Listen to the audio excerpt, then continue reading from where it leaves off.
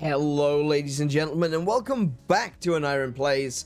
My name is An Iron, and today we are continuing the Atari Week celebration with a little game called Mr. Run and Jump. Not the one that sent me running for the hills last night. No. Whoa, no. Hang on a second. I just need to clarify. We're not replaying that monstrosity that had me cowering from my Atari. What a terrifying game that was. Never before have I felt such anxiety from playing a video game. It was insane.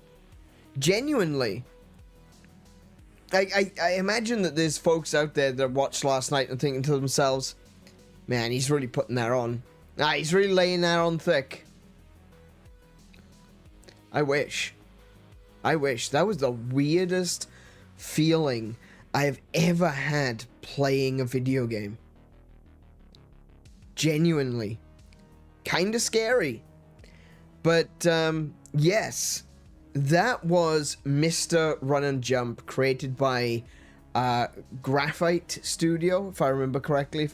Should probably look that up, just in case. It's probably something like Graphite Designs. Mr. Run and Jump. Mr. Run and Jump. Graphite Lab. There we go. Okay. Mr. Run and Jump was a game that was developed as a part of a game jam, actually. That's something which I forgot to talk about last night. I didn't even mention it. The idea was, I believe it was a game jam. Let me just double check that. Oh, no, sorry, no, it wasn't a game jam, my bad, I was thinking of a different game. Yeah, so Mr. Run and Jump was created as a side project. The idea was that, the creator, John, Mikola, wanted to try to make his own homebrew Atari game. So he came up with this concept because the Atari doesn't have a lot by way of platformers. It's got very few, actually. Nothing quite like what we saw with Mr. Run and Jump last night. And so he came up with this idea. Okay, I want to do a platformer. I want to do a traditional, Mario-style platformer for the Atari 2600. And so he started developing it, and it was a side project for him. And eventually this turned out to be pretty good. It was released. It had a lot of backing behind it. A lot of people enjoyed the game, thought it was really good. And eventually, when Atari released the Atari 2600 Plus, they released Mr. Run and Jump, officially publishing it for Graphite Labs.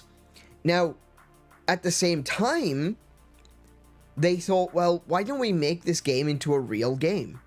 Why doesn't it become more than just an Atari homebrew? What if we were to make a full version, a full modern version of this game, and actually have it available for people to play and do a lot with it?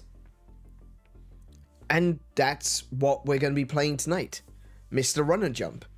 The full version. Not the Atari 2600 side project. The full version of the game as released on multiple systems. And this is going to be my first time playing it, but given the kind of gameplay that we saw in the game yesterday, and from what I've seen, I've watched a couple of trailers for Mr. Run and Jump. From what I've seen, this game looks really good. Like, visually, it's intense. Like, it is neon out the wazoo, right? It is neon everywhere. It is, would you like some neon with your game? Or maybe, actually, hold on a second. Would you like some game with your neon?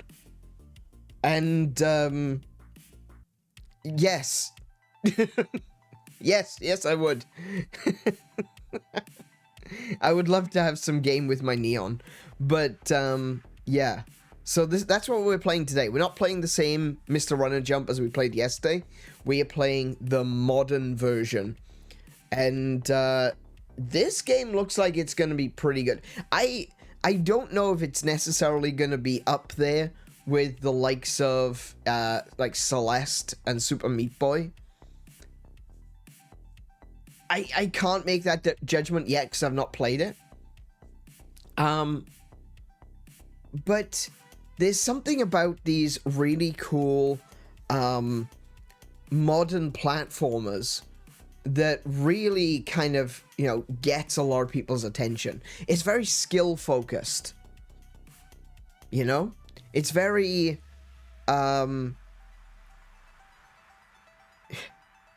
it lives up to the get good mentality, you know? That's the whole point, is that you've got to try and fail and try again, and eventually you'll succeed. And with the benefit of modern systems and a modern controller, I think that this game has the opportunity to be even tighter in terms of controls than the Atari 2600 one. And I've got to give it to it.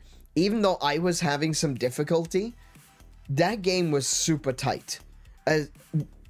It felt like every mistake was mine because of how precise every movement was.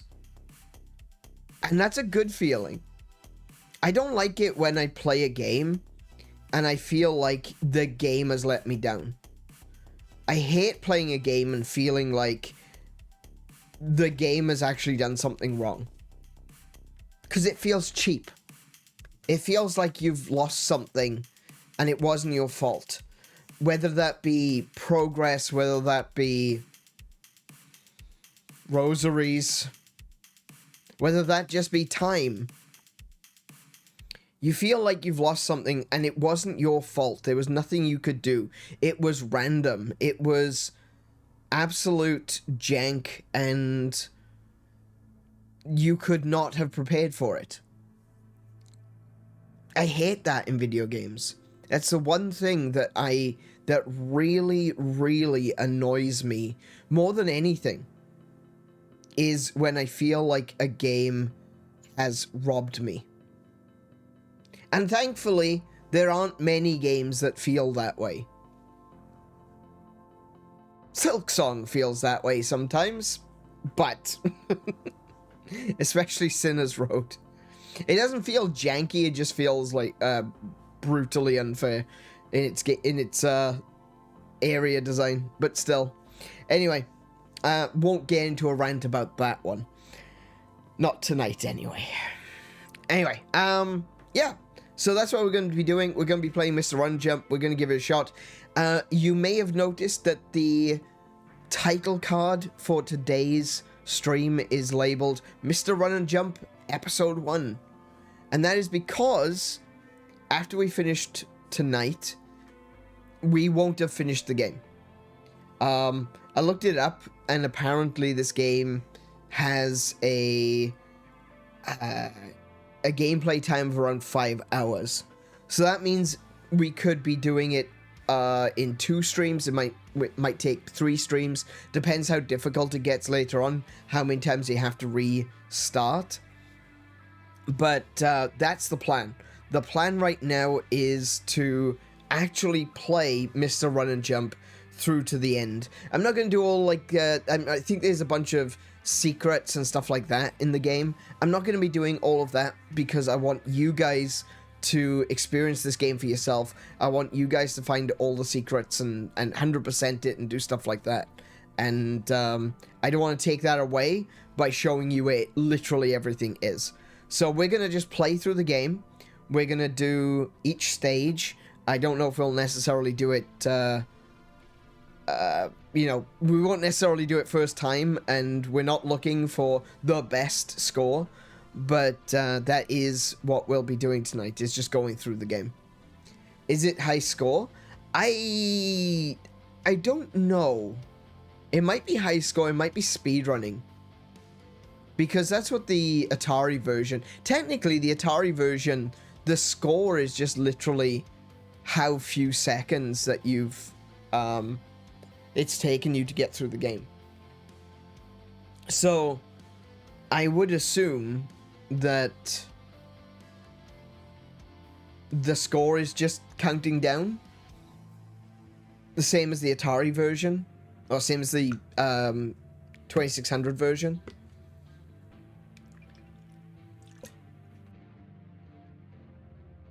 Not sure though. I can't I won't be able to tell you until we actually get into the game. If there is a high score component, I'd be interested in giving it a shot. It does have online leaderboards, so I would assume it's got either high score or speedrunning aspect to it. Whether that be individual stages or throughout the whole game, I don't know. But we'll see. We'll see as we get into it. I was wondering if it was a countdown again. It might be. I don't know. We'll see. We'll find out. We'll all find out together.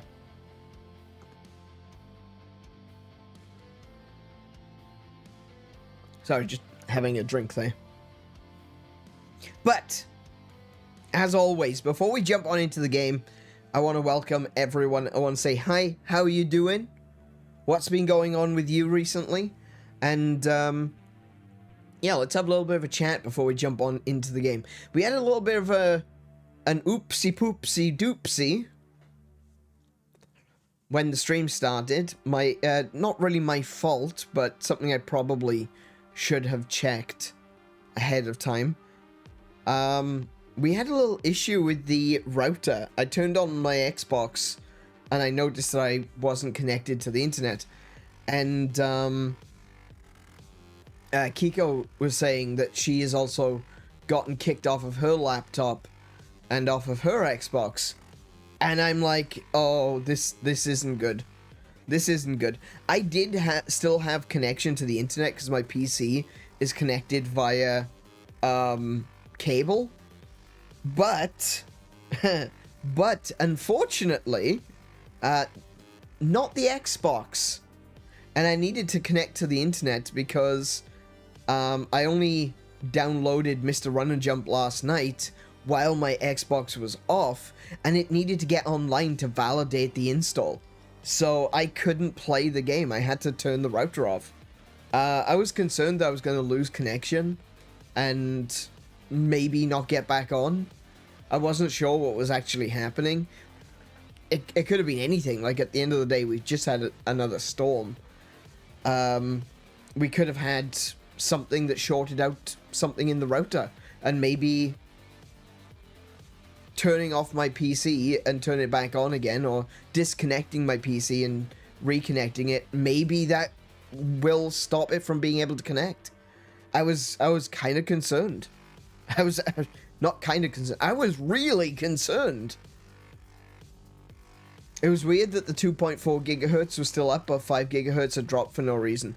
I'm gonna assume I'll only get to find out when I check the logs later, but I'm going to assume that there was a 5 gigahertz update, like a firmware update, and so that got disconnected.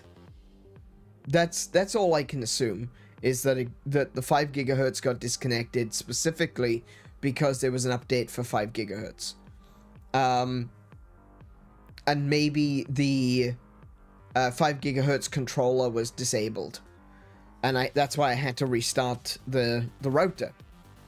I do have my router set to always check for updates, and I think I've got it set to daily. I'm pretty sure I've got it set to daily, and it checks at around 2 a.m. And if that happened last night, then that would make sense. I think I'm going to have to make it so that it only checks on certain days, like on Thursday and Sunday, so as to make sure that this doesn't happen. So that not Thursday and Saturday, on Wednesday and Saturday, so that I've got the next day to find out that something's not working. That's probably a good idea. Hey Max, welcome to the stream. How you doing today?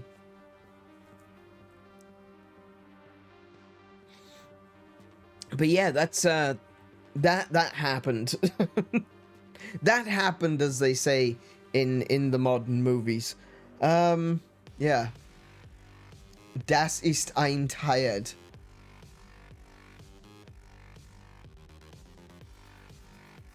Das ist nicht Deutsch. Also, I haven't learned German. Okay.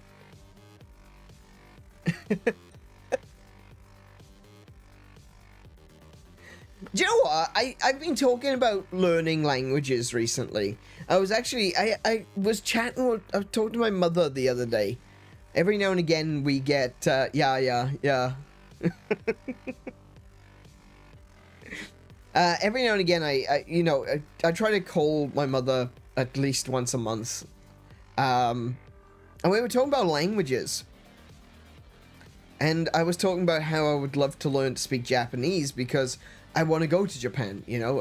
I'm hoping to go to Japan either next year or 2027. Probably will push it back to 2027 for two reasons. One, if I can book it next year for a year ahead, it's going to be pretty cheap. Bonus. Two, I do believe that we're going to get some announcements from Nintendo about the next Nintendo World update. And I'm kind of hoping that it is going to be a Zelda world, though I've seen some very good arguments that it might be a Yoshi world, which would be cool either way, you know. That's fine. A Mario world, a Donkey Kong jungle, and a Yoshi island. I've seen some really good arguments to say it could be Yoshi. That would make a lot of sense. Especially with now that we're going into... that we're going to be getting Mario Brothers Galaxy movie. Super Mario Brothers Galaxy movie. Yeah, Super Mario Brothers Galaxy movie. Good grief. These names are getting longer and longer. There's, you know, Yoshi is going to make a bigger appearance in this movie. I think they might do some updates to the park to include some more Galaxy references. And I think that there's a very good chance that we will see more Yoshi-related stuff at the park. And, you know, I don't know if I'm necessarily going to have an opportunity to go back to Japan. We're going to get the opportunity to go maybe once. It can be really expensive to go abroad, especially from Australia. So, yeah. I don't know if we're going to have an opportunity to do it more than once. And I want to do it when it's, you know, at its peak. I don't want to be going to Japan, coming home, and then being told, oh, and we've just opened up a Zelda section. It's like, for goodness sake. You know? I would much rather go there knowing what I'm going to see, with foreknowledge of what they're building next, so that I can go, okay, that's going to be next year. We're not going to be going in time for it. That's fine. I'm okay with knowing that I can't go there. You know, rather than going there and then being surprised later on that, oh, by the way, we've just opened this. Here's an entire Metroid park. And I am forced to throttle someone at Nintendo, you know? The Super Duper Mario and Luigi Galaxy Universe movie, the movie. Indeed. Crisis in Space. Samus introduction. Rosalina is hot. I've seen some weird comments recently. I've seen some really unfair comments recently, and aimed towards Brie Larson. Now, look, I am not the biggest fan of Brie Larson. I'm really not. I find her I know. I've listened to her doing a lot of different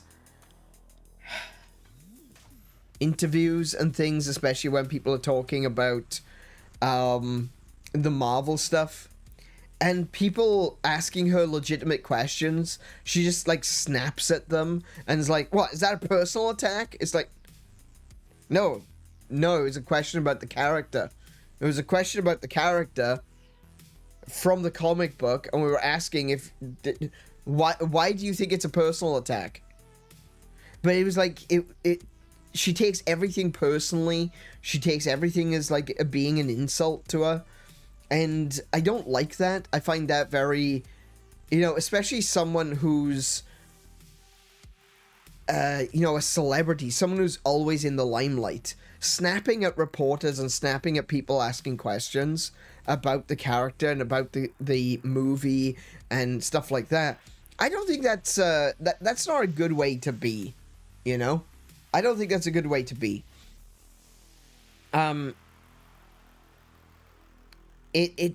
You're gonna cause trouble, not just for you, but for the production, And we've seen that. We saw that with Rachel Ziegler, when Rachel Ziegler would just go off and start talking about other actors and start, treating the press like trash. Let's be honest, most of the press are trash, but that's still, I'm not a celebrity. I can say that, We saw that with Rachel Ziegler, is that she's basically been blacklisted in Hollywood. I think a lot of the stuff, I don't like what I've seen of some of the things that Brie Larson has said. Interviews seem very, you've got to treat her with you basically got to treat her like a queen. And, but people have been going off that Brie Larson as Rosalina, that's terrible. That's terrible casting, that is. They did the same thing with Chris Pratt, and, I really enjoyed the first Mario movie. And with my personal opinions of Brie Larson out of the way, I think she's a fantastic cast. I think that's a brilliant choice. I genuinely think Brie Larson is going to do a great job as Rosalina. I like Brie Larson's voice. I think she is also a very attractive woman. I think that she is one of those people where a lot of it all fits together for being an actor. But unfortunately, she does seem to have a bit of a bad attitude. And maybe people can't see past that. I don't know. I guess that's up to everyone individually. Personally, I find it a little bit unfair. I think that she's going to do a great job as Rosalina. My personal opinions on her aside, she's a great actress. When she's given a good script. When she's actually given a good role. When she's actually got direction. And I think that was the biggest thing. I actually didn't mind her as Ms. Marvel. Oh, she wasn't Ms. Marvel, was she? She was Captain Marvel. I actually didn't mind her as Captain Marvel. The problem was the script was awful. The script basically just turned her into this, like, smug, bitchy person. And it just wasn't great. And I feel like one of the things that I watched a really interesting video about the way that they direct people for Marvel movies is that Marvel movies, they go into production, like they start filming before they've got a completed script. Now, I wasn't aware of this, but you can kind of see where they started to do it, right? It's been ever since around, I think it was the second Guardians of the Galaxy movie. Doesn't apply to Guardians of the Galaxy because Guardians of the Galaxy actually got completed scripts, I believe. I don't know if the third one did, but 1 and 2 did. But it was around that time where we saw things like Age of Ultron, Civil War with Captain America. We saw Black Panther movie, the Ant-Man movie, and a lot of these, like Ant-Man movie, I enjoyed Ant-Man, but it wasn't great. A lot of these movies, they started filming them without a completed script. And I was surprised. I was like, oh, that sounds like a terrible idea, and that makes a whole lot of sense. And so what they would do is, they would get set pieces. They would get things that they knew they wanted in the movie, and they'd film those first.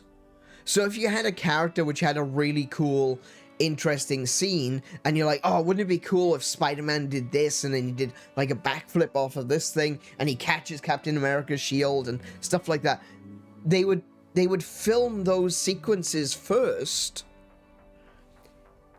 and then change them later. Then try to figure out how to fit them into the movie later. And so what this resulted in is they'd get a bunch of actors running a bunch of lines without knowing the rest of the script, without having any clear direction, because the directors didn't know how it was going to connect to the rest of the movie. And it was all about, you know, get it out, get it done fast. We'll fix it in editing, we'll fix it in post. And that resulted in the movies feeling more and more bland, because it doesn't feel like it's got as much of that dramatic tension.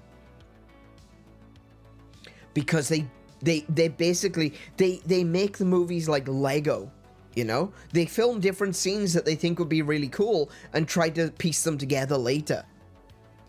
And that means that there's almost no cohesive emotional tension throughout the entire movie. It just doesn't exist. It's not there.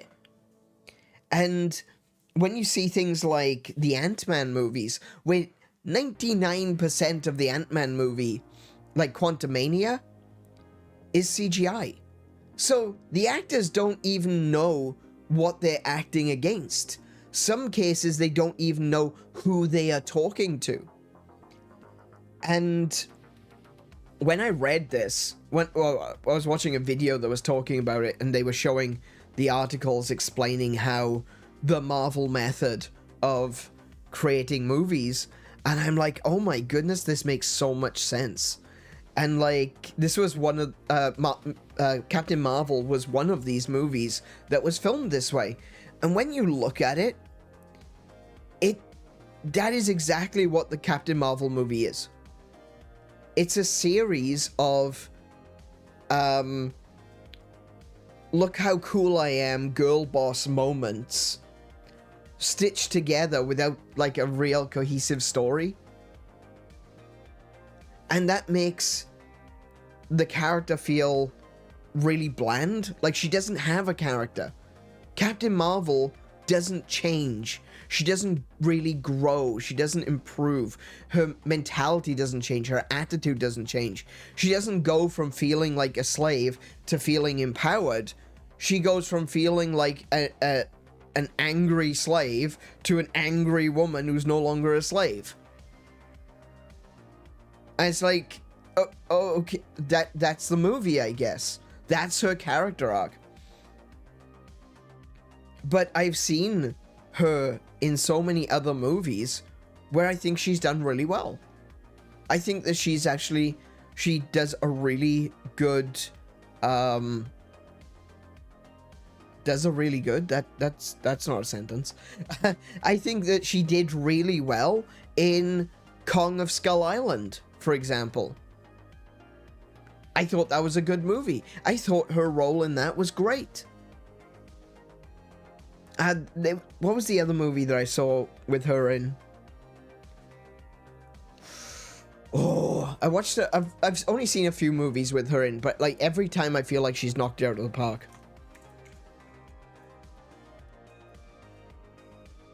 Was she in one of the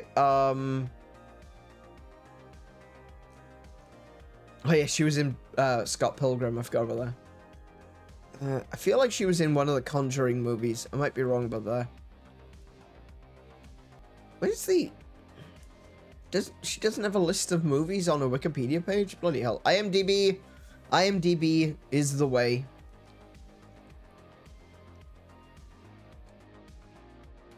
Okay. Actress. There we go. Okay. Oh, no. I wanted that. Refresh. Actress. There we go. She was in... Oh, she was in Fast X. Yeah. I want to see what she did before Captain Marvel.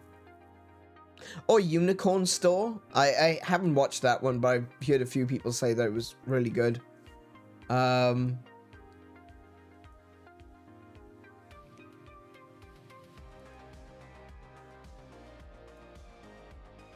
21 Jump Street. Yeah, she was in... Yeah.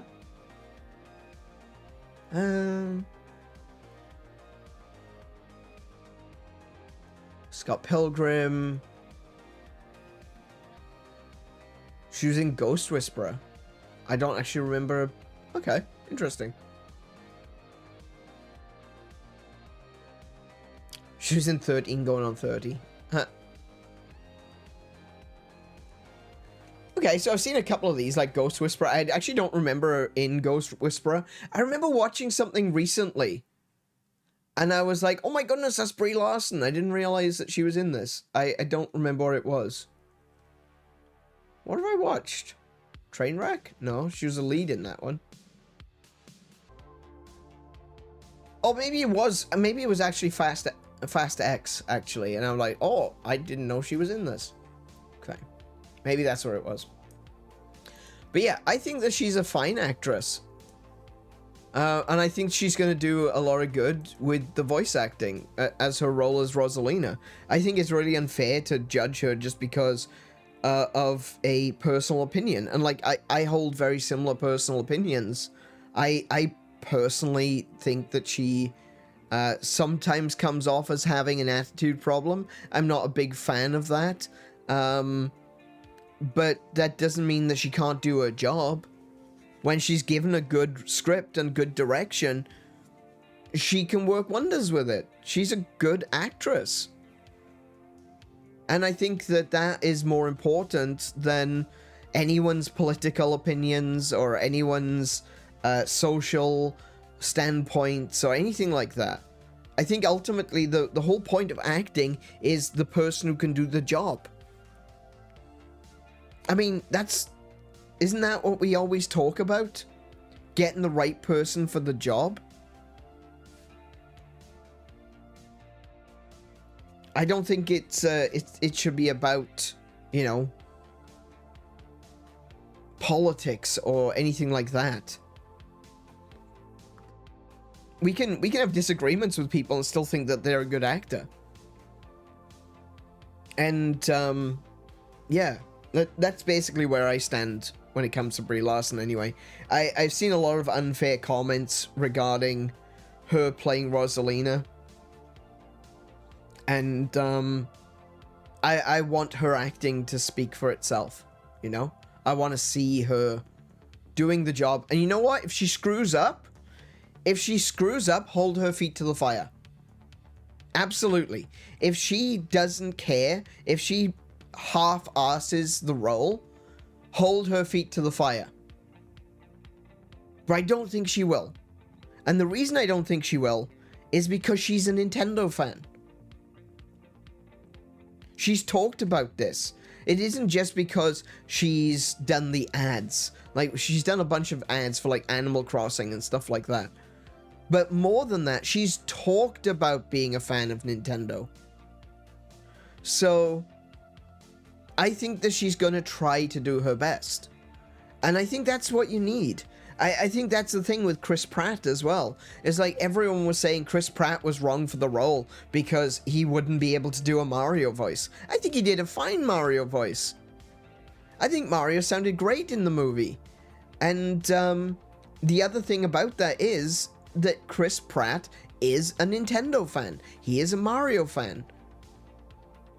and he wants to get it right. And I when I look back at other movies, when I think back to what's his name? Agent Elrond, Queen of the Desert. What's his name?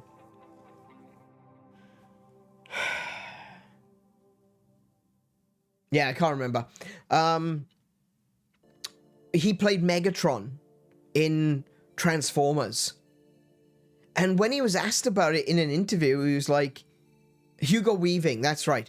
When he was asked about playing Megatron in, in Transformers, they were saying, is this a big role for you?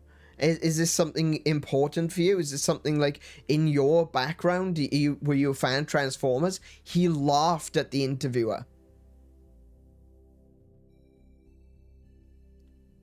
And said it was just a job. That he doesn't care about the silly robots. Look, I appreciate that is your perspective.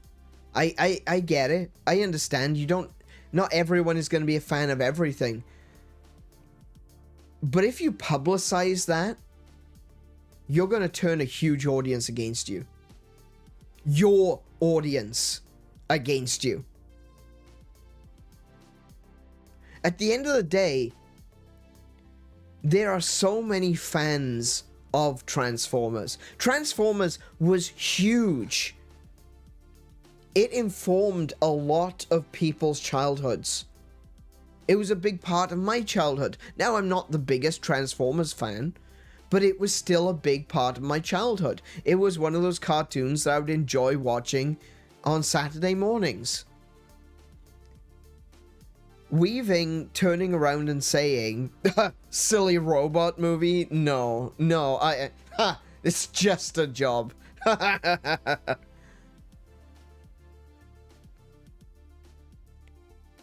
I think about all of the other potential actors out there that would have killed for that role. People who would have appreciated how important that role is to other people.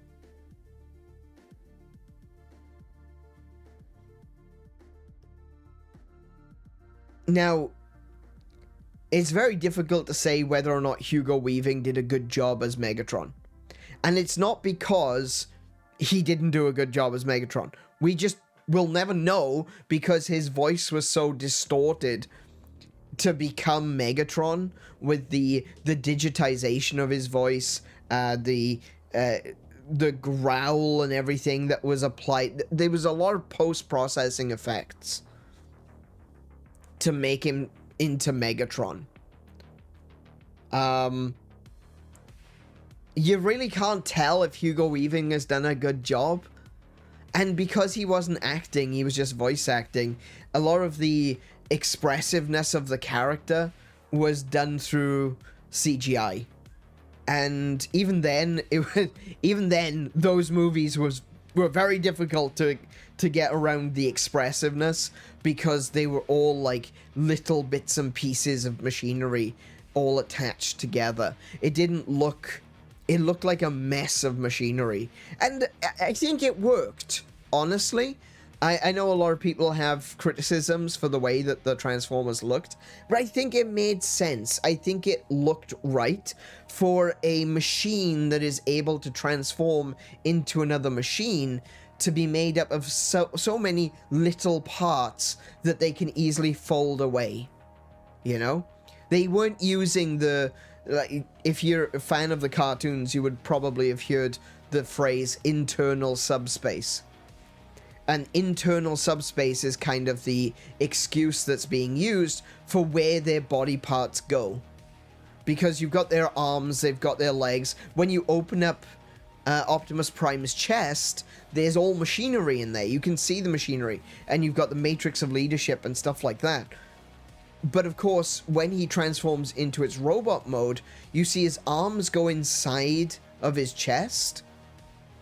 And the chest cavity is empty so that people can actually get in. So where did all of his internal organs go? Well, where are his organs? And where are all his internal parts? Well, the excuse is internal subspace. I can't remember who made the movies.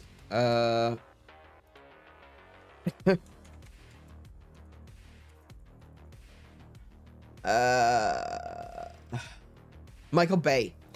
When Michael Bay was coming to doing the Transformers movies, he had one idea in mind that he wanted to be absolutely clear on. The Transformers did not shift size. That every single part of a Transformer needs to fit inside the shape of a car. Now, this greatly changed the scaling of Transformers. But then again, the scaling in Transformers has always been a little bit uncertain. Sometimes you see characters like Spike coming all the way up to Optimus Prime's knee. Other times he fits in his hand. Yeah, so scaling has never been the best when it comes to that series. But in the movies, Michael Bay had very clearly had the idea they need to be a robot. So I think it makes sense. It needs to be a robot that can actually turn into that machine. So I think it makes sense the way they looked.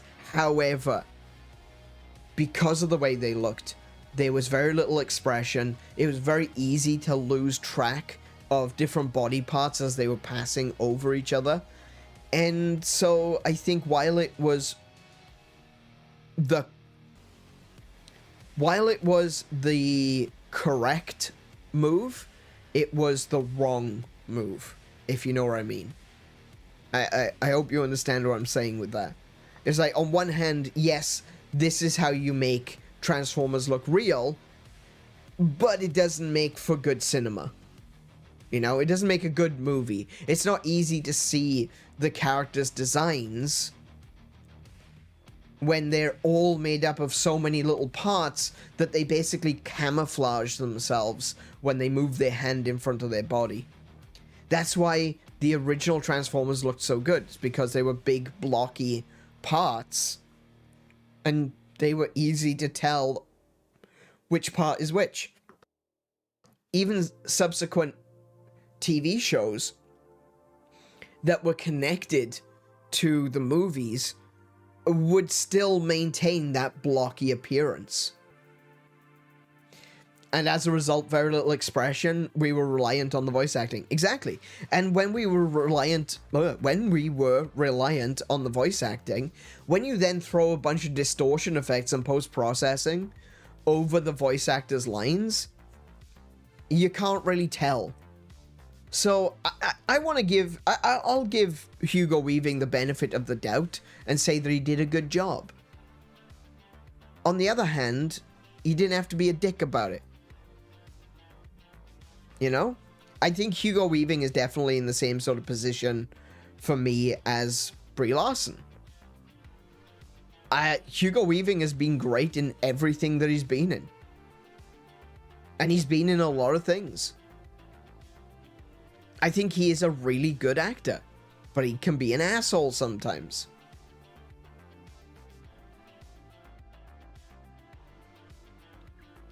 I get stuck on this one. I really do. I really get stuck on this one because even someone who isn't a fan of something could see that Hugo Weaving was being a bit of a tool, you know? I don't care if you like or dislike a character or a franchise or anything like that, but don't disrespect the people who do in the process. I saw a really cool interview recently. It was only a short. It was a short on YouTube.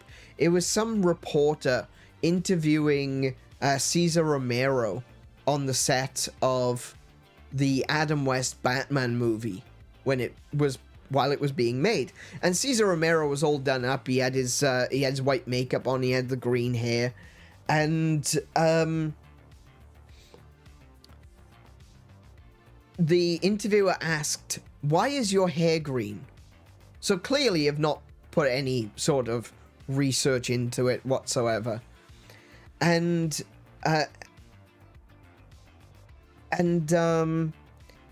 Cesar Romero says, "Well, you see, the Joker, then I believe, I could be wrong, I don't read the comics myself, but I believe, as the story goes, that at one point, when trying to escape from Batman, he ran through a toxic, polluted river, and it turned his hair green.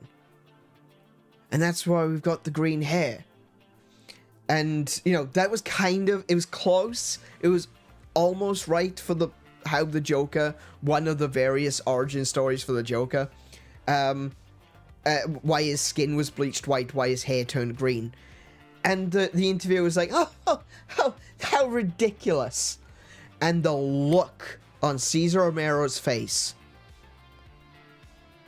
the look on his face, you could see, it's only micro expressions. But he goes from being quite jovial and smiling to looking quite stern.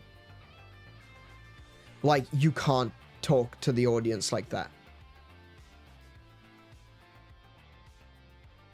And he was very professional about it as well. Because he doesn't yell at her. He doesn't say, "Oh, you can't say that."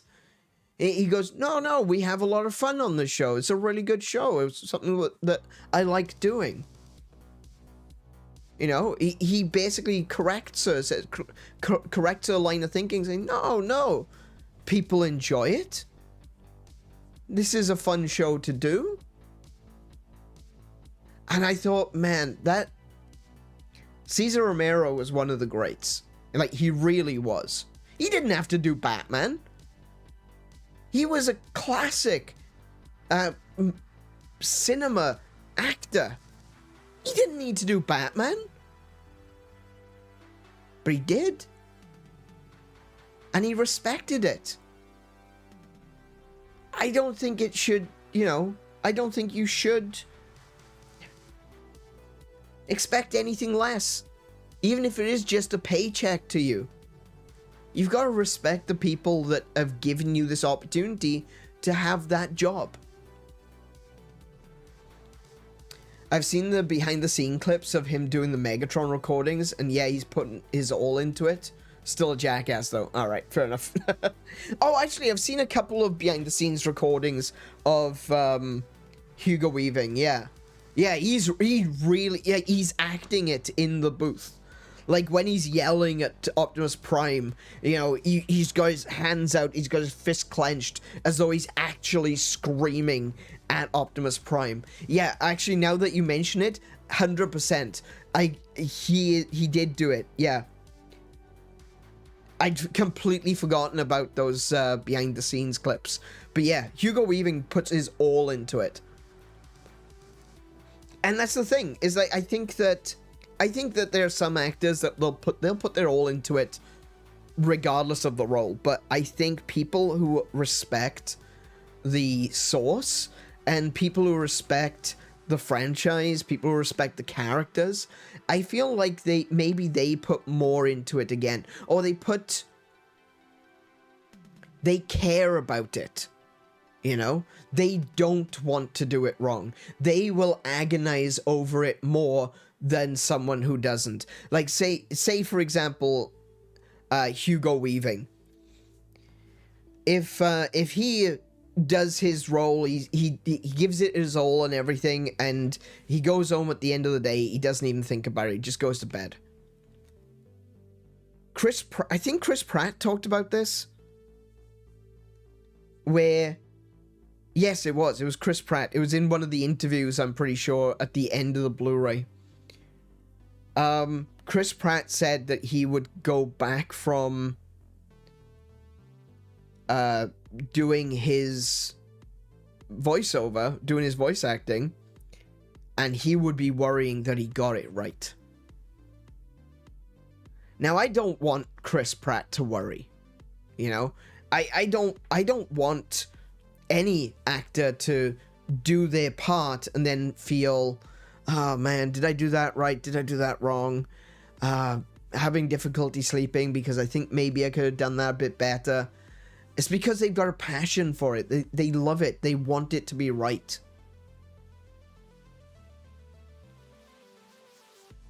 I don't want them to worry, but it shows that they care when they do. And I think that, getting this all the way back to where we started, Brie Larson, I think that, I think it's unfair to, you know, to Brie Larson, when people are judging her based on her attitude rather than, or her perceived attitude. I don't know what she's like in real life. I've never met the woman. I think maybe she's quite pleasant and wonderful. I don't know. Maybe she just doesn't like the press. And fair enough. Neither do I.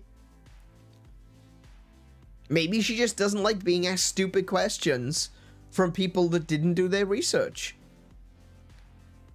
Neither do I. But because I think that she deserves to get a chance. She really does. She really deserves to get a chance to prove that she cares about this role and cares about this character and can put in a good effort. And like I said, if she completely whiffs it, hold her feet to the fire. Hold Nintendo's feet to the fire and say to them, guys, you screwed up. Maybe get another actor in to redub it. I don't know. But, I think she should be given a chance.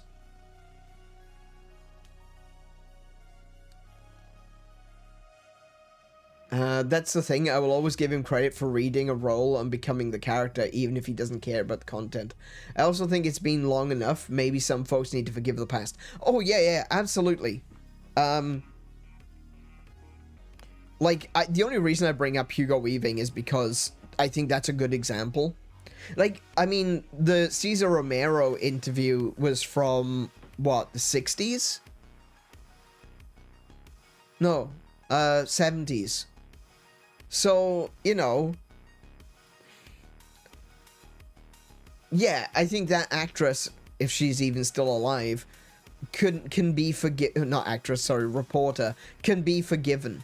You know, it was a different time, you know? People thought that comic books and superheroes and cartoons were all silly things for children. And people who acted in those parts weren't important people, you know? That's why it was so impressive to see an interview with Cesar Romero, because Cesar Romero was considered an important cinema actor that it was now quote-unquote slumming it in Batman. And if he enjoyed the role, good for him, you know? But yeah, we can forgive that. That was like over 50 years ago now. But I think it's still a good example to bring up, to be able to say, look, there are some people out there that just do not respect the roles that they're given. I mean, Brie Larson on forgiveness, but yeah, I'm willing to give Weaving a chance to humble up at any time too. Yeah, exactly. And that's the thing. It's like I don't even necessarily care if he does humble up, as you put it. It's more along the lines of just realizing that your opinion is not the opinion shared by everyone who cares about the franchise that you are a part of.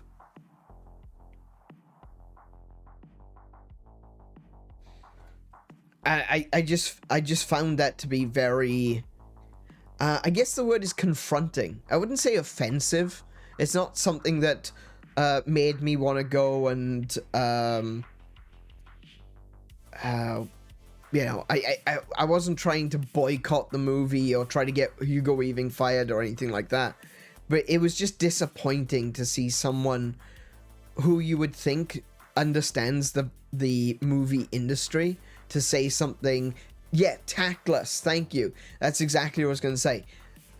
It was strange to see someone like Hugo Weaving be so tactless.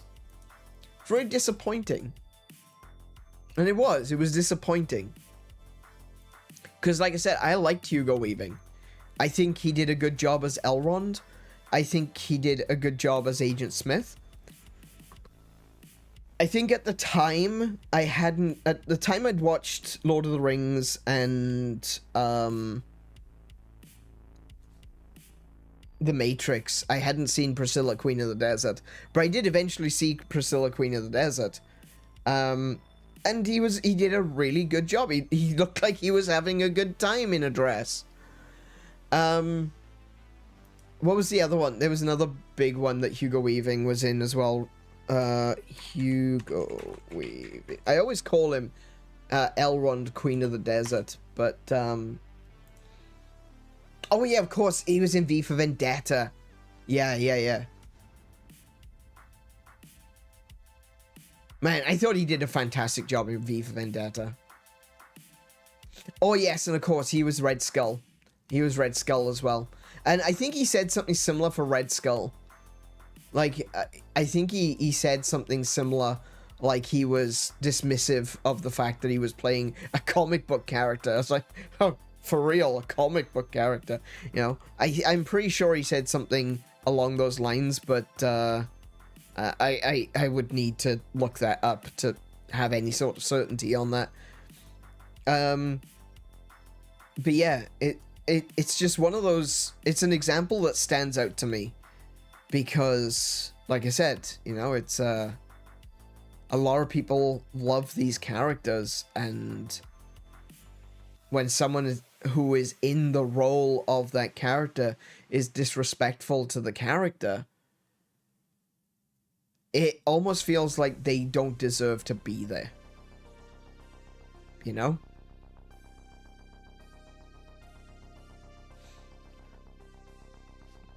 How do we even get onto this? Oh, yeah. The Mario movie. Mario Galaxy movie. Let's see. I was saying about going to Japan. Oh, languages. That's right. Man, tangents, am I right? Bloody hell, we just keep going around and round circles. Yeah, languages. I was talking about languages with my mother when I was on the phone to her, the last time I was on the phone to her. And I was talking about the possibility of wanting to learn to speak Japanese before going out to Japan. Now, obviously, I'm not going to be a perfect speaker, but I've been looking up, and apparently there are personal tutors locally that will, you know, come to your house and charge you by the hour. And I'm surprised how cheap they are. You know? Like, they're like $25 an hour for a one-on-one lesson. That's really good. Like, I was expecting something like $100 for a personal tutor to come and teach you Japanese. But like $25 an hour, that's incredible. Like, I think a lot of tutors could probably charge a lot more, and they would still get it. Now, this isn't for like any form of accreditation or, you know, getting a certificate to say that you're a Japanese speaker or anything like that. It is purely conversational classes. So, yeah, I've been looking into it and thinking to myself, you know, if we could do like, if I could afford maybe a couple of hours a week, well, maybe I could learn some Japanese. I don't know how well I would learn. In fact, one of the people that I was looking at, she's a local to this area. She lives just like, from what I understand, based on where she says that she lived, she lives like 10 minutes away from where we live now. As she said, on her profile, it says, learn to understand anime. which I thought, that's really good to put on your profile, you know? That's actually a really good way of getting people's attention. It's like, you don't want to listen to the English voice acting, you don't want to read subtitles, you want to be able to understand just by listening to the anime in Japanese. I would love to get to that point. And to have that as one of the things listed on her profile, I thought that was good. I thought that's great. I would love to be able to sit down with her, learn Japanese, you know, as a conversational Japanese, and then be able to go to Japan and at very least be able to hold my own. You know, I've seen some people who like to talk about going to Japan, and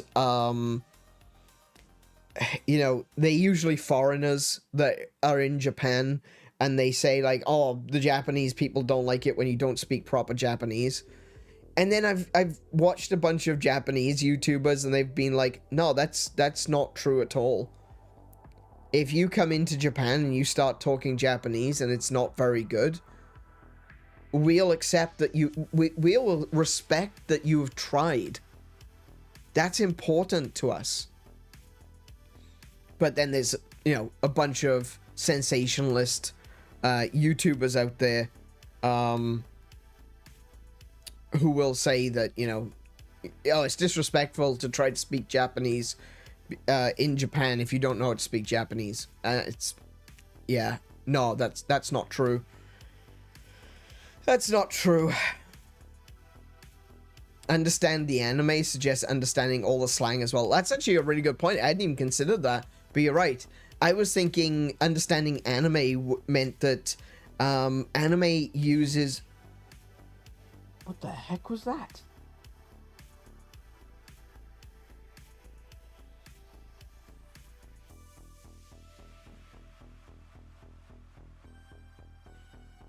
I just heard something sound like it came right from behind me.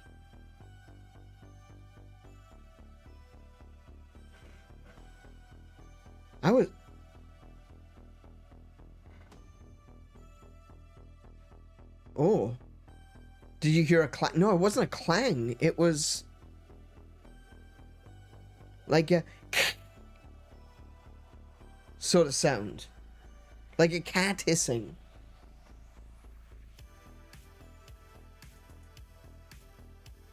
What the hell was that? I don't know if my microphone picked that up. That's weird.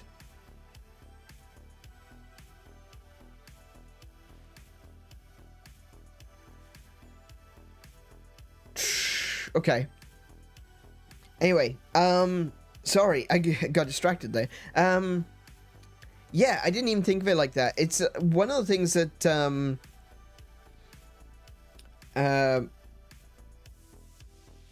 I asked someone. Who did I ask? I asked someone, why is it that Japanese, when you listen to anime, I can pick up on certain phrases. Why is it that why is it the Japanese doesn't have variations in the way that you say things? You know, like in English, right? In English, there are very, you can kind of mix and match and words and sounds, and the meaning comes across. But in Japanese, it always seemed like, especially from anime, that there are set ways of saying things, and there are correct ways of saying things. And the character that says things in a weird way is always the odd one out. And someone told me at the time it's because that's just the way Japanese is. Japanese is like that because they have they have various levels of correctness of how you speak to different people, how you speak to someone who is older than you, how you speak to someone who's your superior, how you speak to someone who you don't know, how you speak to someone who is younger than you, how to speak to someone who's your inferior. And, you know, they've got all of these different correct ways of speaking. And I thought to myself, oh yeah, okay, that kind of makes sense. Japanese then is more like a puzzle with the correct words going the correct place at the correct time when you're talking to the correct people. All right, fair enough. That I guess that makes sense. If you've got a language that's like that, then yes, there would be a correct way of speaking. Unlike English, where there could be multiple ways of saying the exact same thing. However,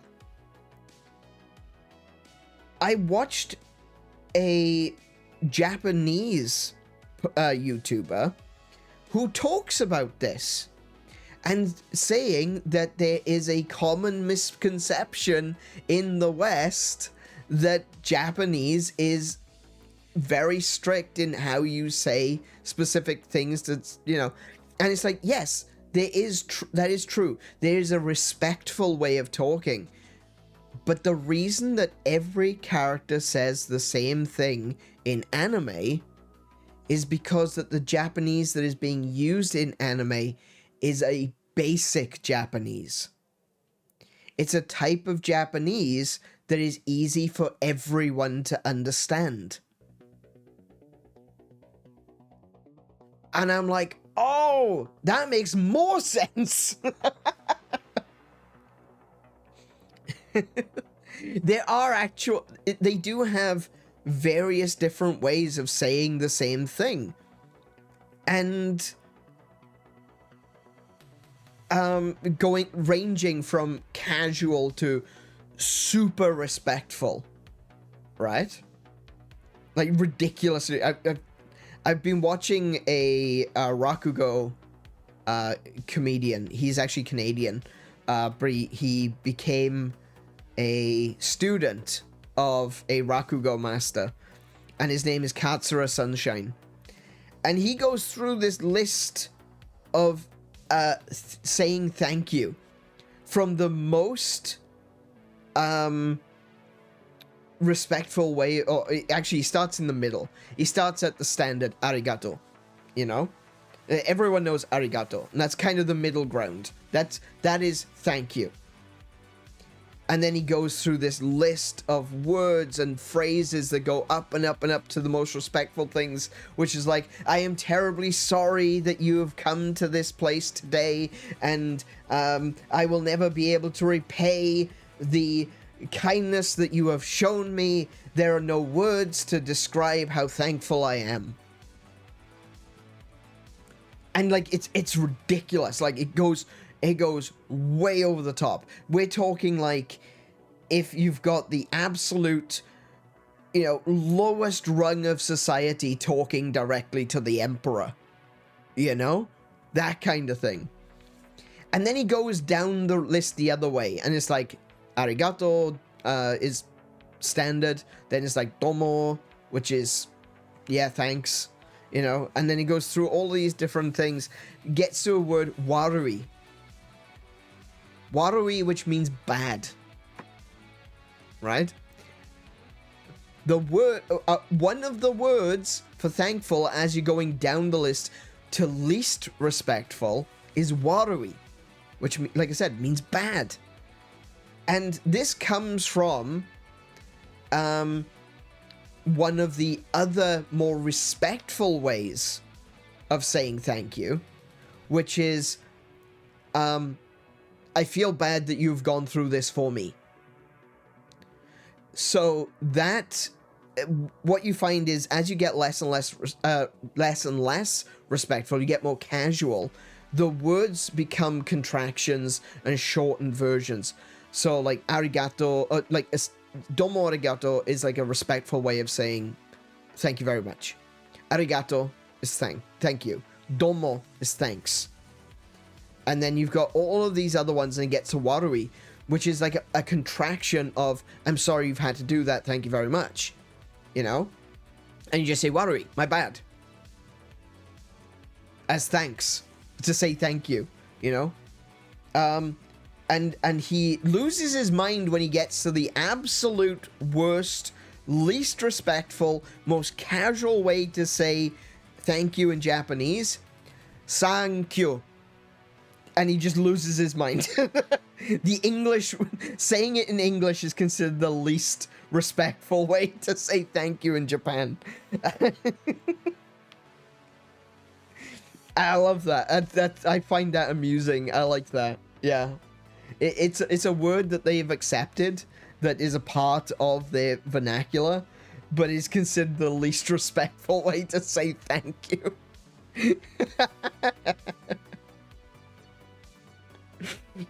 I like that. That amuses me. Amuses me greatly. But yeah, I want to learn about Japanese language, not just because of anime, but because I want to be... I want to go to Japan, but I don't want to go to, like, Tokyo and, you know, do a loop on the Shinkansen. I don't want to be the tourist, you know?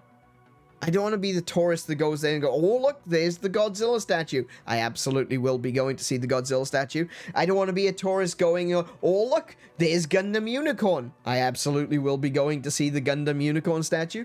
I don't want to be going to the crosswalks in Shibuya, but I absolutely will be going to the crosswalk in Shibuya. I don't want to be the guy, though, that just does those things. I want to go see festivals, small towns and village festivals. I want to go to temples and shrines. I want to see amazing things that there are to see in Japan that isn't just in Tokyo or Osaka. I want to go to Edo.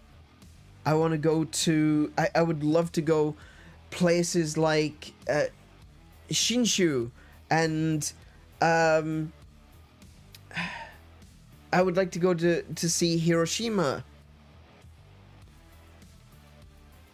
I'd like to go to Hokkaido. And, you know, once you're outside of the big cities, there's lesser and less... Oh, I shouldn't say less and less. Fewer and fewer people who speak English. And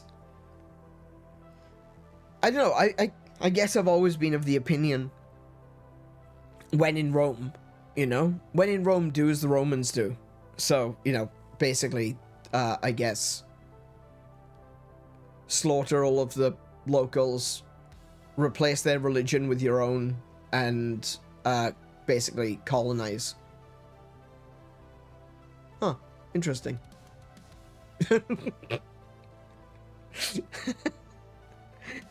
I can see why that didn't work out for him. Yeah.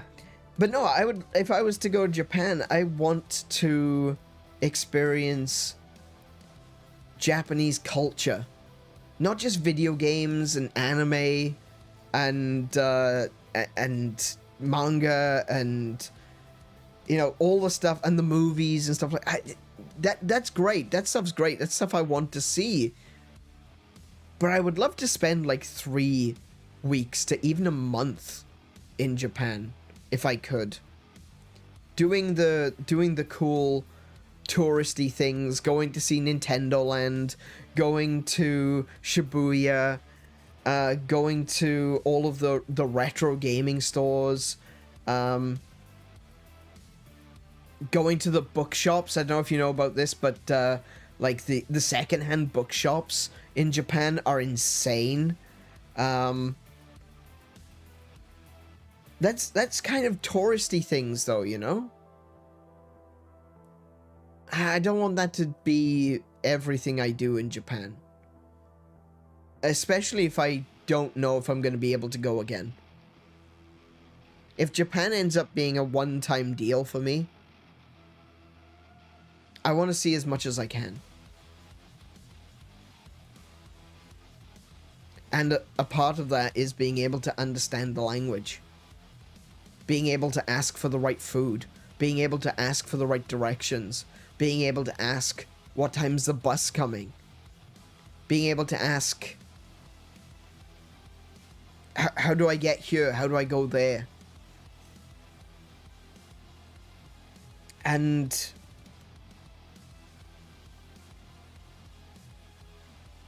I don't want to be... I know, and before anyone says you wouldn't do that, I know there's a lot of people here, that, you know, on this channel that know me well enough to know that I wouldn't do that. But I don't want to be the stereotypical Westerner in Japan. I don't want to be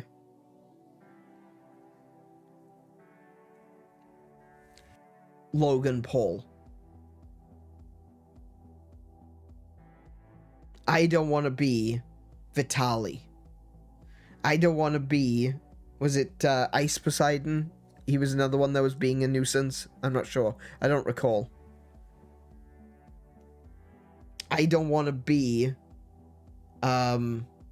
Johnny Somali. Because right now, Westerners have a bad name in Japan. They do. It's been something that's been talked about in the in their parliament.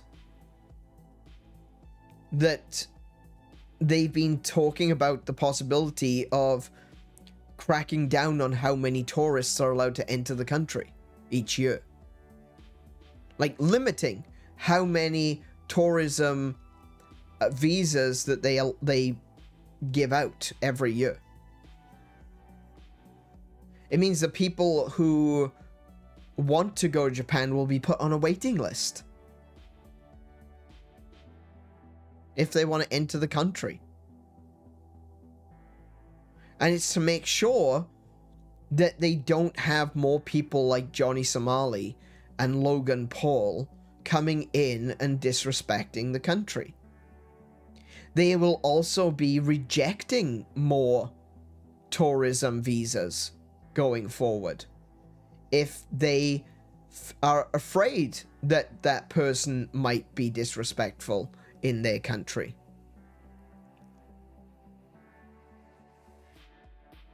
So even though I would try to show my utmost respect,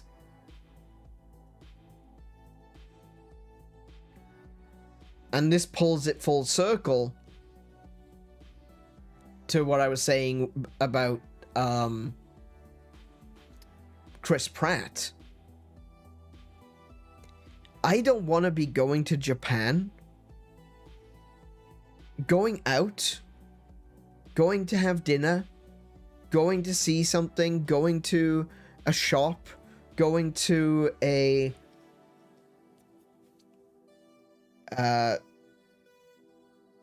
going to see something, just doing the touristy thing, and then coming home at the end of the day, lying in bed and not being able to sleep because I'm terrified I disrespected someone.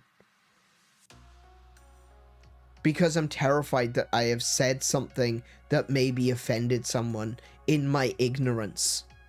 Not even that I meant to do it, but I was ignorant enough to say something stupid. Bloody hell, I still get kept awake at night from stupid things I said as a kid in English. And I can sort of speak that language.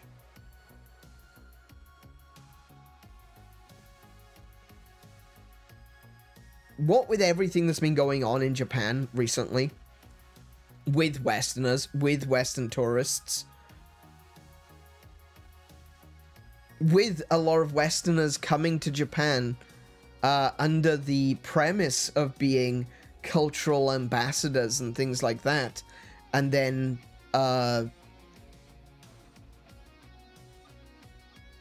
trying to change Japan.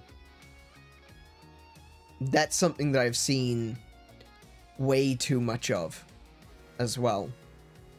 I see a lot of people that are currently living in Japan as, you know, residents, bad-mouthing Japan. Or not necessarily bad-mouthing Japan, but being, talking about how, oh, Japan needs to change this, that, and the other. No, you don't go to another country to try to change the local culture. You go to another country and you integrate. You become a part of that culture. You don't get to dictate Western values on a Japanese population. That's not how that works. But it's something that I keep seeing. And I worry greatly about saying something stupid and upsetting someone through my ignorance. Obviously, I would never try to be that guy. But it could happen.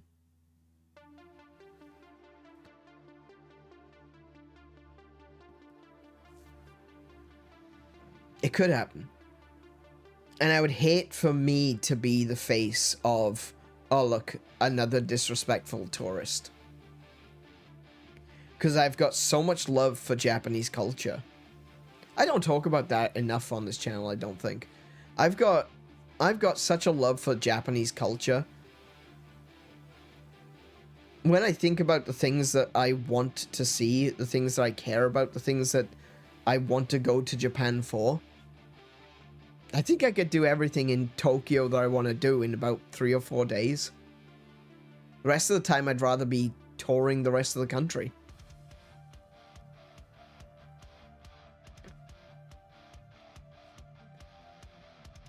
I want to go see the Pokemon Center. I want to see... You could probably do a lot of this in one day.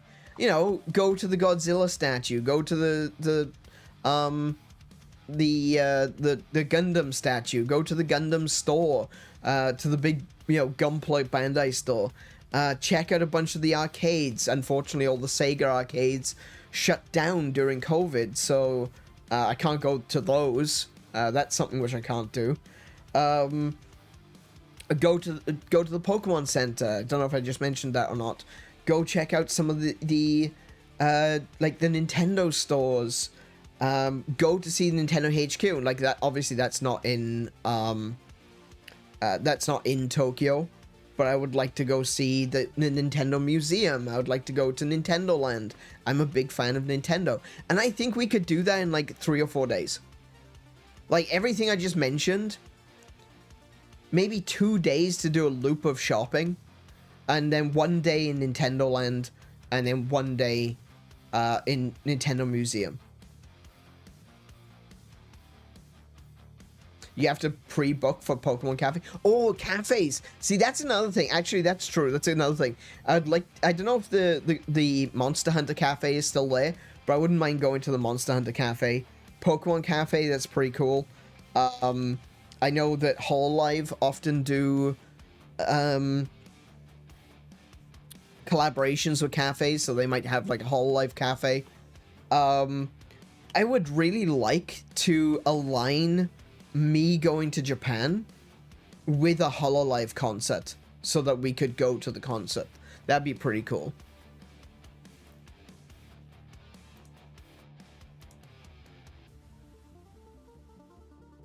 That'd be nice to do. You know, before I'm too old. Before I get to a point where I walk into the Hololive concert and everyone's looking at me like, whoa. You know?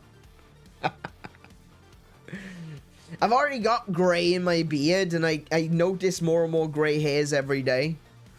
But I really don't want to be that guy, you know?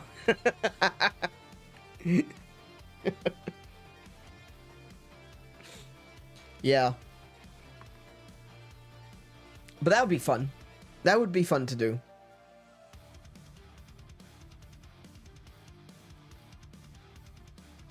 One day. Who knows? One day, who knows? Maybe one day I'm as big as PewDiePie. And then I can buy a house in Japan. How about that? To get there, though, I'm going to need all your help. If you're watching this and you're new in this stream, and you like these sorts of conversations, do come back, because in the future, we're going to be doing just chatting streams. Today's not just chatting stream. We're going to be playing Mr. Run and Jump. I've been going at this for now an hour and a half. We're going to jump on in and start playing Mr. Run and Jump. But if you do enjoy these conversations, if you would like to be a part of these conversations, feel free to speak up in the chat. You know, I want to hear your perspective as well. This isn't just me preaching. I want to hear you guys' perspectives too.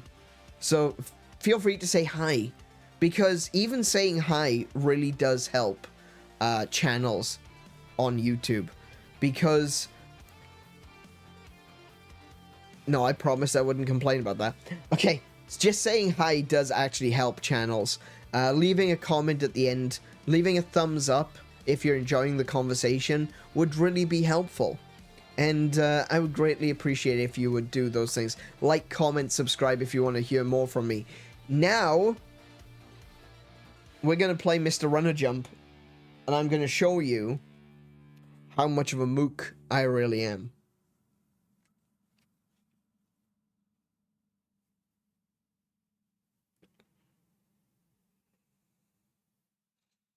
Alrighty. Oh, I can't hear myself. Why can I not hear myself? How about now? Oh, I can hear myself. Hey. Play some Japanese learning games like Shashingo. I have never heard of Shashingo, but that might be a good idea, actually. I mean, if I was to... I would like to get a tutor. I've thought about that. I've thought about the possibility of maybe... on a Thursday evening when I'm not streaming, having a tutor coming over and maybe spend a couple of hours or an hour each week just learning something about Japanese. To be able to speak Japanese between myself and Kiko at home would be really good. And yeah, obviously games that introduce you to Japanese would be another good thing to do on a weekly basis. I don't know if I'd necessarily make it a stream, but that has possibilities. Yeah. That might be a good idea. That might be a really good idea. I'll think about it. Alrighty. Where are we at? Oh yeah, okay. So, welcome everyone to Atari Week. I'm gonna jump into Mr. Run and Jump. Mr. Run and Jump was a game created by Graphite Labs in 2023 and was officially published by Atari. One of the games, or one of the versions of Mr. Run and Jump we played yesterday. So if you want to see me playing an Atari 2600 version of this game, check out... Sorry, extremely loud person outside. So if you want to see me playing the Atari 2600 version of this game, go check out Atari Classics Collection Volume 3, which was posted yesterday, and you can watch me have a panic attack because a particular room was just hitting me wrong. I still have no idea why that happened. But if you're more interested in some modern games, then you might just enjoy Mr. Run and Jump, this version that we're going to be playing today. We're here to celebrate my birthday, because this week is the week of my birthday. Just a few days to go. And I like to celebrate my birthday by looking back. You know, they say that birthdays are a great time to consider the things that... you know, things that mean the most in your life. Look back over your life. Look back to your early days and, you know, get a bit nostalgic and, you know, try to celebrate your life.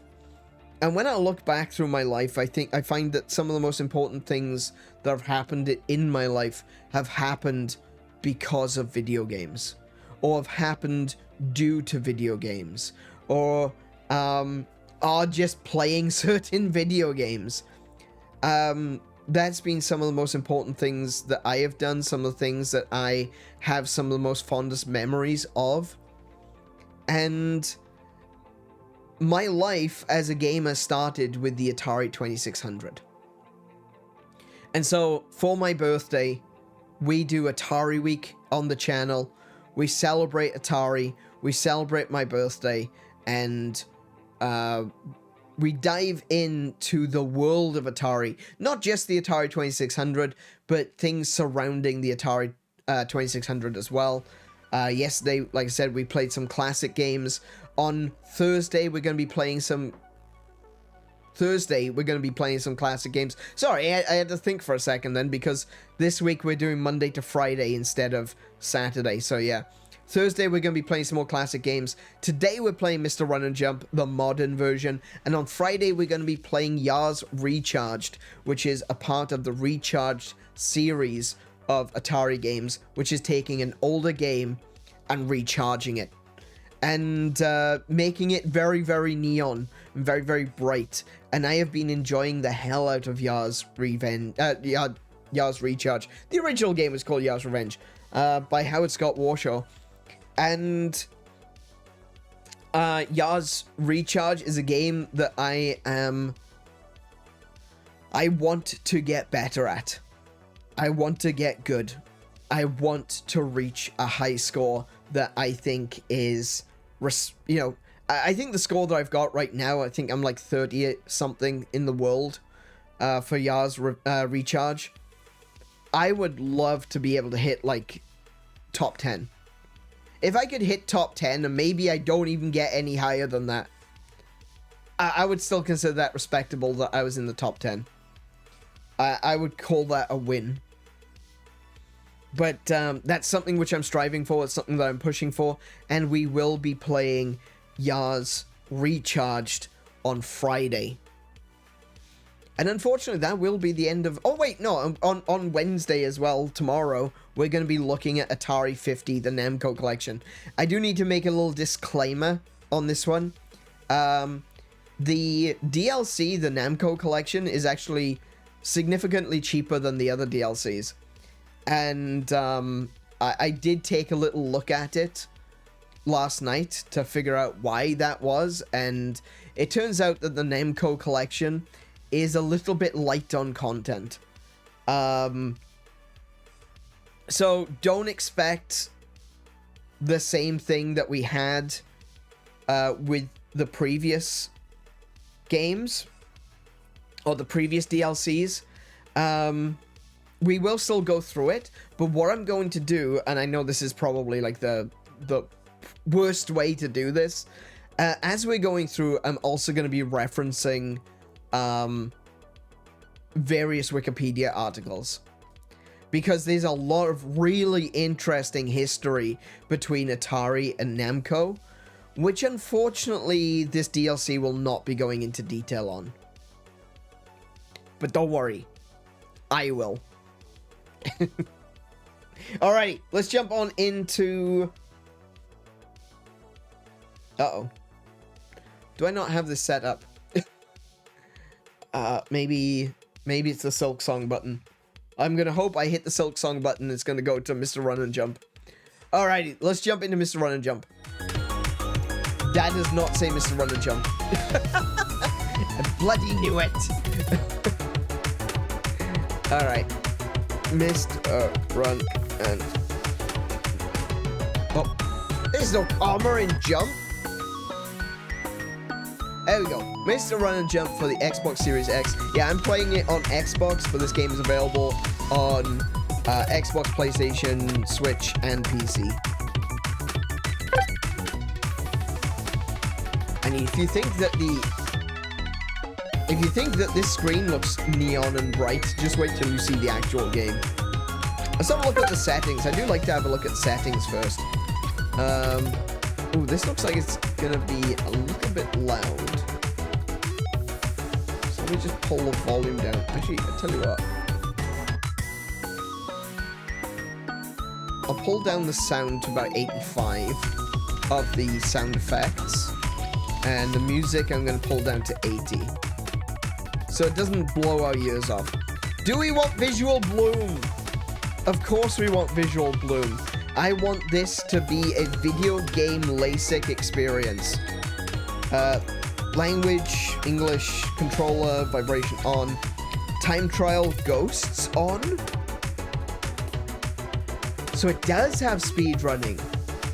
Well, there we go. That was one of the questions we had at the beginning of the stream was it going to be like high score based or was it going to be speed running? Speed running. Nice. Player assistance. Spawn helpful items if you're stuck in an area. Includes checkpoint flags and invincibility pickups. I'm going to use infrequent because I want the checkpoint flags. If I was playing this for a challenge, I probably wouldn't bother with that. But, yeah, I think we'll keep the checkpoint flags on. But there's the ability to turn off checkpoints, which is essentially what we were playing yesterday. The 2600 version of Mr. Run and Jump didn't have checkpoints. Anytime you die, you go back to the beginning of the level. Okay, we'll use infrequent, and that looks good. In very simple settings, I think that I do like that you can turn the visual bloom off. I think that there will be a lot of people that would, well, not off, just down. I think there would be a lot of people that would appreciate that. Certain like visual impairments might be, you know, less nice with all of this bright glowy neon. But I personally, I'm a big fan of bright glowy neon. I have played the Flatland games. I enjoy Geometry Wars. Yeah. Change current profile? No, we'll keep profile. What's customize? Oh! Okay. Mr. Miz or just run and jump? Okay. Interesting. I see why they did Miz. Like Ms. Pac-Man. I like that. That's pretty cool.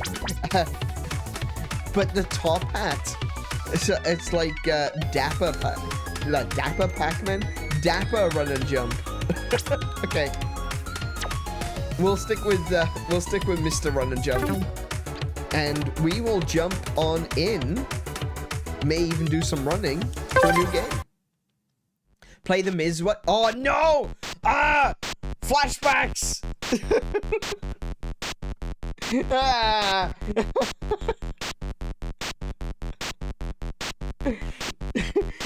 Last night's stream traumatized me, and now I gotta do it again. Oh no, are you serious? I gotta do it again?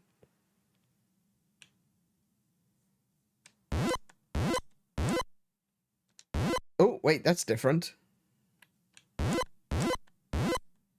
Oh no!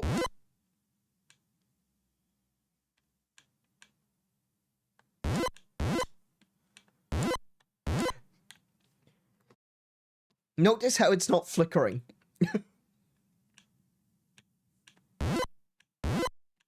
Oh my goodness, are they really gonna make me do this?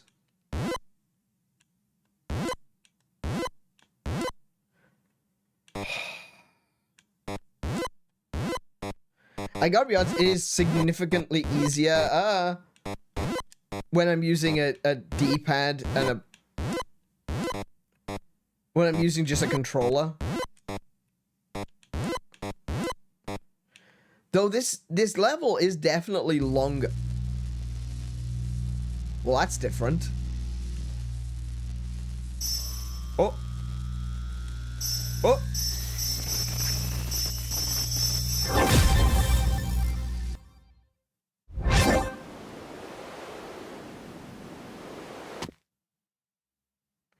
Here we are.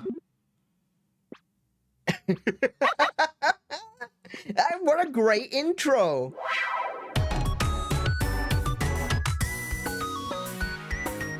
Oh, I really appreciated that. That was so good. It was very short, very sweet, but oh, the dog running to a portal. Oh, good grief.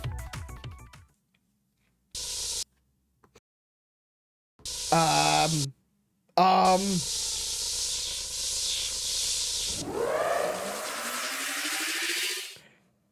dear.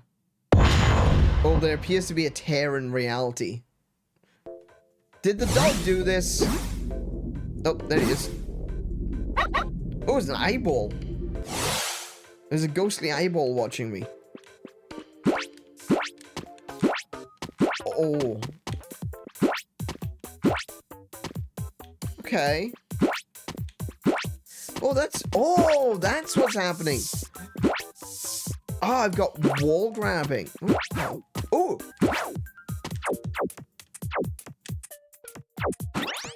Oh. I've got an extra high jump. If you hold down X and then press A. Okay. I don't have any attacks though. Oh, I have double jump? Wait, so that means that I can go... Oh. Run, jump, dash, and slide, man. Oh, wait. I can morph ball. Guys, I can morph ball.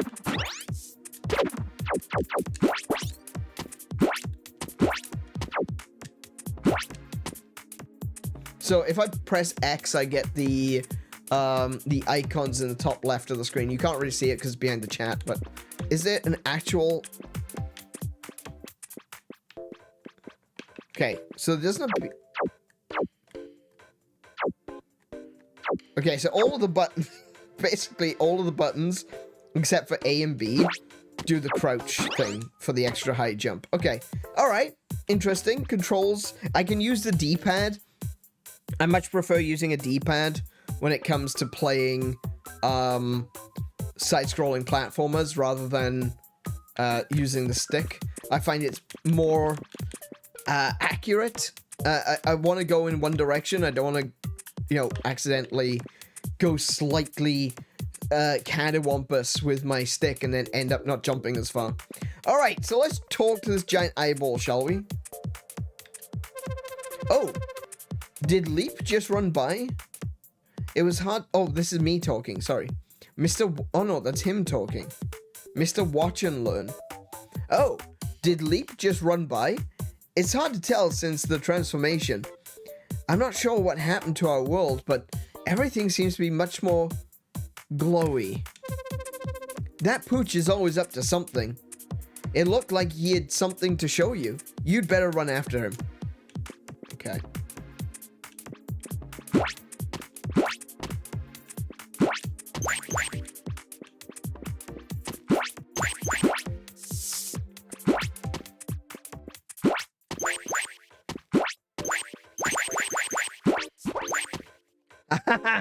Okay, good.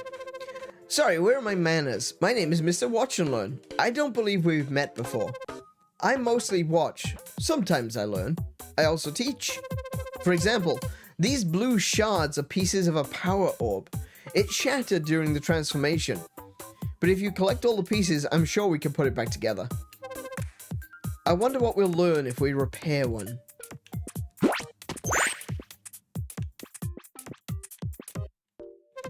Since the transformation, the realms of color are more dangerous than ever. You and I had better stick together. We can help each other out. Terrifying things have happened since the world transformed, and something terrible was born not long after. Oh, but I can also double jump. Hang on. I have an opportunity to test something. Yes, okay. Can I... Oh, okay. So you can't just climb the wall by jumping. Unless you can go... Oh, but you can't double jump. Oh, interesting. But you can't double jump until you hit the ground again. Right. So you can only do that once. You literally only do that once until your feet hit the floor. Okay. No.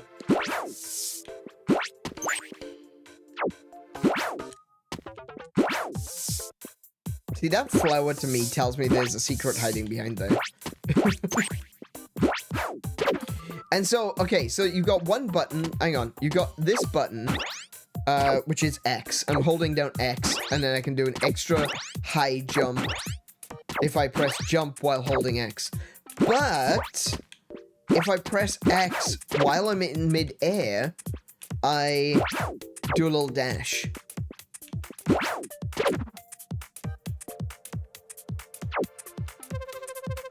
You look like you look a little tall for this path, Mr. Run and Jump. Perhaps if you hold the crouch button before moving, you could roll through? Okay, so let's tell me to use like the shoulder buttons, but it's also X. I think I might prefer the X button, honestly.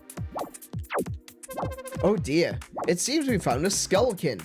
Common enough, but troublesome. Skullkins stick to their routines, but they're still dangerous. Be careful crossing their paths.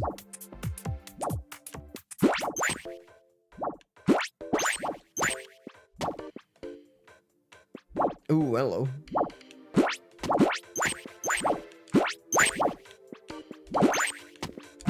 Oh, no! Okay. Oh, good. Right, so checkpoints are at the beginning of each screen then. Rather than being at the beginning of each stage.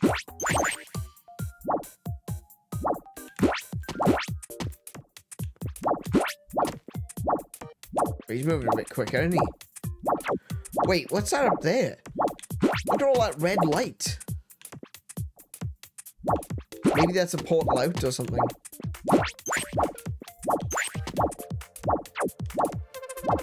When the transformation happened, I watched power orbs scatter across the realms of color.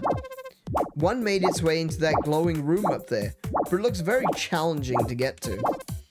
I'm not even sure how you would get up there.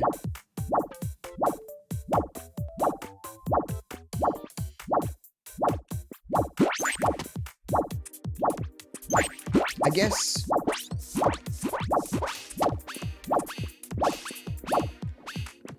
Ooh, okay.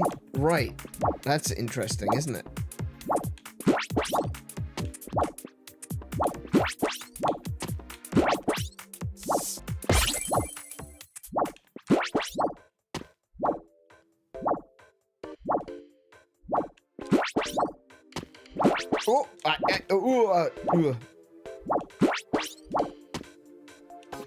I don't want to get into the same problems I had yesterday in Rush It. Oh, interesting. Okay. Ah! Okay. Maybe I will use the triggers.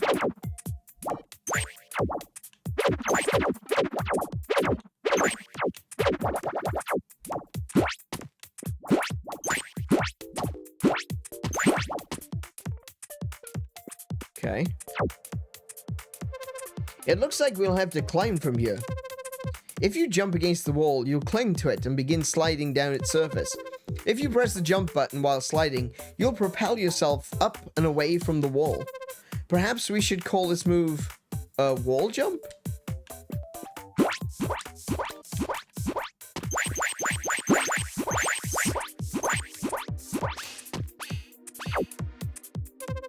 These wall jumps seem quite useful. Have you noticed how the walls spark when you slide on them? It's a good way to know when you're ready to wall jump. If you move away from the wall after you wall jump, you should be able to clear larger gaps if you need to. If you move away from the wall... Oh, I see. Yeah, to be able to go... Got it. So if I want to go... Right. Okay. So normally I wouldn't be able to reach that? Oh, yeah, look at that. Okay.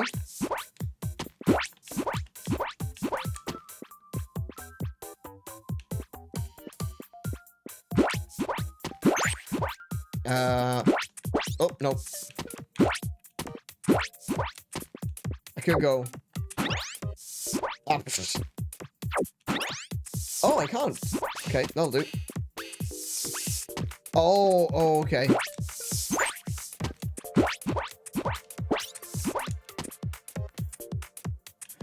What we got here?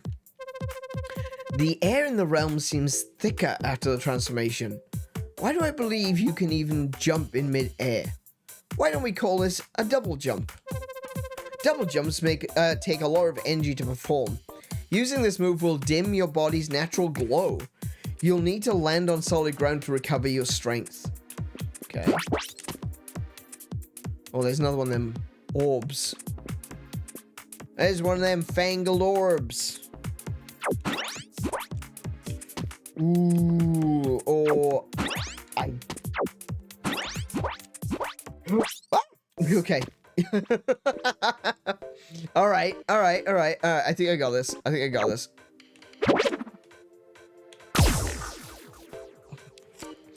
Correction, I do not got this.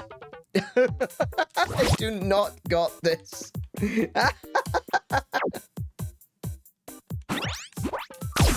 Damn it. I think I know what to do. Okay, so what I think I need to do is, you can't really see me because it's behind my shoulder. I need to jump up to here using the high jump. Jump across to here. Maybe double jump across to there? No. I need to high jump to here, jump across to there, and then double jump to get up on top. I think that's what I need to do. So we'll find out now. Okay, that works too. Never mind. Oh no. Okay, right.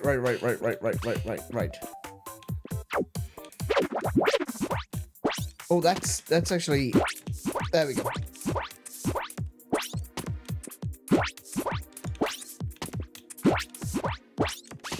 Right, okay. So yeah, double jumping kind of a big deal when wall jumping too.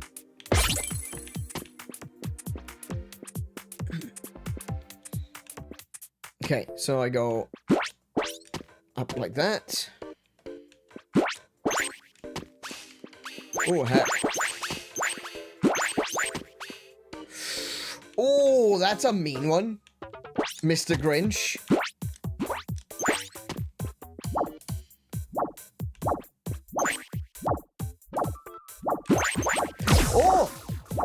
Oh, I was too close to the wall. Oh, okay. Yeah, of course. That's gonna be something that's,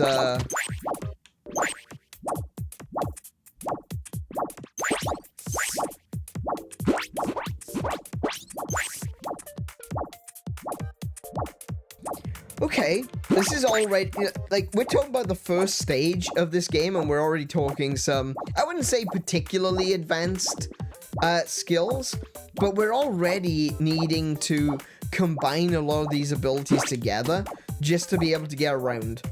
Which makes me think that this game is gonna be quite difficult. Now, how exactly are we gonna get up there? It doesn't seem possible with the skills we've learned. Well, we can always come back to it later. The realms of color aren't going anywhere. I think I already know what I need to do here. Oh, no, not that. No, I did it again. All right, don't get right up to the wall. If you get right up to the wall...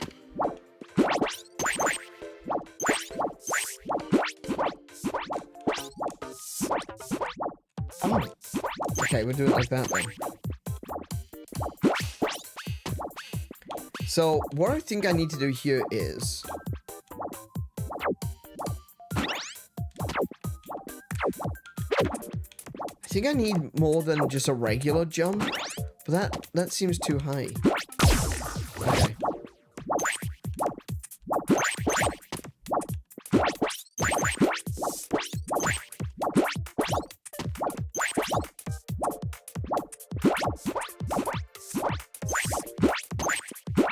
So what I need to do here is I need to jump and dash.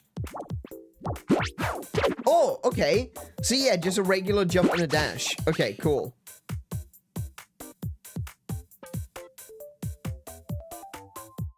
Oh, shit.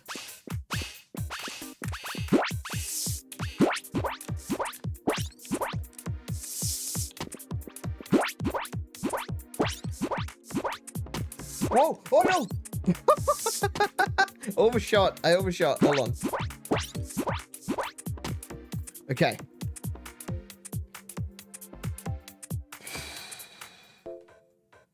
So what I need to do is, can I...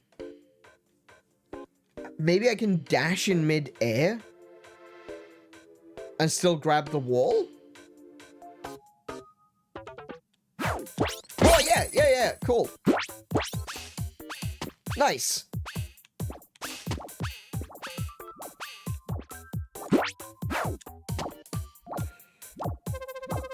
Oh, yeah. I was wondering if you would say something different, but, guess not.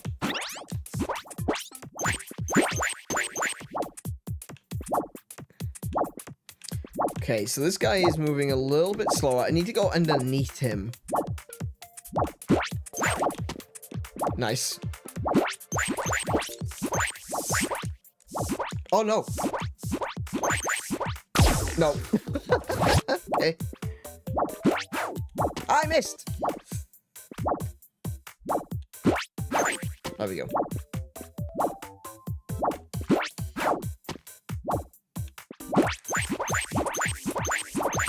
Oh! I was too efficient. I was too efficient. I was too high. I hit the spikes.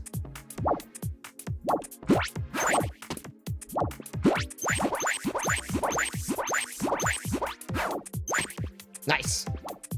Hey, I'm getting to grips with this one. I'm doing way better than I did with the Atari 2600 version. Good grief. Okay, these guys go up pretty high. That gives me a lot of time.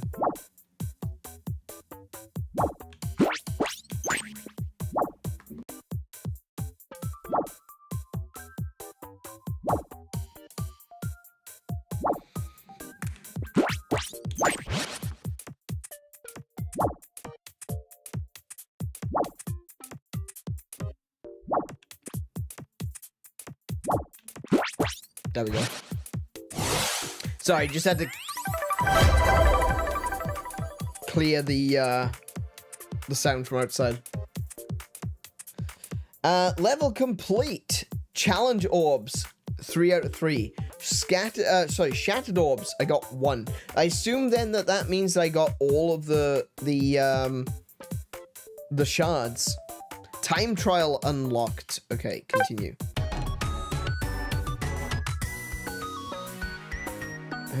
Does that mean... Oh, yeah, look, time trial unlocked. There we go. So you get another orb for time trial?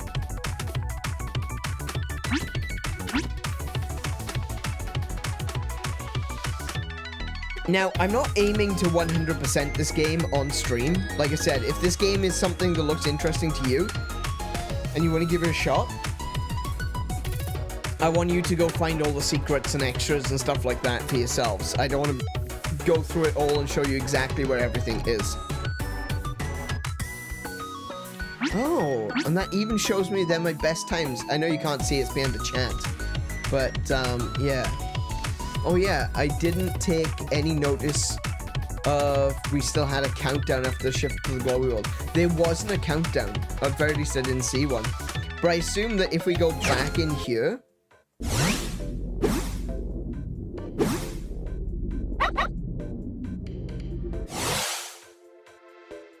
Oh, look. See, now there's a time trial item. So if I pick this up... There we go.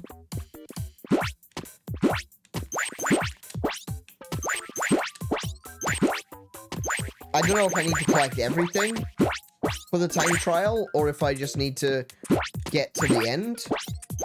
Oh no. Okay, I'm not going to be getting to the end if I do stuff like that.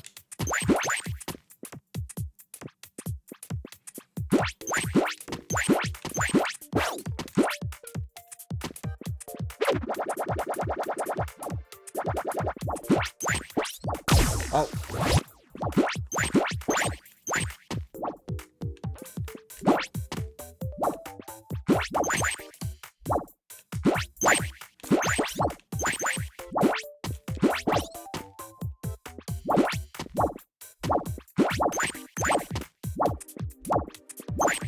I don't want to go up that way. I want to go this way.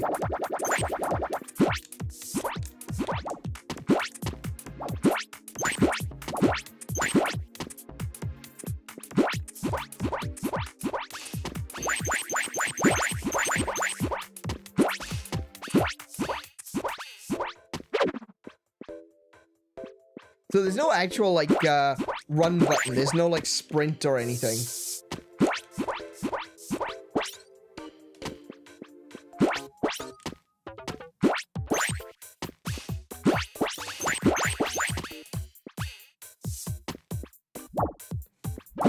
Oh.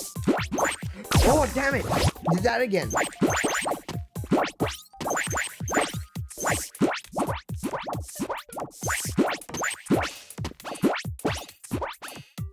Okay. Oh.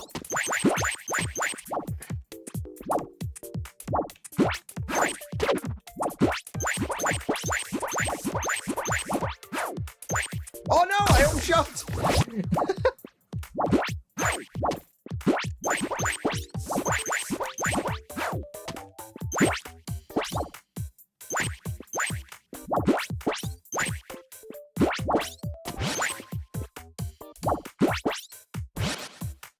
Okay, so,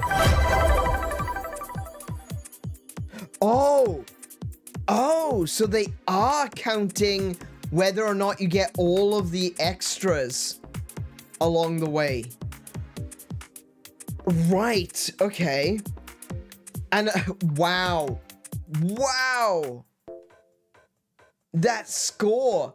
Okay, so that took me 2 minutes, 10 seconds, right? I didn't collect any of the challenge orbs. I didn't collect all of the shards. And it's still saying I need 1 minute 45 for silver. Holy crap, that is tight. Good lord, they want us to collect everything and still do it in less than 2 minutes. Wow. Okay, I can see a lot of people really enjoying this game for that alone. There's another game that I like, that I used to play a lot more of. I don't play it as much anymore, unfortunately. I used to play on the Wii U, and I played it on the Switch when it first came out. It's a game called Runbow, which is a fantastic speedrunning platformer style game.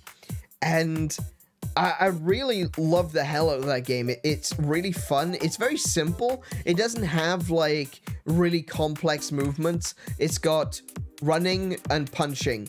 And punching exists because it's a multiplayer game. The idea is that you punch your opponent and, you know, you try to beat them to the end. It's essentially a platforming racing game, which was really fun. But unfortunately, it was quite small. Like, it's not very well-known game, and as such, there wasn't a lot of people that played it, so over time, once I've done all the single-player stuff, it's just, well, this exists, I guess. If there were other people out there that played Runbow, and they wanted to do some Runbow races, I would love to do that. I would definitely put that up on stream. But one of the things about multiplayer streaming is that if you don't have many people with the same game, or you don't have many people in your audience that have the same game, or you don't have many people in your audience that have, like, Nintendo Switch Online, or Xbox Game Pass, or what have you, to be able to play multiplayer, it can be very difficult to organize the right time to have the right people with the right things to play together. It's something which I've just found very difficult to do. I'm going to try doing Mario Kart in the future, specifically Mario Kart World. But, yeah, it is one of those issues where there's a lot of people that maybe don't have Mario Kart World. I mean, Mario Kart World's got 97% install base on Switch 2, which is phenomenal. That is, like, crazy good. Like, I don't think there's been another console with a game that had, like, a 98% install base. That was crazy to see. So there's a good chance that people are playing Mario Kart World. So I would like to give that a shot again next year. We used to do racing days, or track days, or community race days, whatever you want to call them. I'll be calling them track days in the future. I would love to do more of that, but I need to know that there's going to be people available to actually play Mario Kart. One of the other games that have been suggested, one of our regulars here, Pika, he said that I should try Sonic Cross Worlds. I'm gonna give that a shot, and one of the reasons why I want to try Sonic Cross Worlds is because it does have a very strong fan base. There's a lot of people that seem to really enjoy this game, and it is entirely cross-play.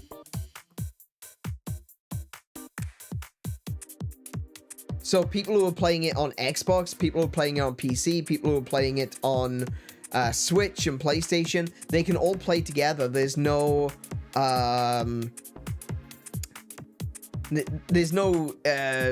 stopping, you know. It's not like everyone needs to have a Switch or everyone needs to have PlayStation.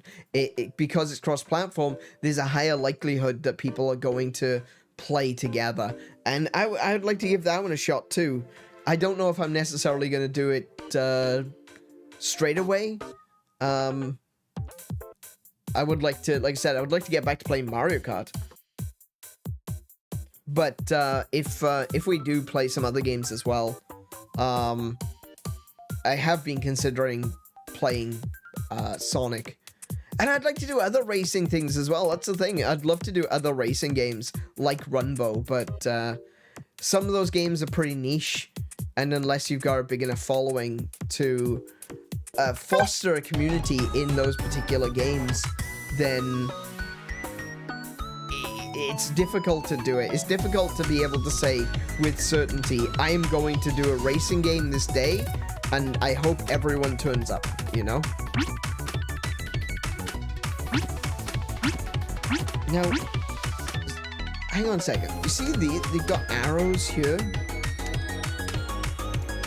Is there other options?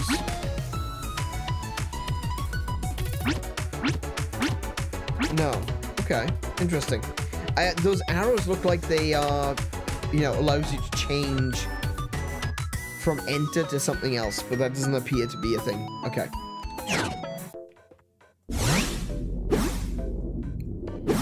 There's the dog! Get the dog! Oh, off he goes.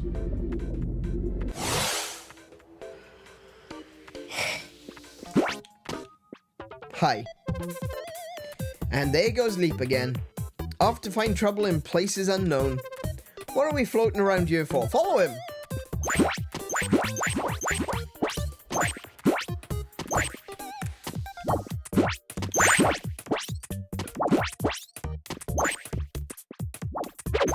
Oh, wait. Almost!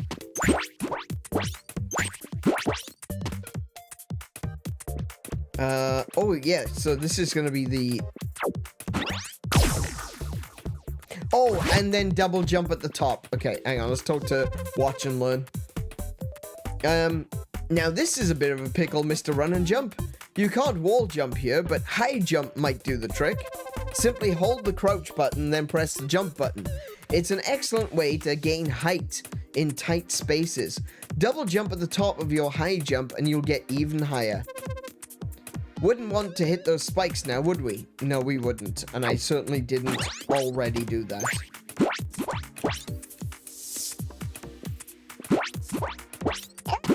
Okay. Oh, yeah, of course. Oh, double jump. Oh, I can stand on this? Okay.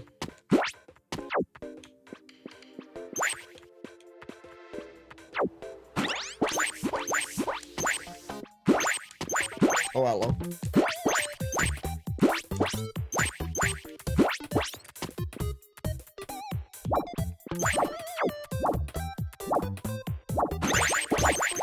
Nice. Okay. Ooh, this one's,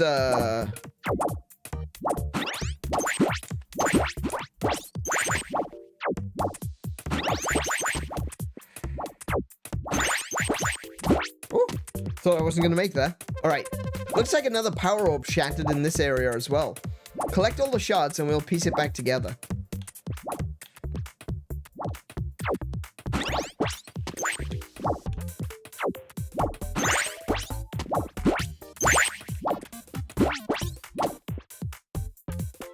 Oh, it's a frog.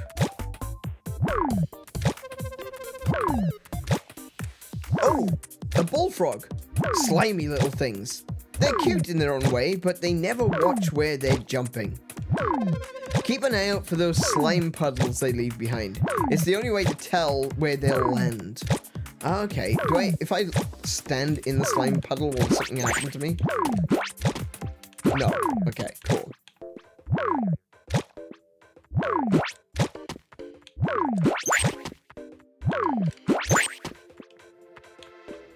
Oh, I see.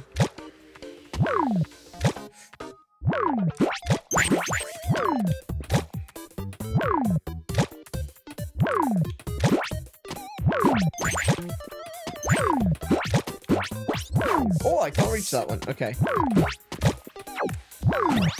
There we go. What am I made of that I cause sparks when I climb down the wall? When I slide down the wall? What am I? Am I a lightsaber? Am I like a living lightsaber or something?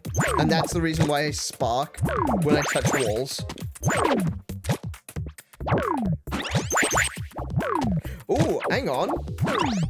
There's a extra secret room up there. Stay out of the way of that. I don't want frog landing on me.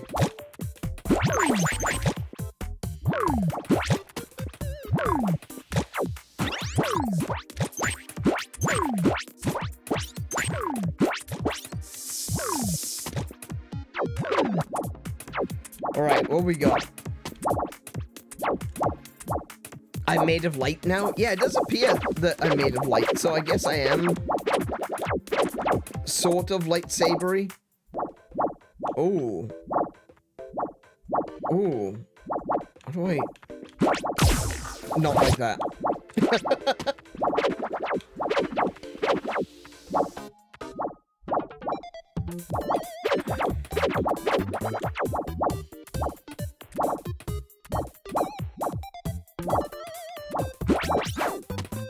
Oh, okay.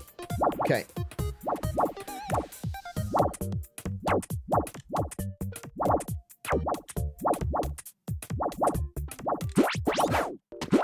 Nice. Okay.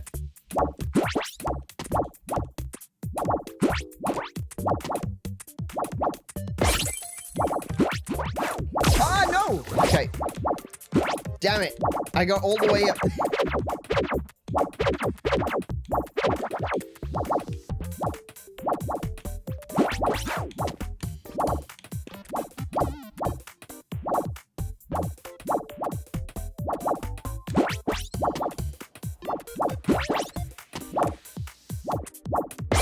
Okay.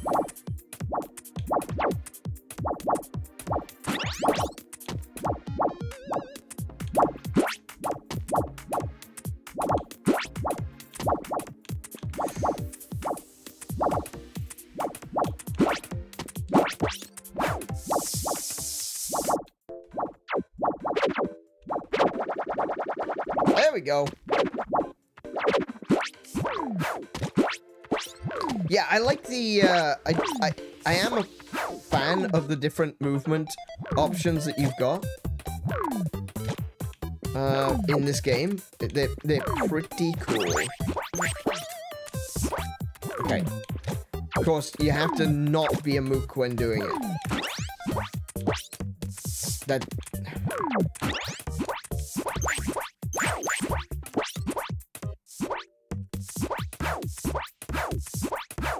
Oh, you can...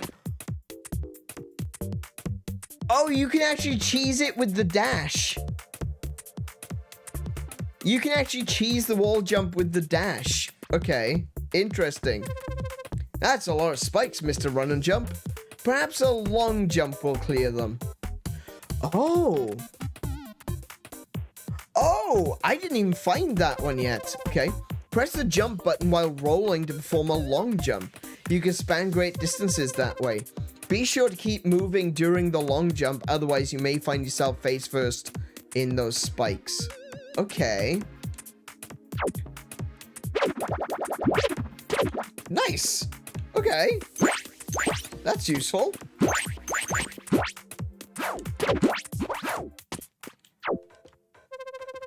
Oh dear. A long jump alone won't be enough to clear this gap. It's a good thing you've gotten good at the double jump. Try to get past this obstacle by long jumping, then double jumping at the right moment. Okay. Nice. Oh. Oh. Oh. Okay. Damn it.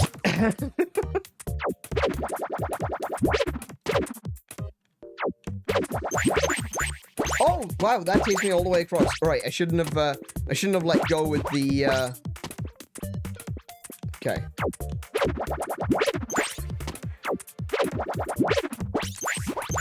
There we go.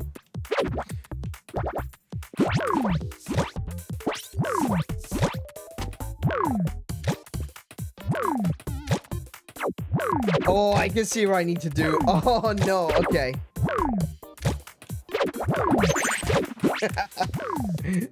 Nice.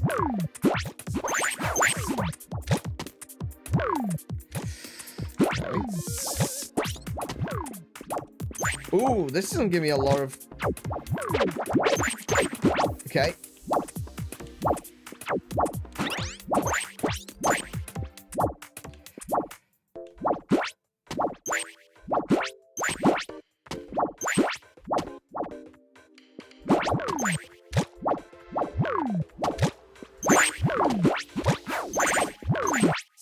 Oh, it's a frog slime. Okay.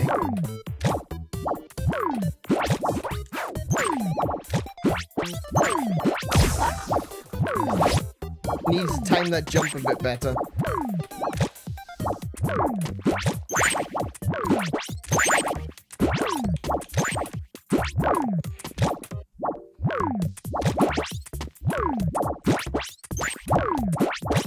Got it.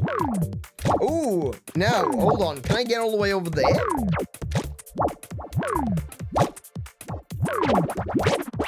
Yes. Yes, I can. Oh, okay.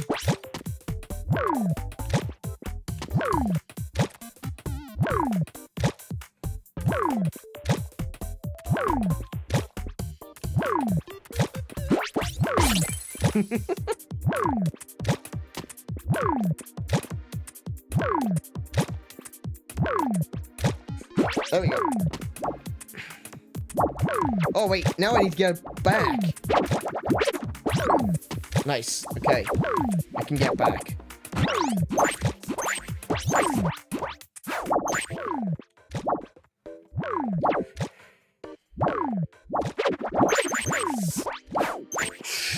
Oh, wait. Look, he's... Yeah, I thought that was gonna happen. Damn. Okay. Okay, I'm gonna do something which is gonna seem... Oh, no, I can do this. Okay. I was about to say, I'm gonna drop down to see if the chips have come back, but I can see that they're not back, so... I got frogged! I got frogged out of nowhere!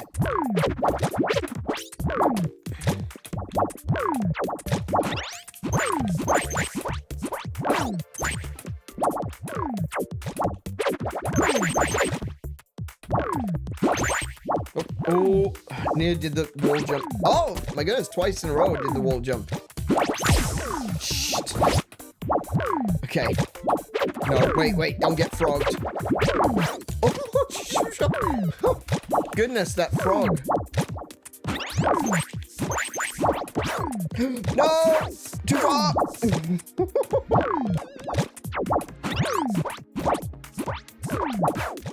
Cool. Alright, we can do this. We can't do this!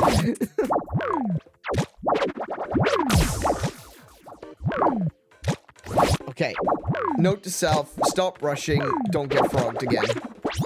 I won't get frogged again! Sorry, I threw some boo in there for the oldies that are still watching.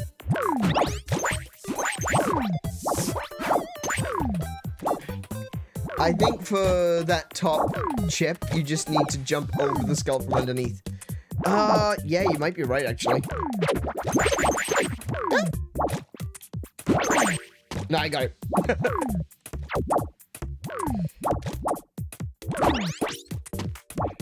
Oh, no. I don't like this one at all. That's alright. No, actually, that one's fine. That one's fine. Okay. Oh, I missed one?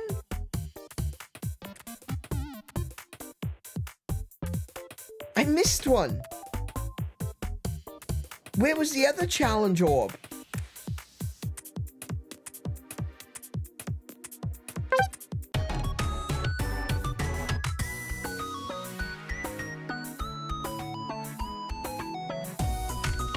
Well, like I said, we're not 100%ing this today, okay? That's not the goal. We're not trying to 100% this game. If you want to see where the other challenge orb is, go play it for yourself. Violet 1-3.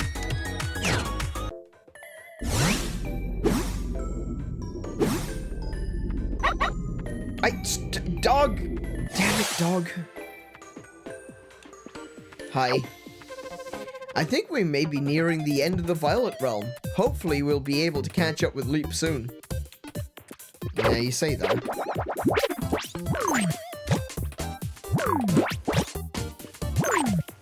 Oh, okay.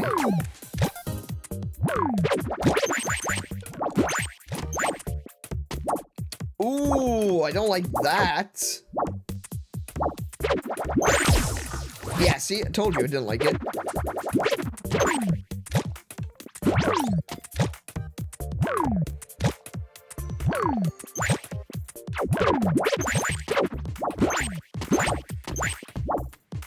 Loving the music. You know what? I actually do need to turn the volume up on my... Actually, do you know what? What I'll do... Let me go back to settings. I'm going to turn the sound effects down and turn the music back up. There you go. Now you can hear the music. Oh, that might be a bit loud, though. How does that sound? Does that sound too loud?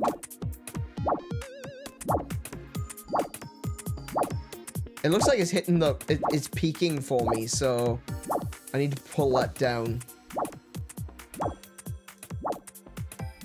Yeah, look, I not to say that I don't agree with your interpretation of sound good, but I've gone back over a few streams recently, and I definitely have the volume of the games up way too high. Like, my voice should be significantly louder than the game. And yeah. I don't have a thing. I plan on adding this, something called auto-ducking. I used to have it on my streams a long time ago, but then I figured, screw it, I'll just turn the volume down. There's this thing called auto-ducking, where when I start speaking, the background volume will go down. I don't have that. I'm going to set that up eventually. But at the moment, I just want to keep the volume so that I'm not... loud. The problem is I'm looking at the sound from the game and it's like it's in the red, so it's got to be pretty loud.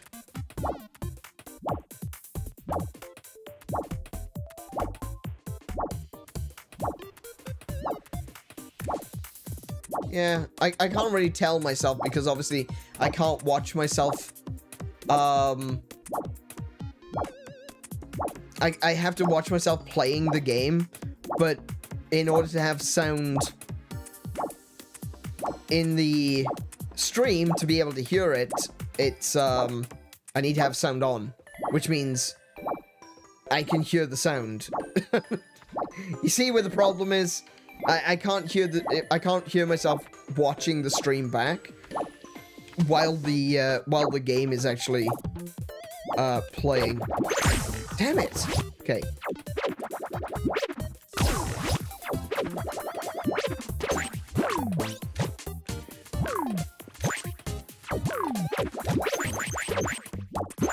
But yeah, my volume should be higher than the game. The music is pretty funky though. All right. There we go. That was what I was trying to do.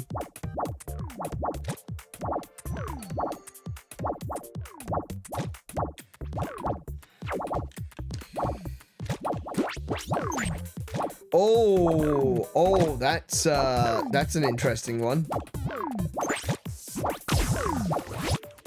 Oh no! Okay.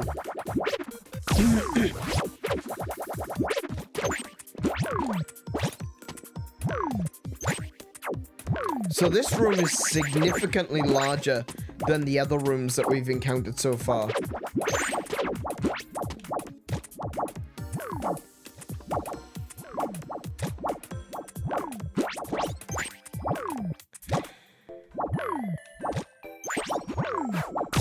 Got frogged! Well, frog me.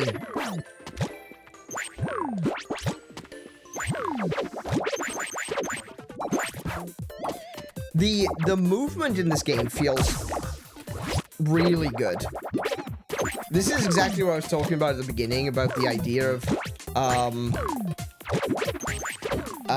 feeling like everything that happens to you is your own fault.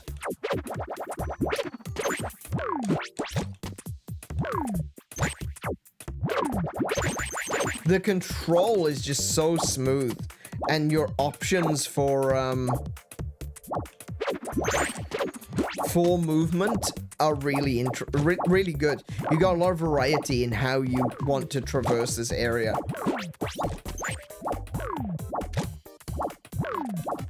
No, don't do it like that.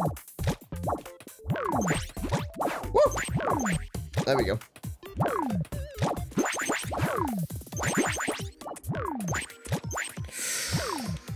Okay.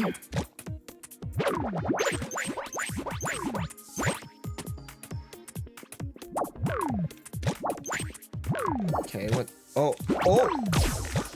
Okay, I see. Ah, no! Okay. Ah!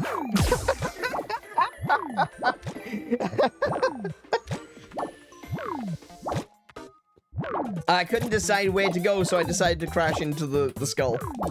I think that's a, you know, that's a fair choice. That is an option.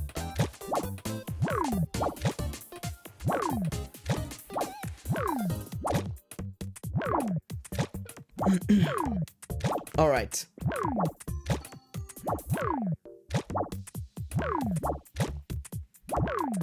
It's a choice, all right. Yeah, the wrong choice.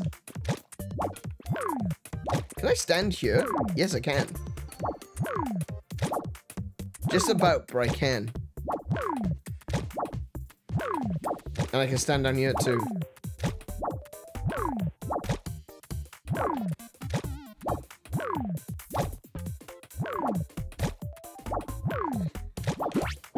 No. I knew I'd done that the wrong time the second. Look out! I survived in mothball mode.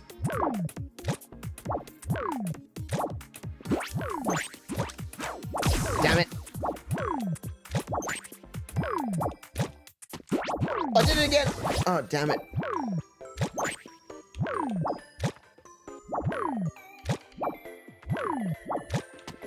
Okay.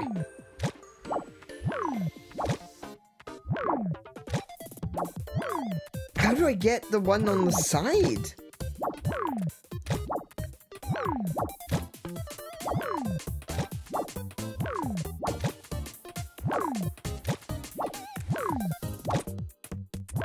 I'm not sure how to get the one on the side. Hey Marley, welcome to the stream. How are you doing today? Wait, is this an improvement to the game from yesterday? I recognize John Bro. It's not an improvement. It's a different version.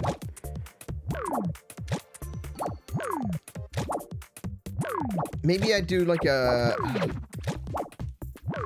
But yes, it is. It is also Mr. Run and Jump. Welcome to the stream, Marley.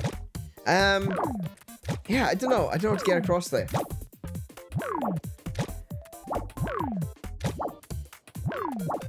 I need to not hit the wall. If I hit the wall, then that's going to be a problem. Too soon.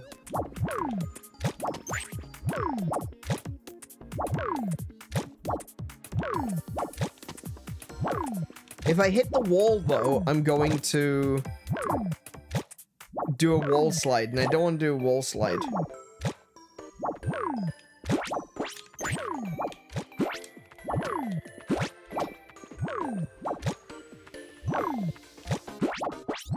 How do I... We'll do it like that, alright? We'll do it like that. Oh, what am I doing?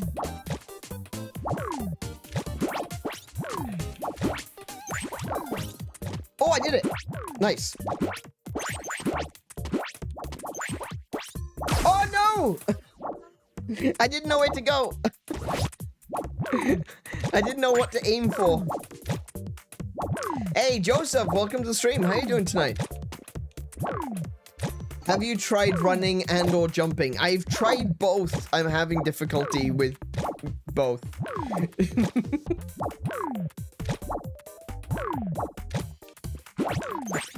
That's right. That's what I specifically did not want to do.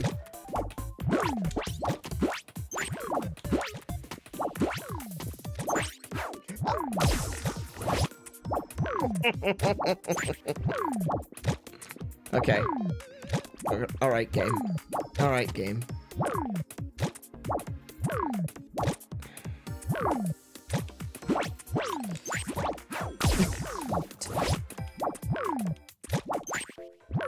This isn't even the end of the first level yet. Like, this is the final stage of the first level. And I'm already having difficulty getting all the chips. Oh no! Oh my goodness.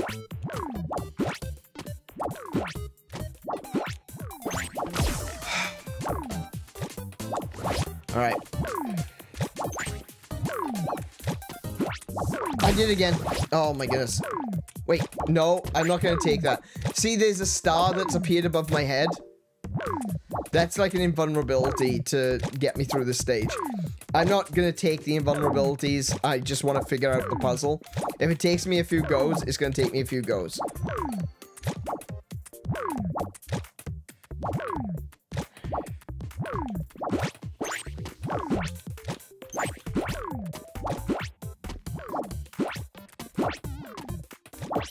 Damn it!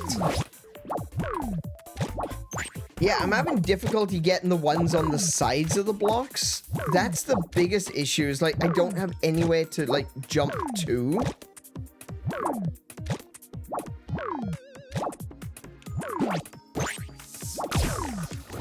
And I don't want a wall slide. Wall slide just completely ruins my momentum.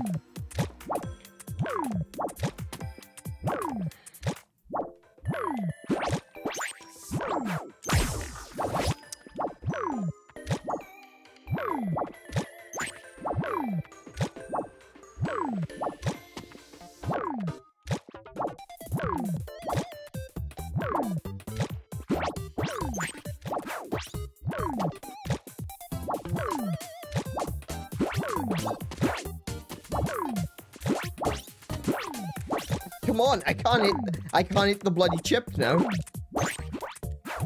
Alright, okay, we got the one chip.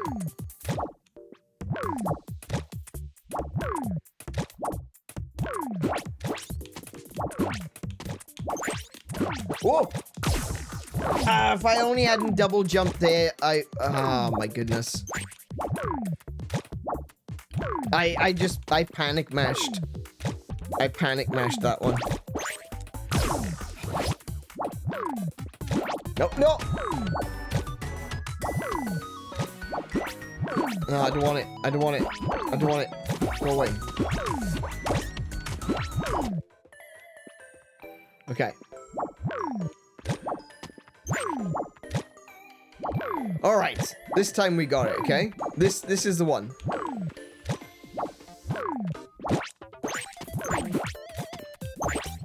No, it's not. I don't know how to get the ones on the sides. Are they Cool Ranch chips? They are blue. So there's a distinct possibility. No, no, no, no. Ooh, no. Okay.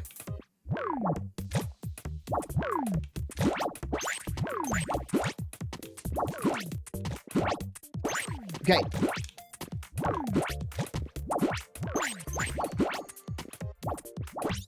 Oh, no, no, no. Almost. I almost got it. I think I understand now. I think I understand what I've got to do.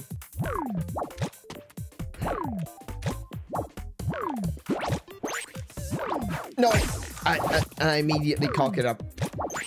My muscle memory, for some reason, I've already trained myself so poorly that I dash into skulls.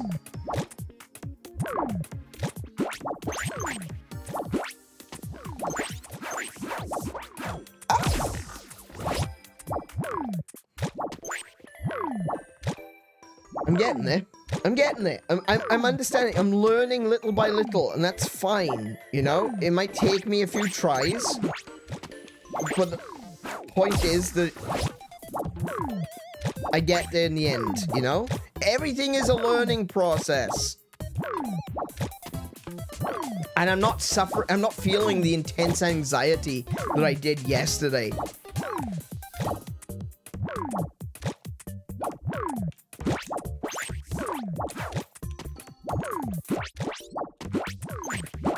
Oh, what?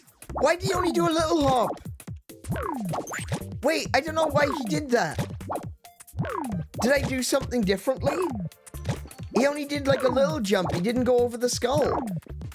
Did I press something? That was a bad move. Don't do that.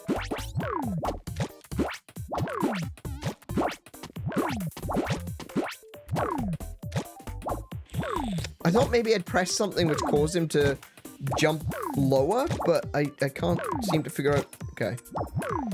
Alright.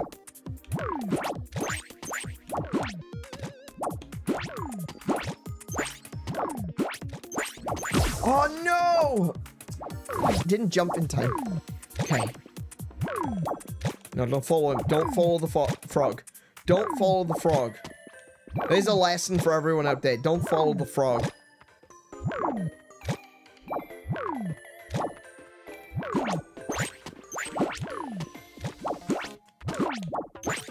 Cool. Fuck.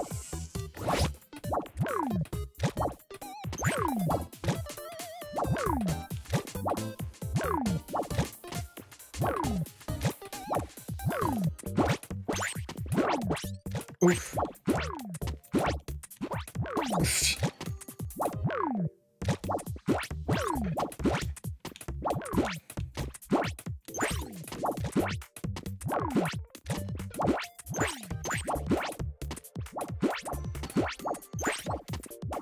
There we go. Okay. All right. All right. We got it. We got the, oh my goodness. There's still more to go. All right. Okay.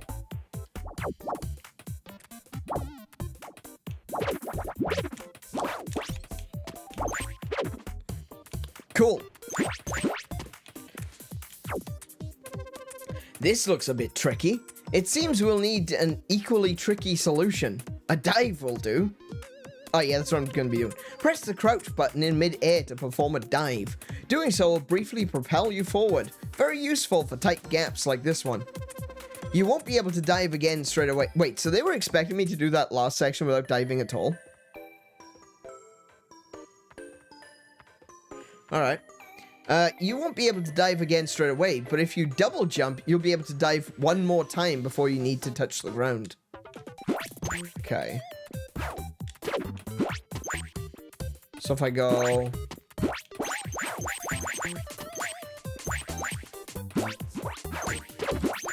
I mean, I've been using the dive since I discovered it on the first screen, so yeah.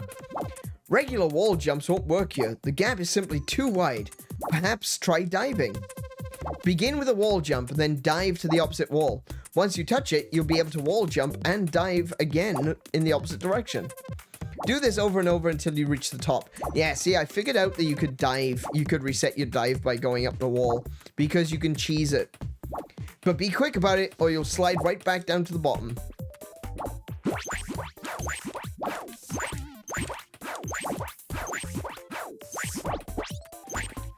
Like that. Ooh, this isn't fun. Oh my goodness, what?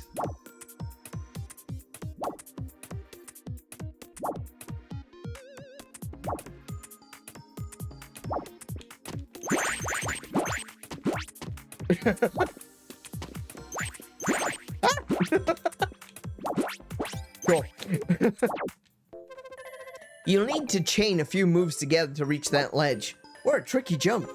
A high jump might be useful, but you'll need some horizontal distance as well. If the path forward is unclear, you ought to experiment with your moves, Mr. Run and Jump. Solutions aren't always clear to see. Sometimes you must simply try something and learn from it. So I can go up. Like that. And I think, actually, let me leave the room and come back. Because I think if I long jump... There we go. Oh, frog.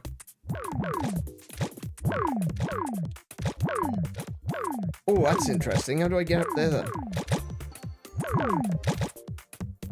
I guess I have to be quick about it. Damn it. Wasn't quick enough.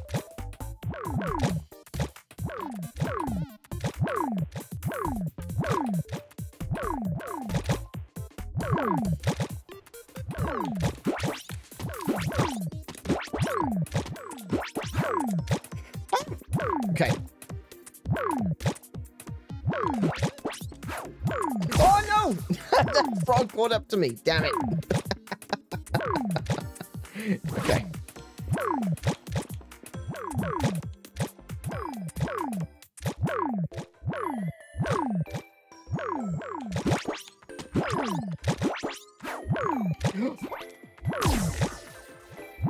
Okay. Ah.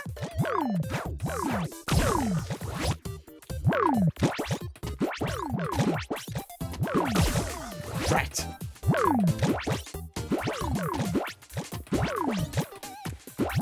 Okay.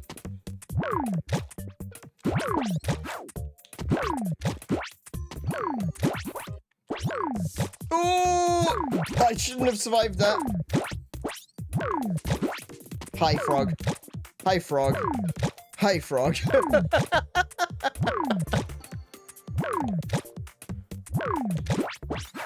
There we go.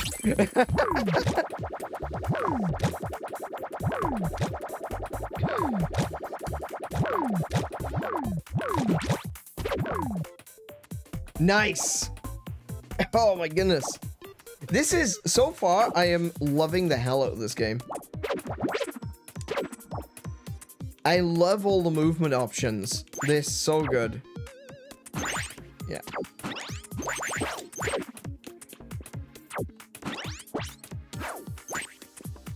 That's gonna be a long jump. Oh no! Okay. Oh, damn. Oh, I missed one. Okay. Oops.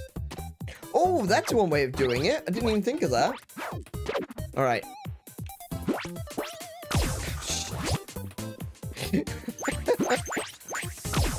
Okay.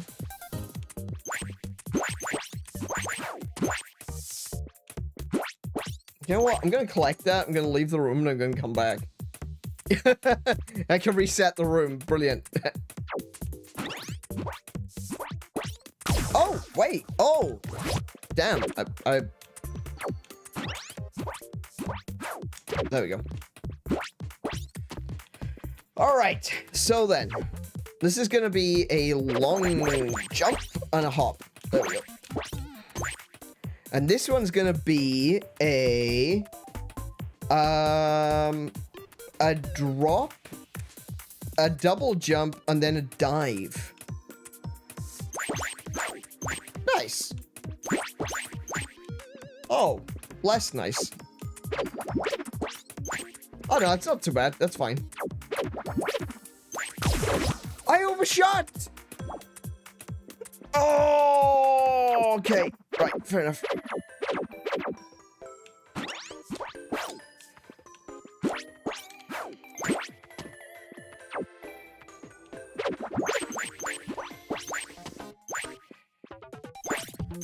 Oh no, I missed one.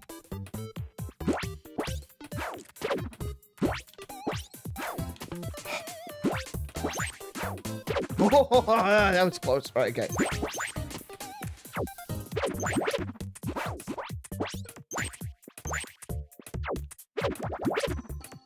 Oh no! Oh!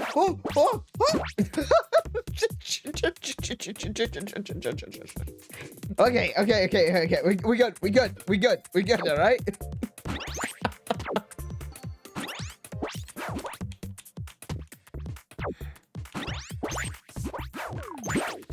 Oh my goodness, those dashes are actually kind of deadly. Damn it. Oh, back to the beginning.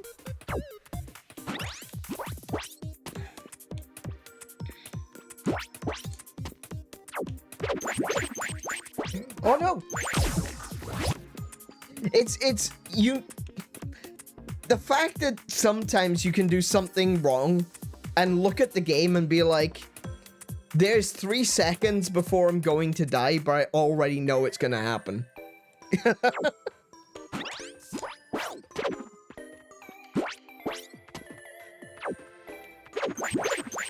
There we go. That's better.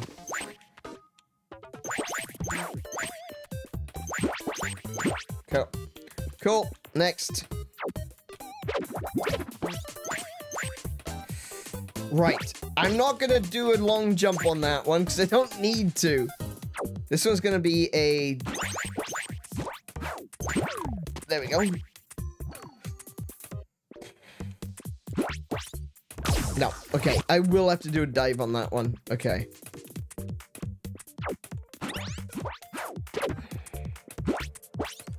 Yeah, those double jumps, not double jumps, those dives are actually...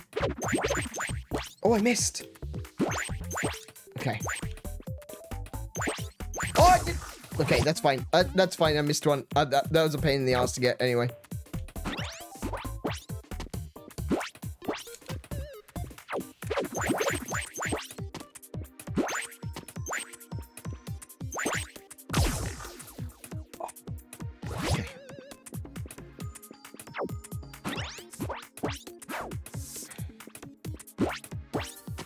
Yeah, the dives give you a little bit of, you know, horizontal thrust, but at the same time, they also, they kind of give you too much thrust. You can't really be very accurate with them, and that makes it, you know, it gives you sometimes way too much momentum for the size of the space that you're trying to land on, and it's something that you need to really learn your distances. Obviously, that's what this kind of game is all about, is like learning how far your various jumps work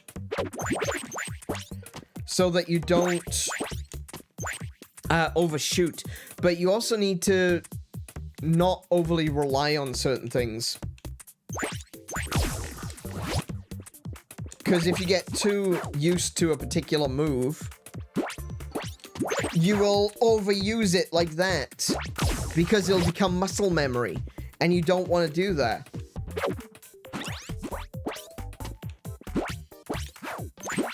See, I did it again there.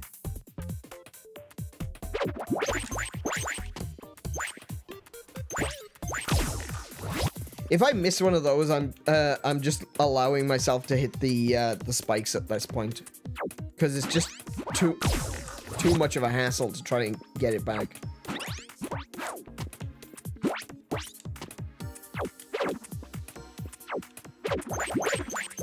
There we go. Oh, what? I hit A instead of X that time. This is what I mean about muscle memory.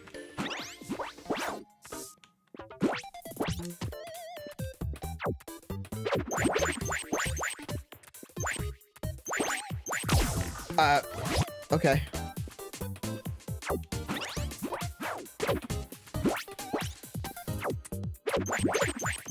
There we go. Oh no. Okay, try that again.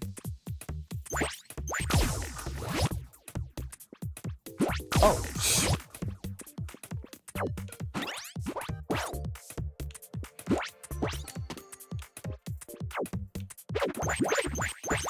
I don't know why I'm having so much difficulty with this all of a sudden.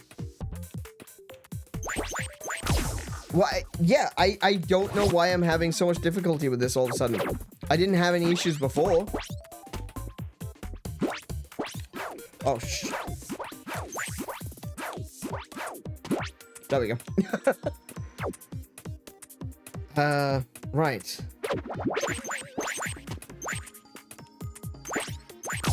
Nope. I don't know what's happening. I'm just like, my...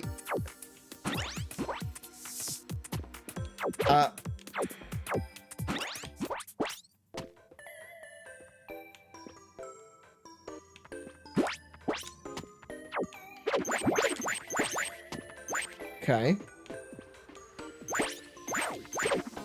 Oh! Okay.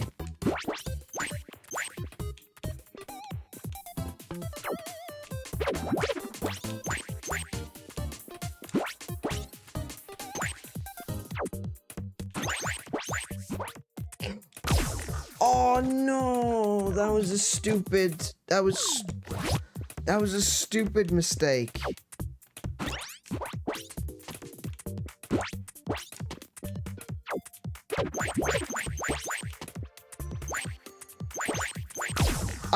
I swear I pressed the X button.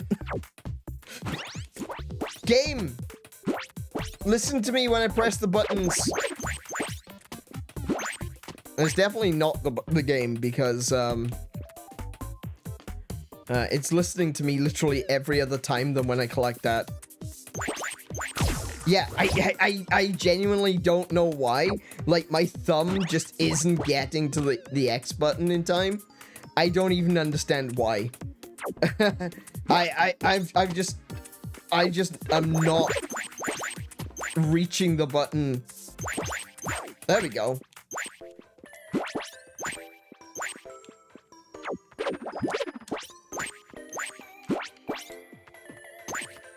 Okay, I'm here again.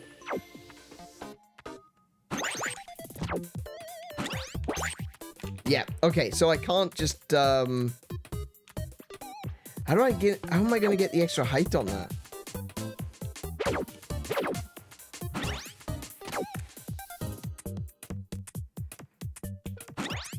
Oh, there we go. Yeah, just had to get closer.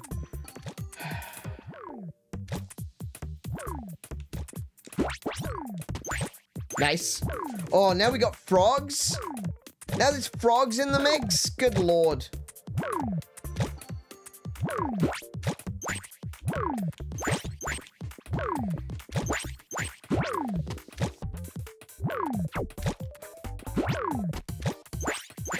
I'm glad that worked.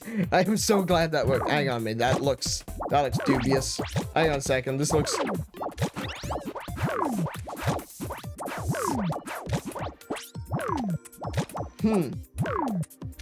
So that was that appeared to be an easy way up, but I don't get the chips.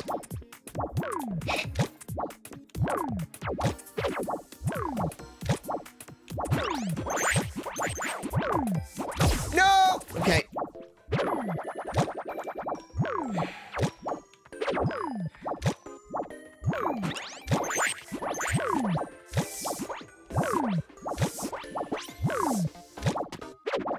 Okay.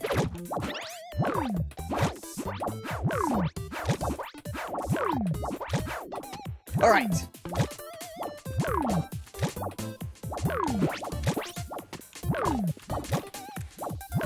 So if I jump and go to the right, I can get those chips, and that's also a space that saves me from...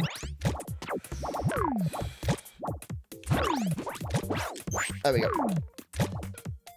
Oh my goodness, there's so many chips up here. What the heck?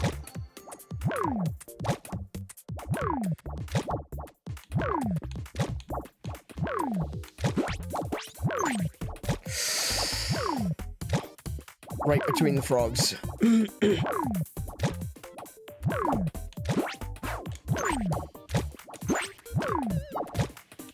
I don't know how to get up there.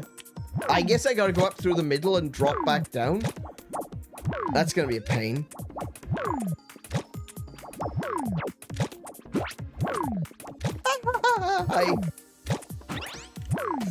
Okay. Damn it! Oh! Ah, I like this one.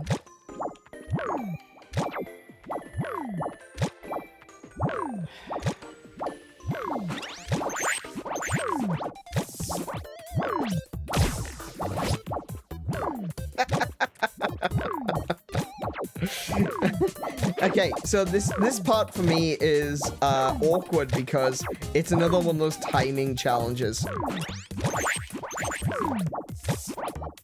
There we go. Okay, I survived.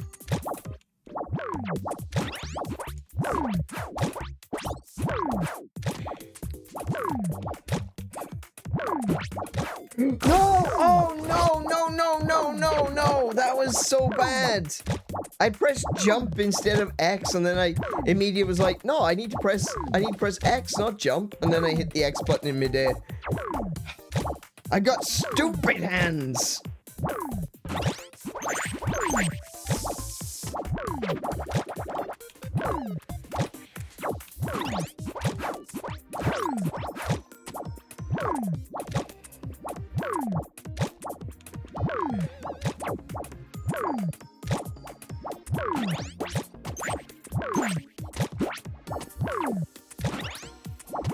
Okay, there's nothing up there I need to get, at the very least. Oh, that was a mistake! That was dumb. Okay. Okay. Got too close to the wall.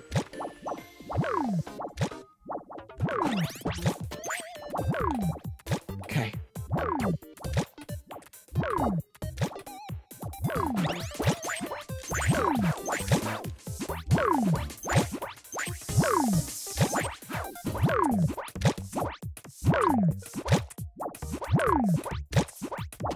All right.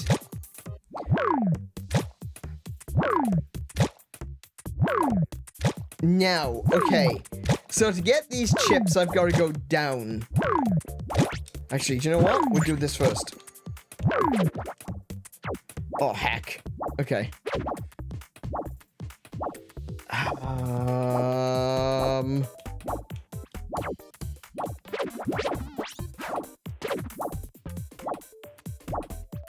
Okay.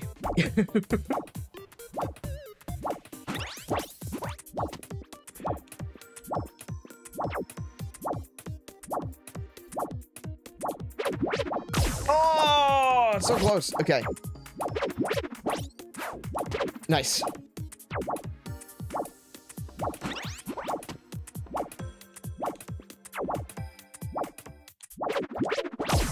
Oh, okay. All right.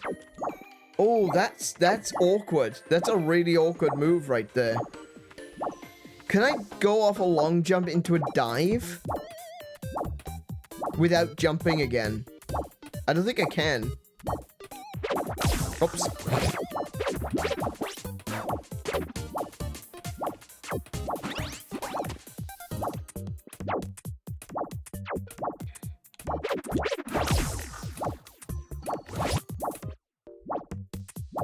Maybe I can... Wait, hang on. I think I know what I can do. I think I know what I can do. Oh, shit. I went too high. Oh, my goodness. Why am I going high off of that? Wait, why am I going up?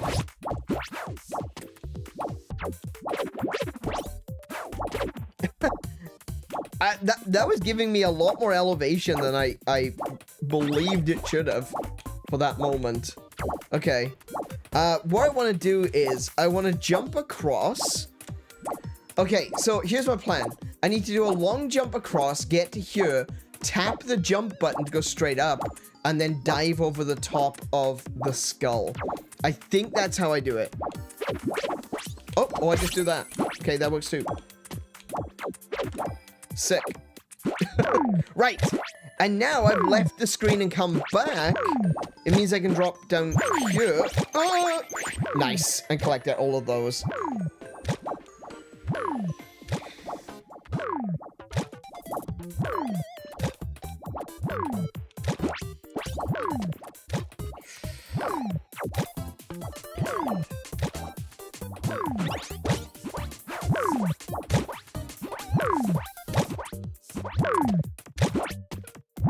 Oh, heck, okay. I said, I'm gonna go out here and, back in.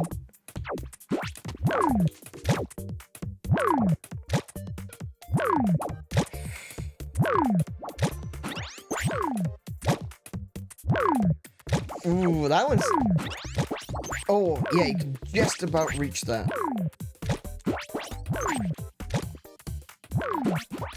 Oh, no! Oh, no! Those spikes were specifically put there for people who try to die. Oh, my goodness. That's, like, perfect game design right there.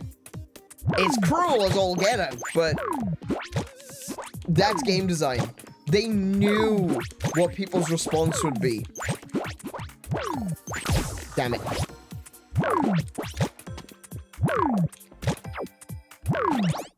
Oh, I missed. How did I miss that?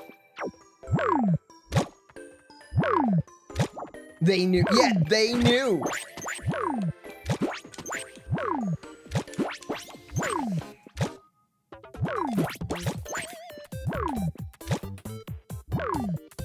Oh, okay. I gotta do another one of these. Yep. Wait, how do I... What? How do I get up there?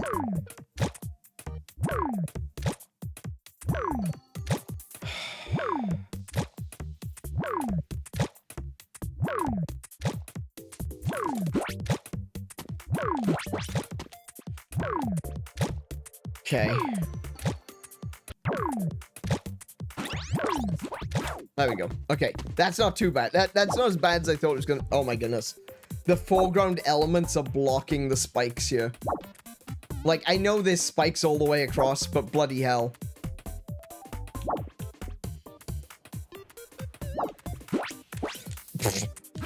Hang on. Hang on. I need to do a big jump to get up there.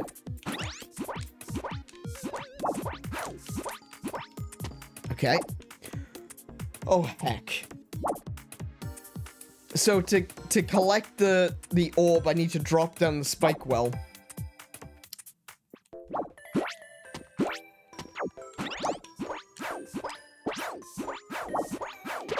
Okay.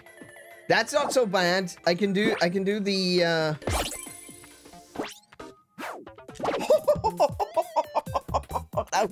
that was a bit that was a bit more arse than class, I gotta be honest. That was not that was not a planned win at all. That was a... Oh wow, okay.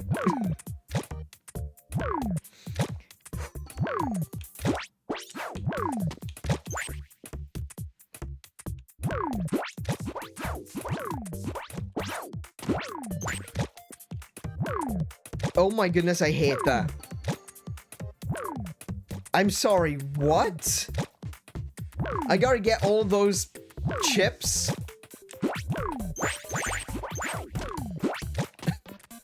I don't like that.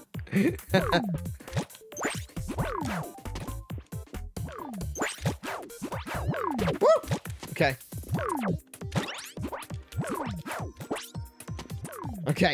Okay. We got one set of chips.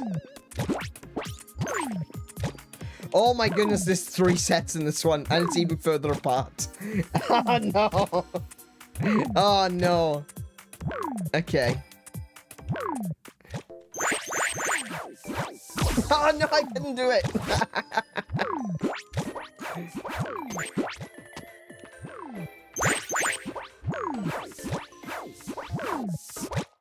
There we go. There we go. We got it. We got it. We got it. I got scared of the frog. I got scared of the frog. It's not my fault.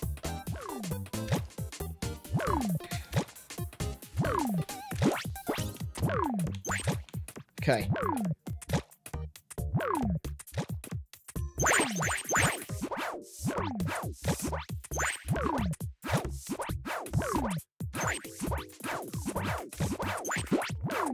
Nice. Okay.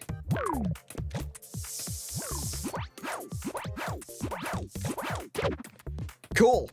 We got it. That looks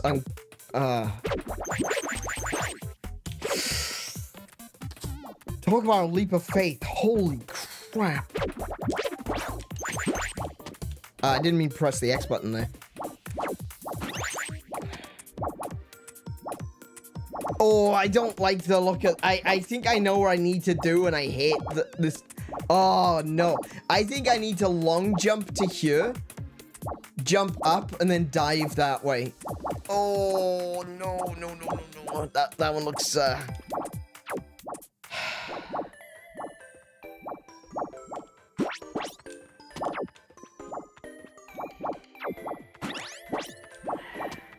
I don't think I could get it with just a...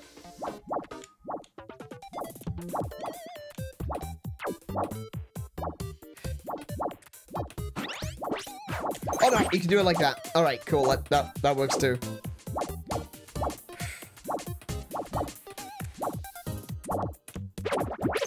Nice. Oh no. Okay. So I need to long jump, mid-air jump, wall climb, go to the other side. Okay.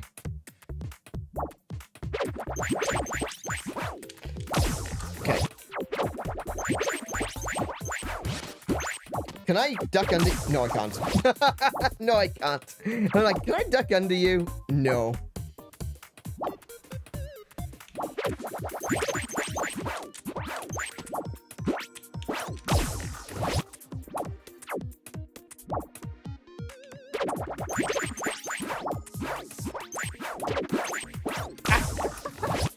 Those dashes, I gotta stop hitting the X button.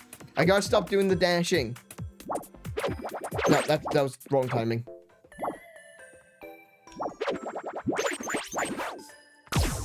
See what I mean? I'm mashing X. I don't like that. I've already taught myself bad habits.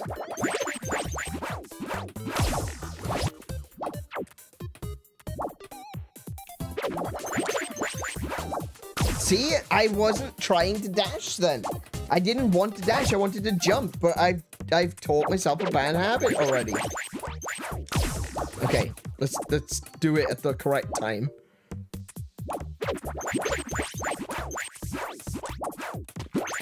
Okay. Somehow I survived.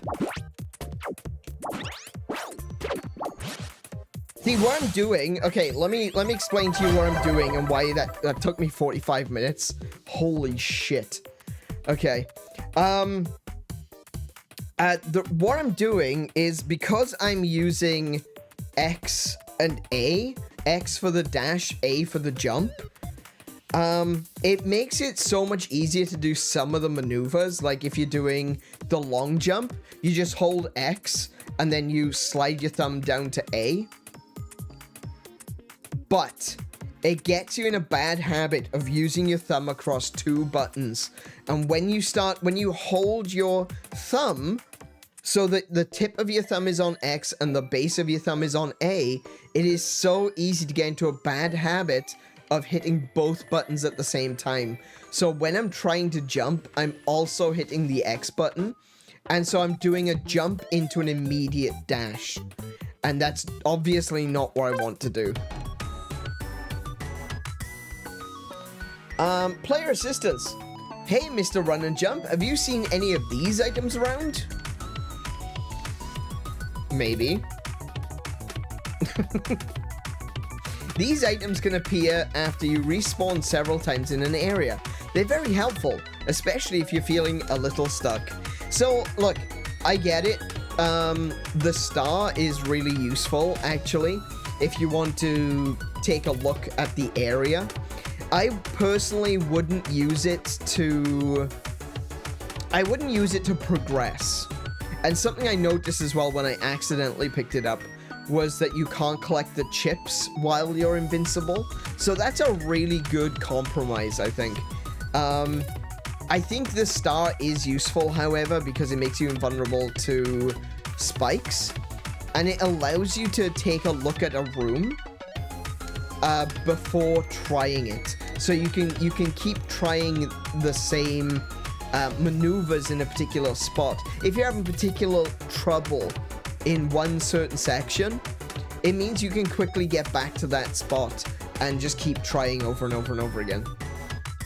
I imagine checkpoint flags appear in an area where it's particularly long, so it might appear like halfway through.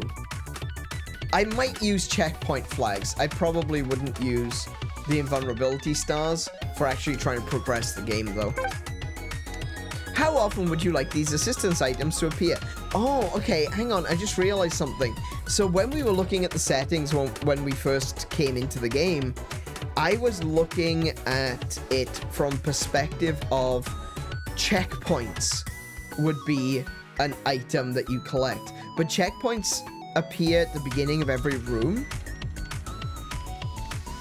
And that's just normal. That's the way this game is set up. So I guess I could set it to never. And it wouldn't really be a big hindrance to me. But I do want the star to appear just in case I need to do some scouting.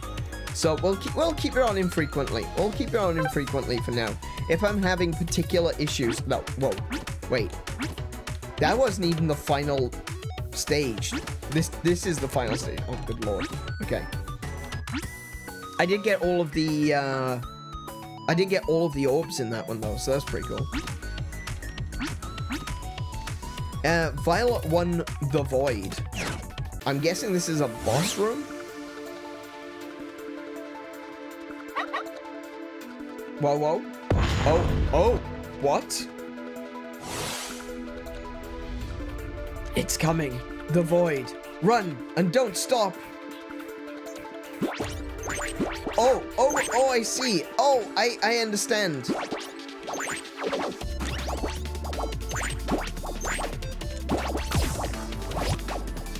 Can I just... This is like an auto-scrolling stage. I hate auto-scrolling stages.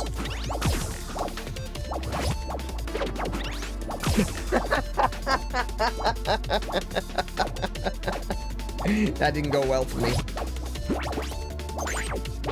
Oh, no, no! This is not good. I'm gonna be at this for a while, like, oh no.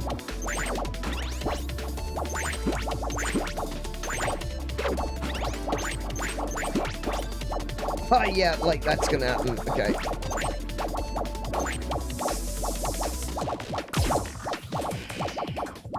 I was like, move! I need to go into ball mode.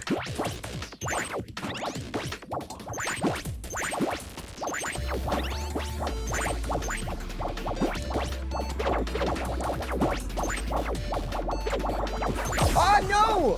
Oh shit!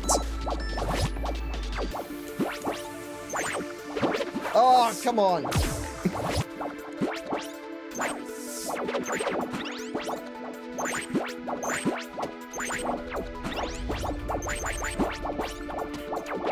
Okay.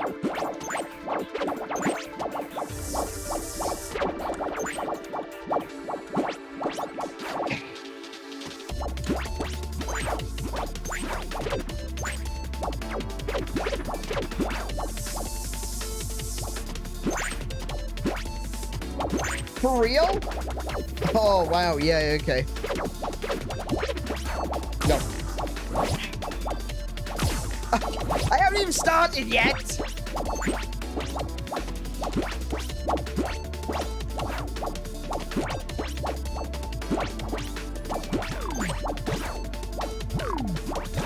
Ah, no.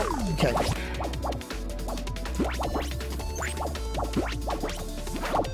Shit.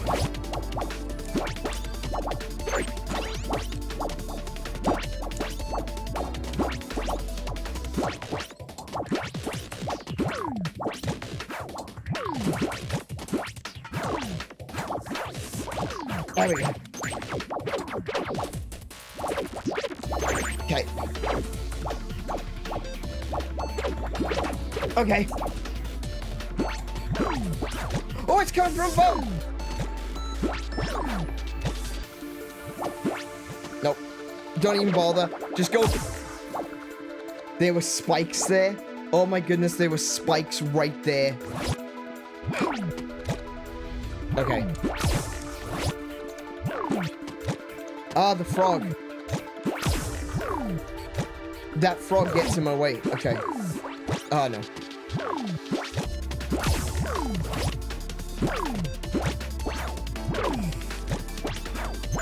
Okay.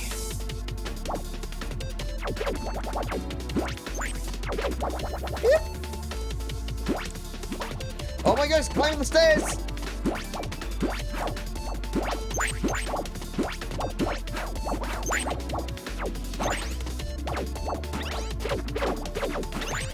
Oh, no, no, no. Oh my goodness, that is tough.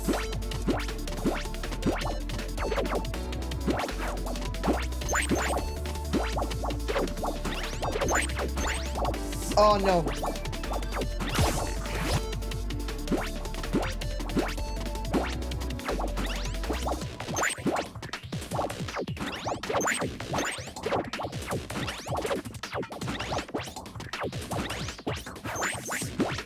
No! Oh my goodness. Okay, so that is something that I find rather annoying. If you're standing too close to the wall, you will always grab the wall. I don't like that. I really don't like that. That is so annoying. You don't have to press against the wall. Like, you don't have to hold the button to press against the wall. You just have to be near a wall when you jump and you start sliding slowly. That's not... I don't like that. That takes away a level of control from you that I don't think should be taken away.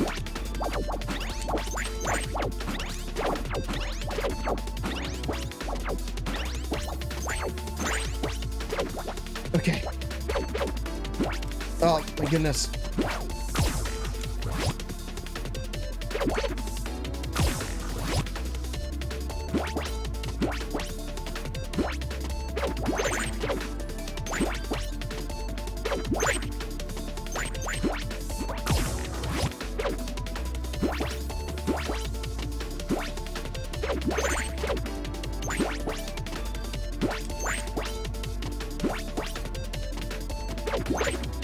Oh no!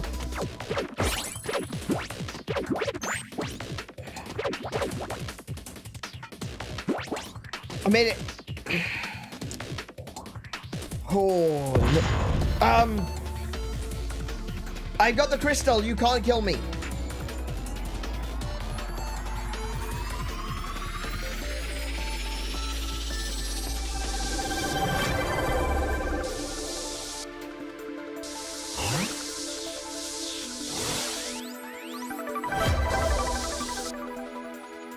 Wow.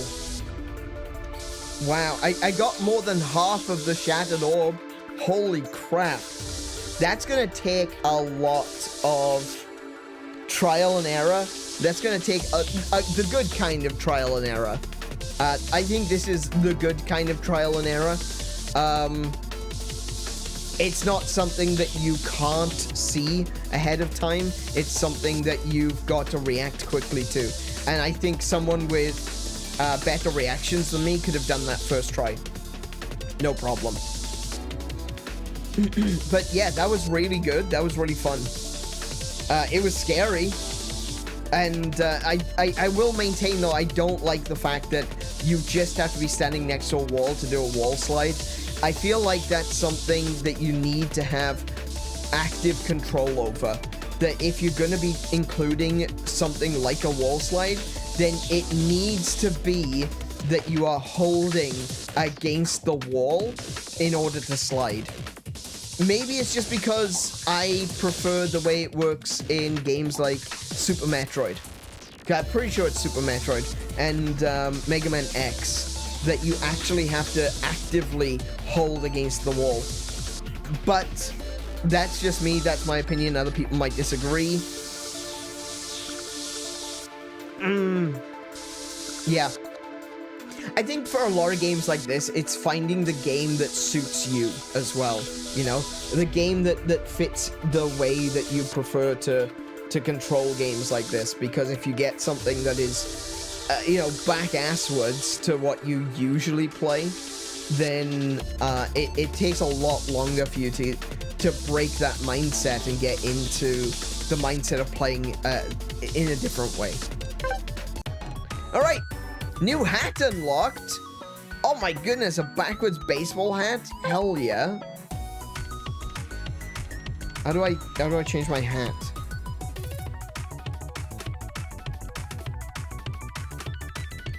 Do I have to go back? Oh, I do. Okay. Oh yeah. Perfect. I am a totally rad dude. Okay, 256. 256. Sick righteous, indeed. 1, 2, 3, 4, and then I'm into green. Okay, so it looks like every world has 4 stages, except for the Violet world, which also has the tutorial.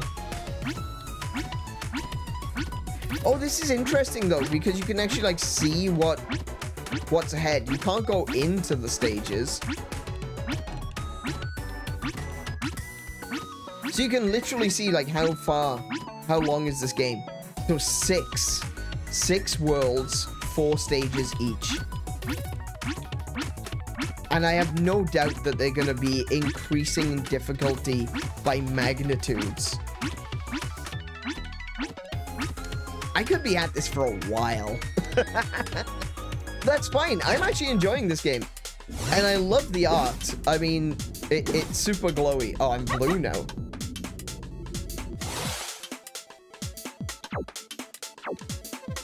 Well, that was terrifying. But it seems that the power gem you found was able to ward off the void, for now. I'm not so sure we're rid of it for good, but where have we traveled to now? Oh, how interesting. It seems we've arrived in the blue realm. It looks different since I was last here. Very industrial. Now...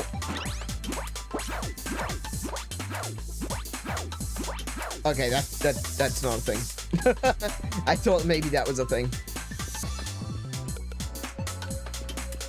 Oh, one of these things. See, remember the squares that were bouncing around the platforms? Yeah. Oh, a polyhedron. I've never liked these things. Watching them too long makes me dizzy. Try not to touch them, they're quite dangerous. They always travel in a circular motion, sometimes in groups of other polyhedra, looping endlessly for some unknown reason. You'll need to be quick to evade them. I don't know about quick. I mean, maybe in future they get faster, but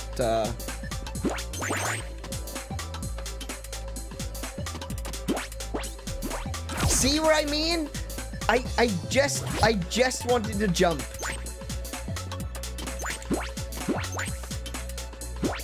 I don't like the idea that walls are my enemy, except for in Berserk.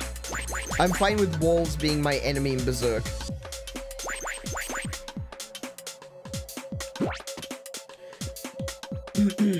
But if you're in a tight space and you're trying to do like a double jump, you can't. Because if you jump up against the wall, you do a wall jump off of it. I did not time that correctly.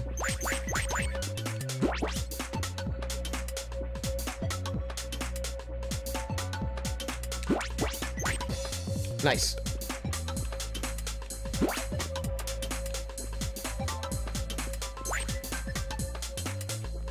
Ooh, ooh, oh, now, okay. The chips over by where my head is, up here, that's gonna be real awkward because a wall jump is gonna push me into these.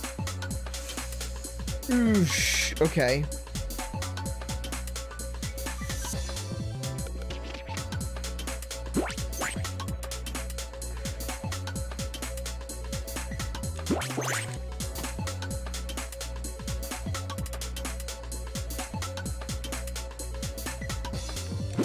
Oh, no! Okay.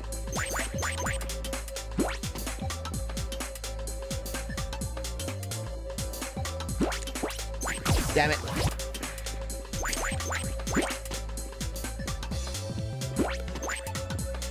There we go.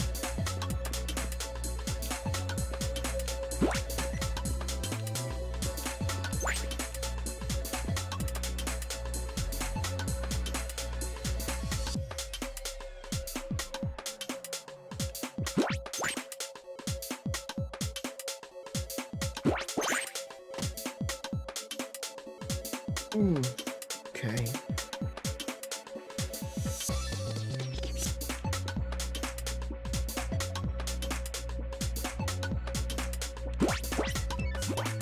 Oh, no. All right.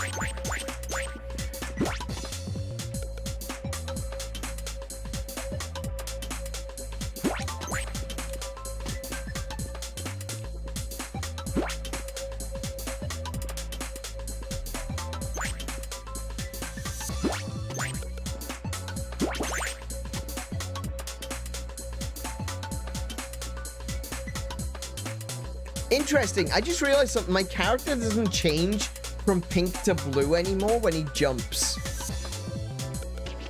He now actually dims, like fully dims. His white turns gray as well.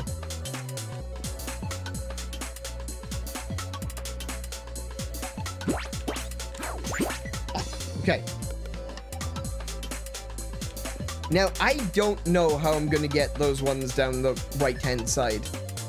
But I want to get the ones up the left first. Which does put me back at the beginning, but whatever.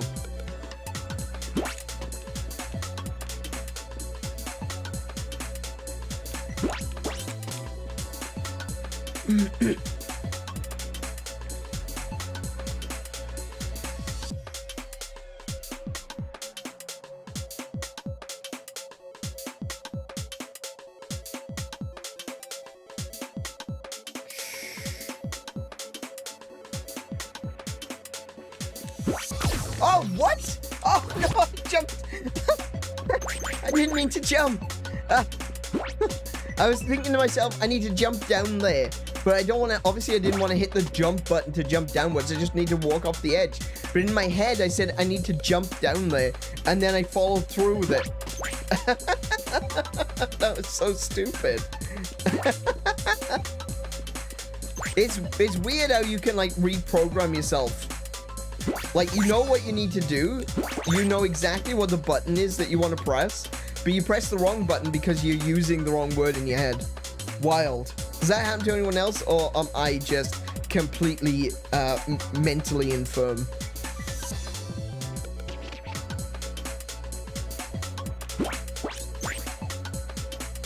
The Inside Thoughts won. They did indeed. Okay, I'm not going to bother getting the ones in the top left right now, because I just want to learn how to get these ones first.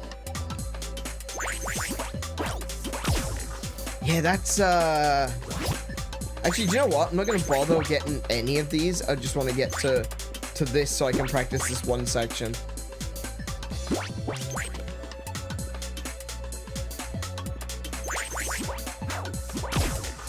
Okay, I need to be cautious about when I do my wall jump. Oops. Maybe I need to do it just before? No. I was thinking maybe if I do it just before. Oh, now that's... I didn't want to use that. They put it right in my path.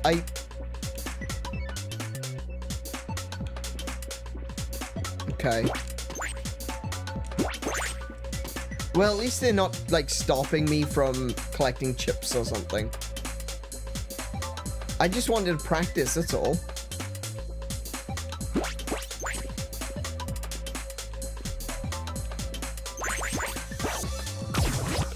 Oh, that felt a little bit better.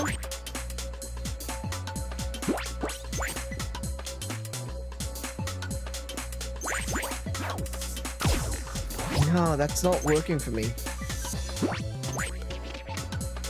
Maybe...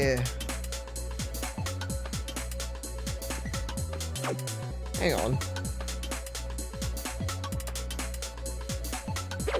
Oh. Oh. I was watching the wrong things.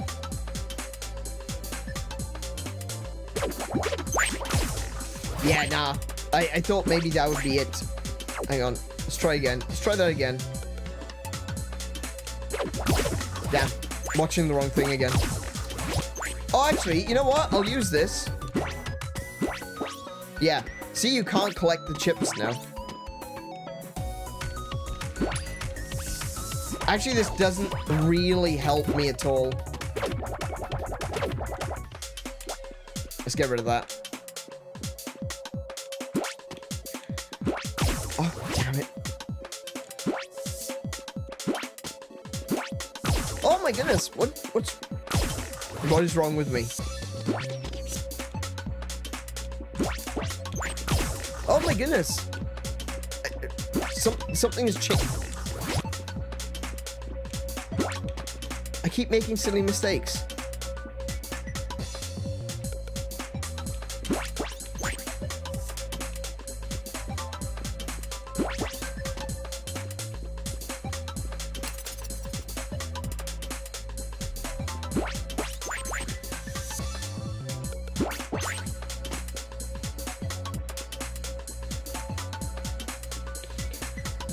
Hey pal, welcome to the stream. How you doing today? You back from your trip? Did you have fun? I saw the photographs you've been posting. That looks like you had a really good time.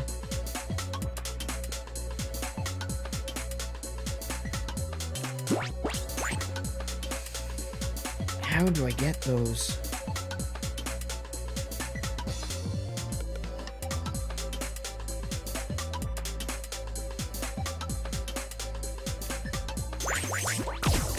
Yeah, that's not it.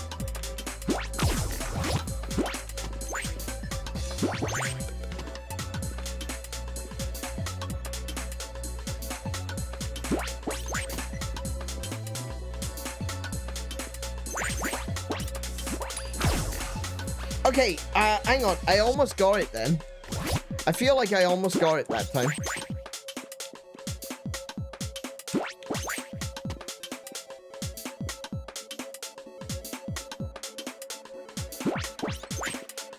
I really feel like that was it. Oh, too soon. bit too early there. I basically have to chase it down. But, that was a bit too early on the chase down.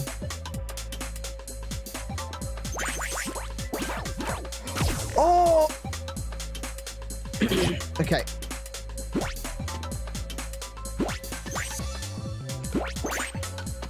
Okay, I got it. I think I got it. It's like right as soon as it goes, and then you go... Oh, I need to hold on. No, I need to hold on to the wall.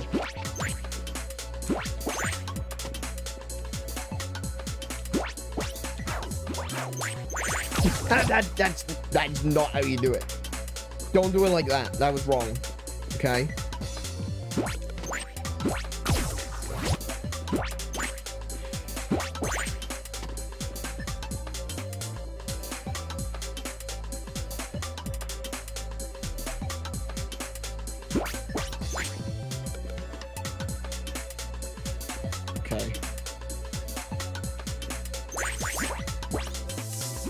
No, okay, you can't do that. Ooh, okay. All right.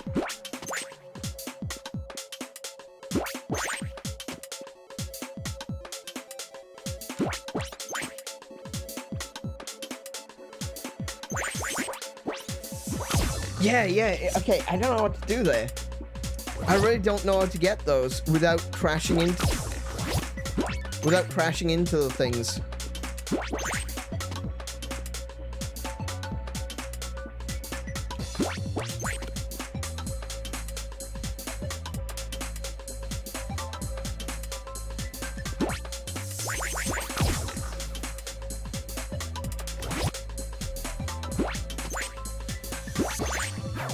No. Do you know what this game could do with an air cancel? An air cancel would be pretty cool.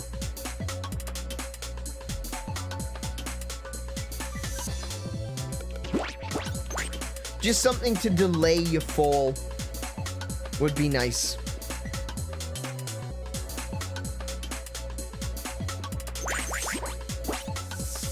Yeah, so I can't stay on the wall long enough for those polyhedrons to do a full circle. So I need to do something else.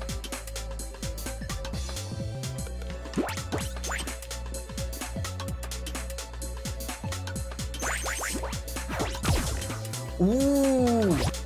Ooh. Can I make it to that?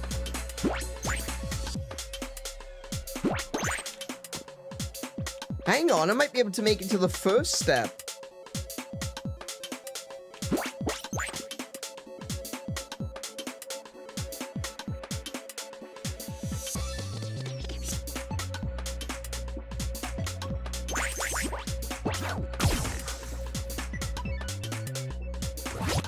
Hang on, I think that's the way. I think this is the way.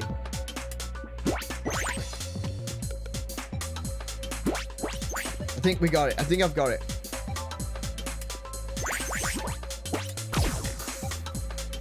I just gotta pick my timing.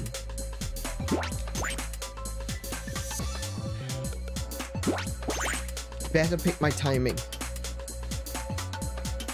I tell you what, though. Just going back to what I was saying about the stream last night, I am having no anxiety issues with this one whatsoever. I think it was something to do with the flickering.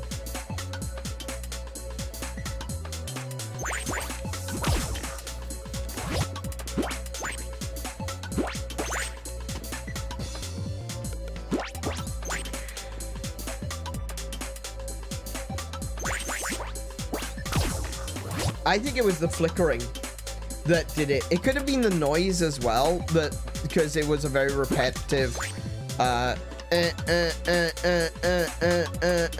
you know, sort of noise that was, it could have been that as well, but I think it was the combination of the fact that I was trying to focus on something that was moving quite rapidly and flickering, and it was going in my ears. Something which I said that I was talking to my mother. I messaged her about something because I was asked. I sent her a message about the Atari stuff because all that stuff is going to my mother's house before she's sending it out to me. I got into contact with her about that because I discovered that when the shipping date is going to be for my Atari stuff. And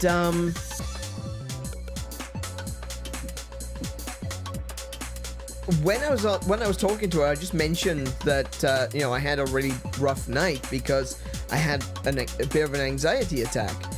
And I explained, she asked what it was about, and I explained, you know, it was flickering and there was rapid movement of something. I felt like I was trying to focus on something, but my brain didn't want to focus on it.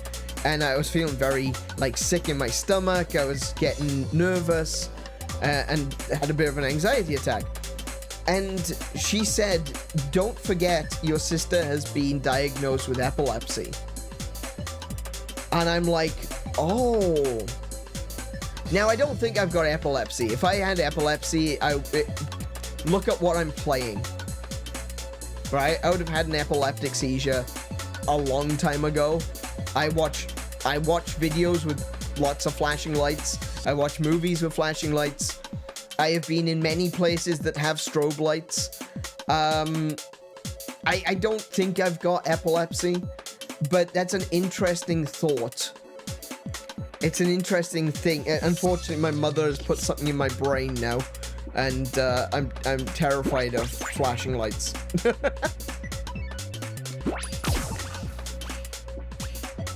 Nyrin, why did you do that? I don't know, Nyrin. Why are you asking me?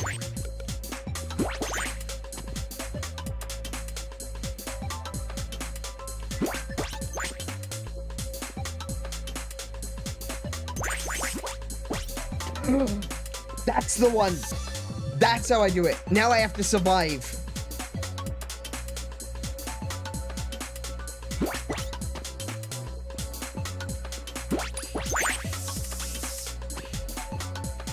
Okay. Do you know what? Oh, I can't go backwards. Or maybe I can. There we go.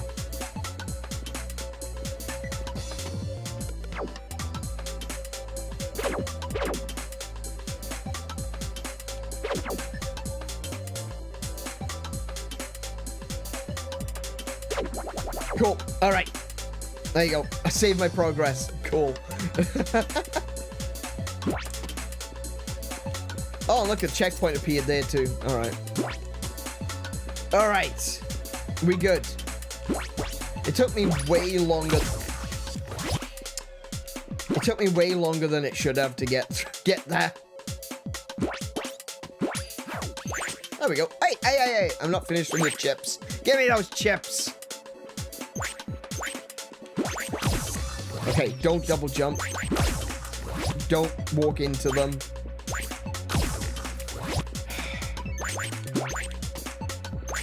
Cool. Oh, come on! I just realized what I've got to do there.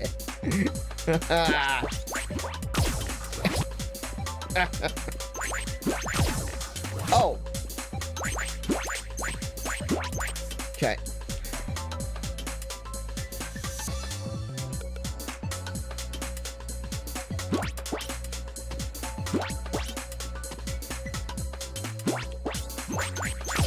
Oh, wait, no, I can't do that. Hang on. No, I've got to do the high jump. Okay. And don't just stand there in the path. Yeah, exactly. Yes. Yes, true. That this is also true. But it is what the Aniran do, okay? Almost got it.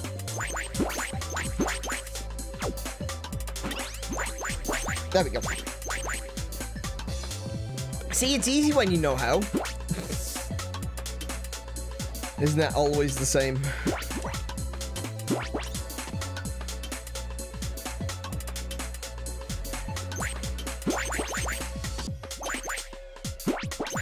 Oh, no! Okay.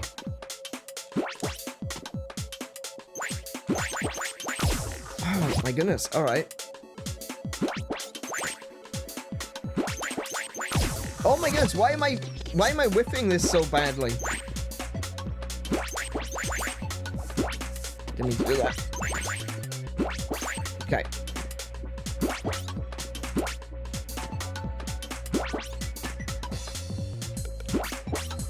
Cool. Now we got bloody skulls to deal with. You got a surprise for me? Oh, did you buy me a present from Thailand? Excuse me, game. How the hell am I supposed to get these? Really? You're putting them up there?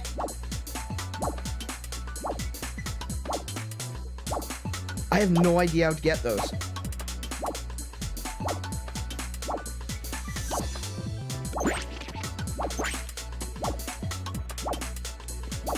There we go.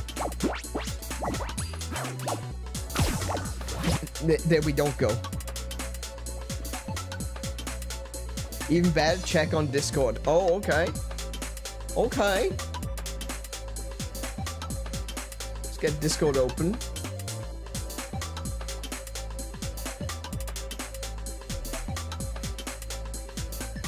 Oh, pow! Oh, we actually have those. Oh my goodness, though, you get those. That's insane. Okay, they just released in Australia as well. That's amazing.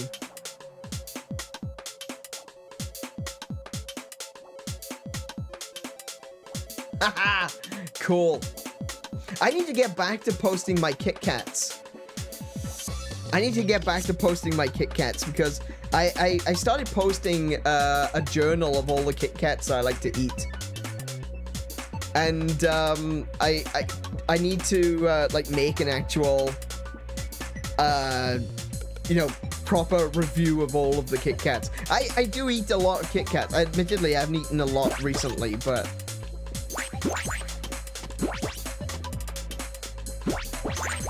okay, we got those. Why did I jump then? I survived, but why did I jump then? Oh, that's awesome, pal. Enjoy those.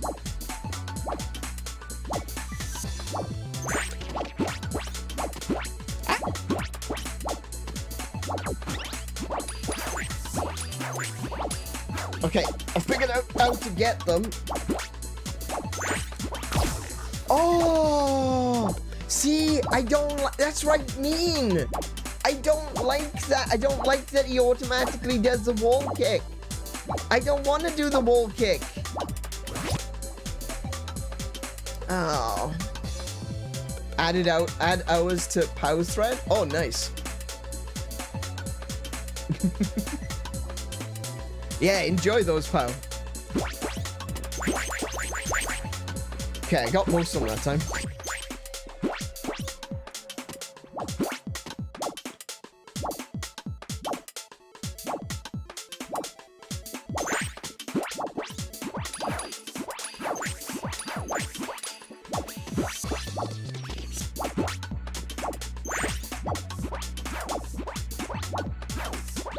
There we go. That was stressful. Oh my goodness, that was so stressful.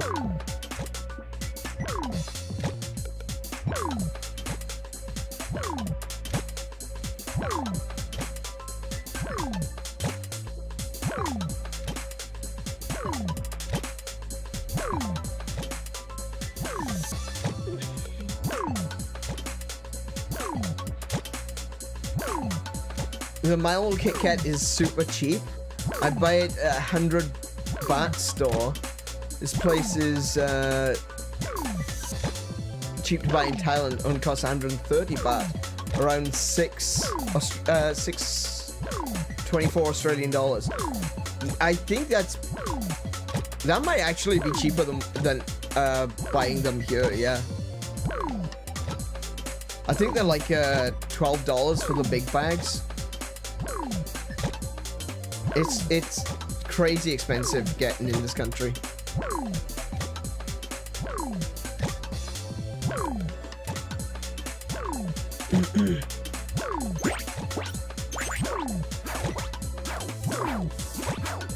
No, overshot. Okay. I'm curious about the one down the bottom though.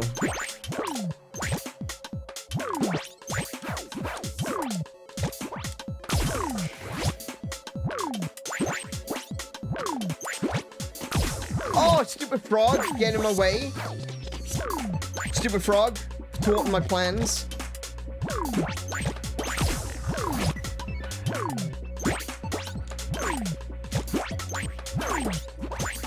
There we go. I got him. I got him. I got him. We'll save my progress.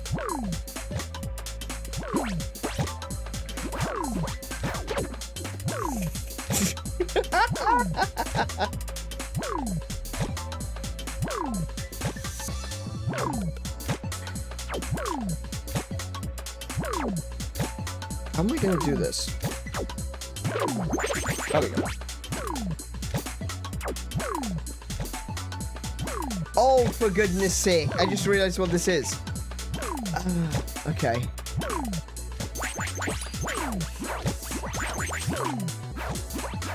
There we go. But I need to get the ones at the top as well. Oh my goodness, that was a big flash of lightning outside.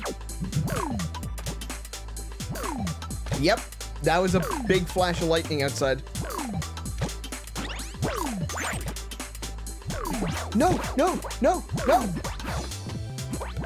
Ah.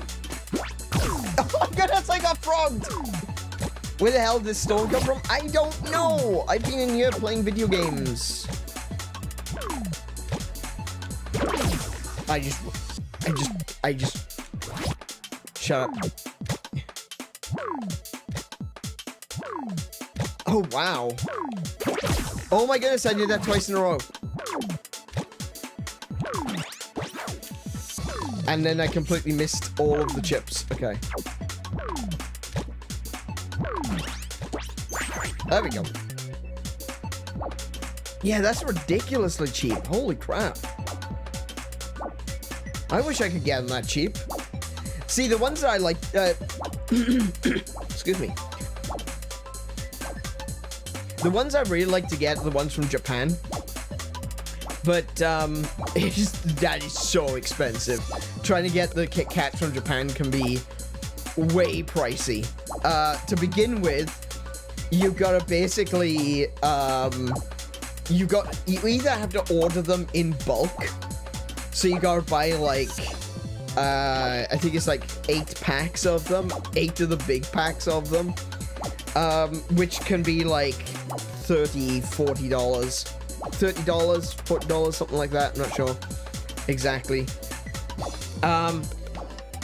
Then you've got to pay shipping, which is often coming from Japan to Australia. Considering you can't use overseas travel, normally I would pay just the minimum amount and then gets put on a boat and it gets brought over here on a boat. You can't do that with chocolate because it's on the boat for too long. So instead, you've got to get airmail.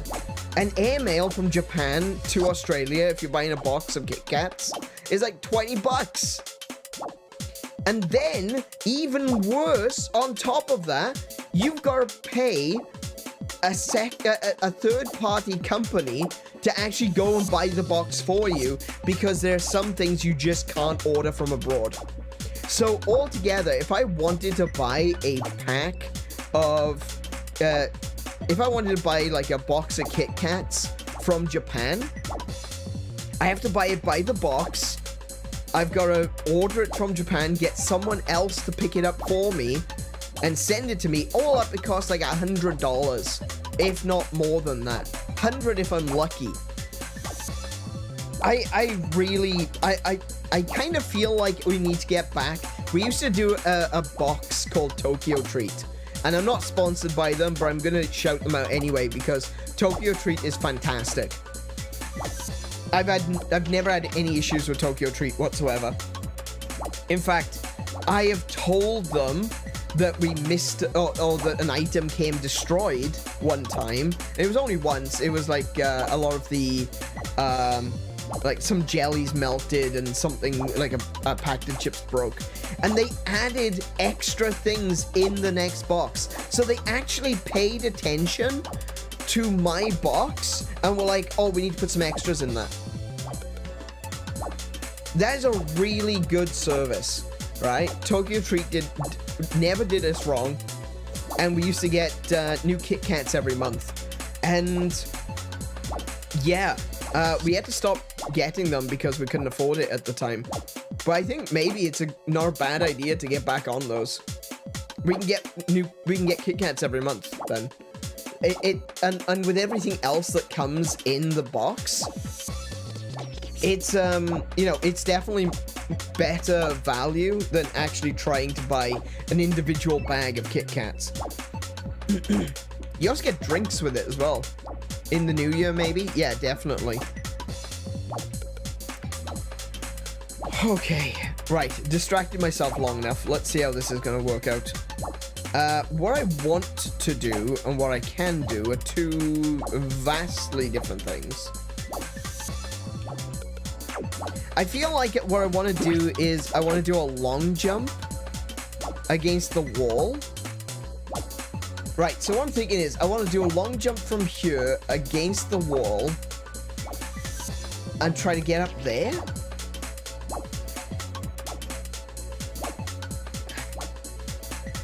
Just to get this one that's up here. But then I miss these.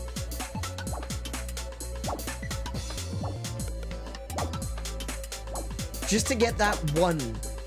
Just to get that one. I did say I wasn't going for 100% on this, but still.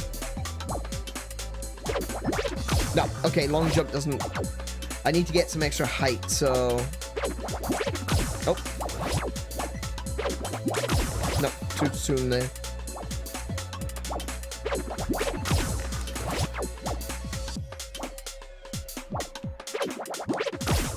Oh my goodness. Oh. Ah, damn it.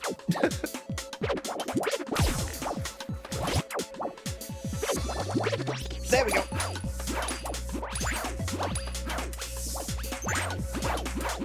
There we go. We got it. We got it. We got it. We got it. We got it. We got it. Okay. So for this one, I need to drop down, jump up, do a dash. But not like that.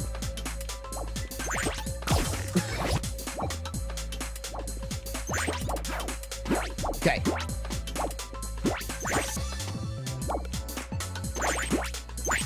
Ah!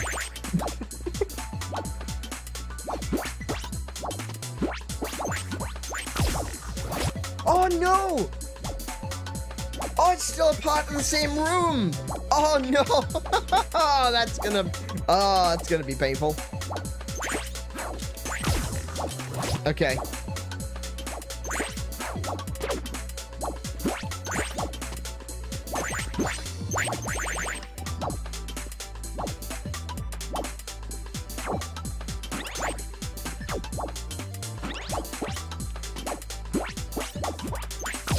Oh my goodness, okay.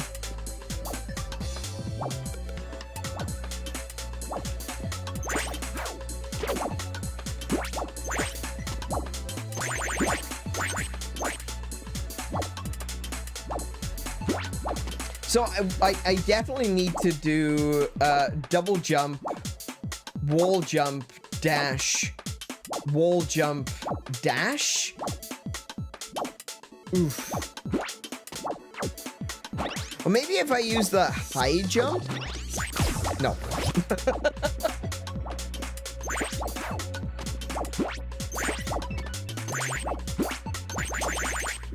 I think I do need to use the high jump because I think I'm going to need the double jump here.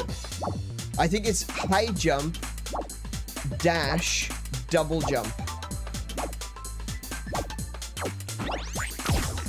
But I need to jump off the wall before I hit spikes.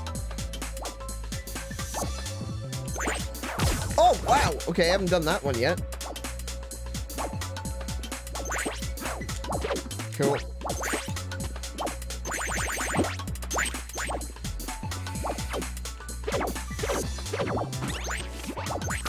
Oh, okay, I definitely need to dash so I don't lose height. So it's high jump, wall jump, dash, wall jump, double jump, land. Okay.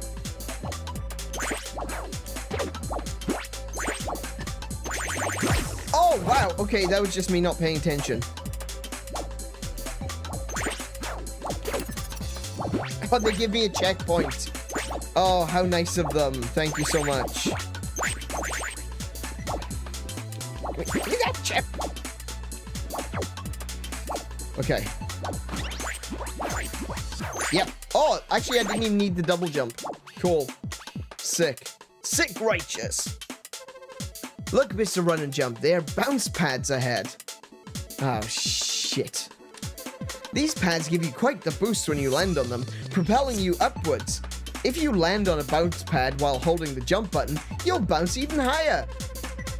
They're an essential tool for navigating the realms and allow you to clear gaps and reach heights you would not be able to otherwise. Yeah, they are. I always... Oh, it's not too bad.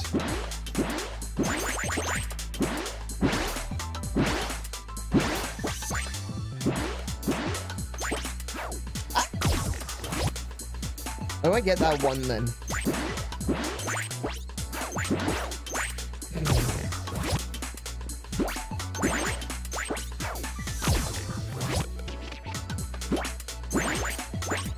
Oh, I see. Okay, I could reach that with just the...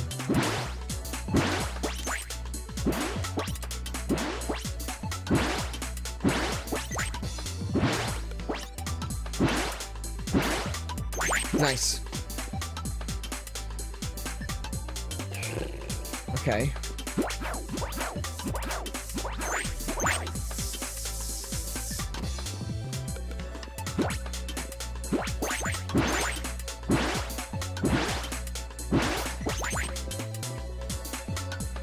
Oh, see, I knew this is what was gonna happen. This is exactly why I said, oh shit. Because you've got bounce pads now where I can't control my height very well, and I've got spinny things. I don't want spinny things. I like not having spinny things. Spinny things are pain in the arse.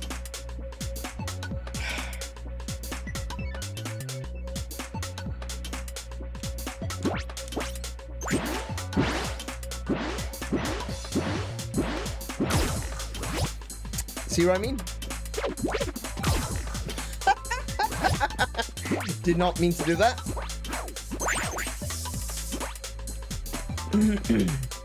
Pretend you didn't see that.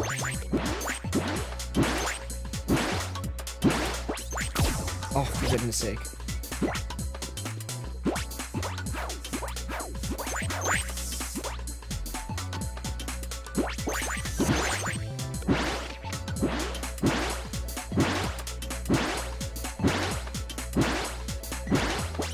There we go.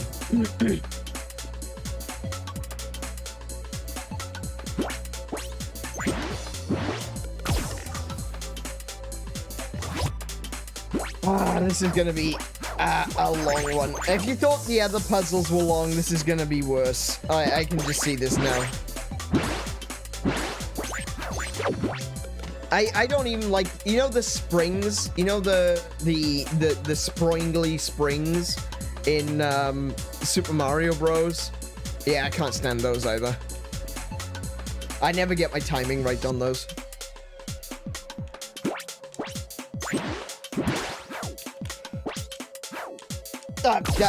That was definitely not the correct way to do that. Hang on. Whoa, wait. How the hell do I get these?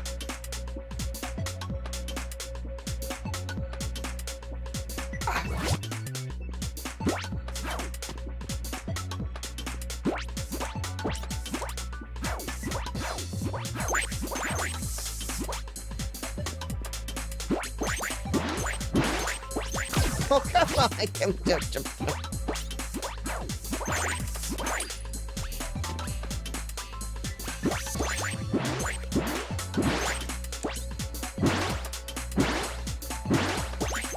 Okay.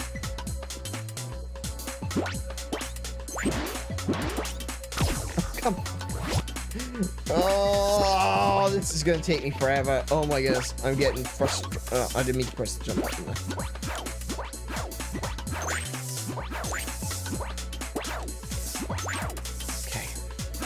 Maybe I should switch to using,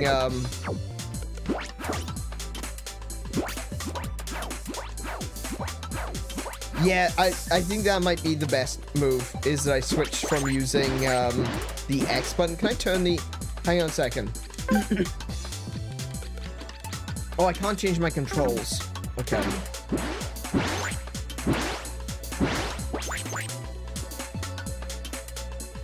I would like to disable the X button if possible, but I don't think I can.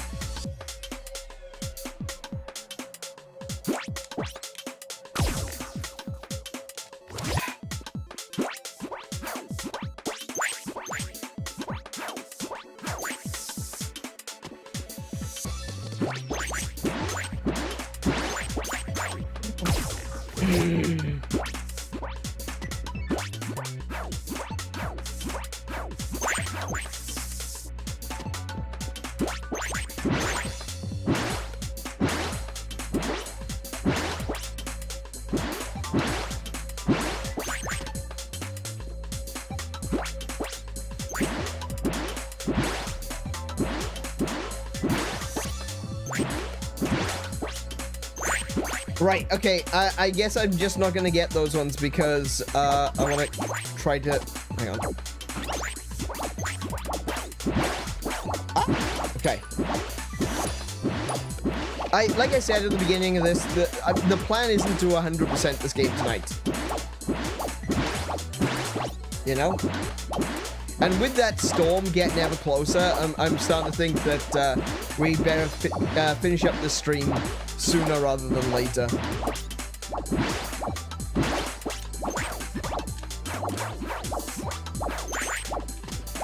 Oh, there's a secret up there. We will do the secret though.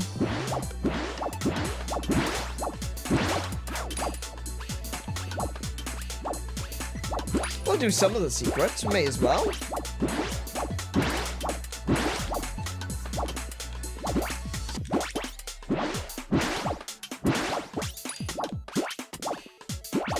Oh no. Okay. Ooh. Okay.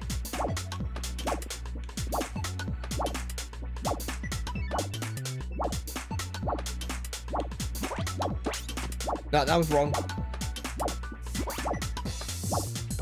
Nice.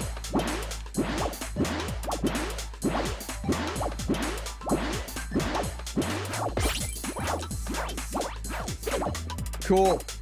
Now I have to get out.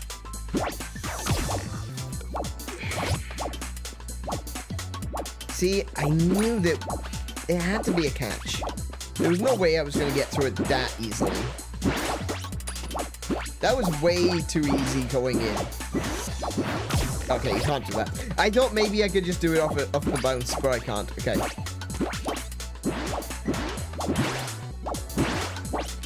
Hang on. Hang on.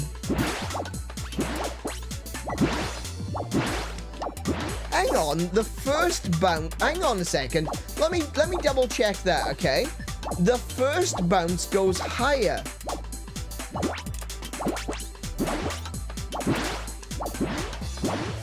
Hang on. If I double jump and keep the A button... Oh, no, it doesn't. Never mind. That's just me seeing things.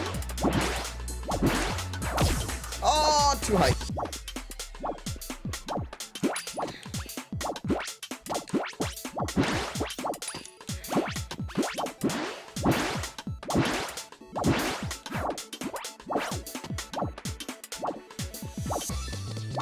Okay.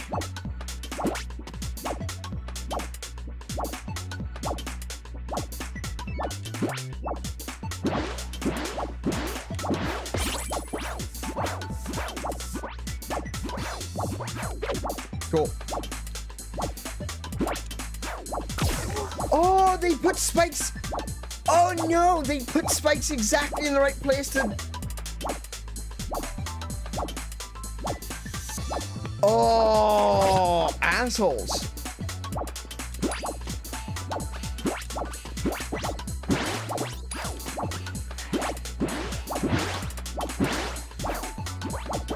Okay.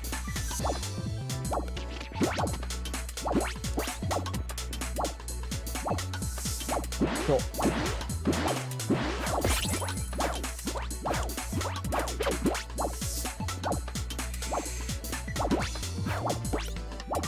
There we go.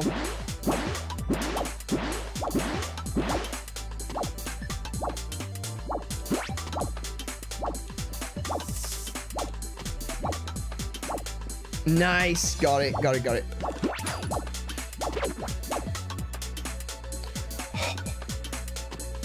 This stage just keeps on going, man.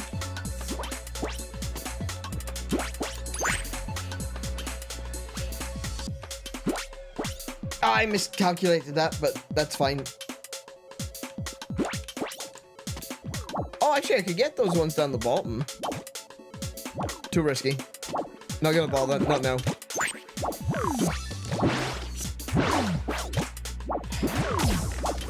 All right.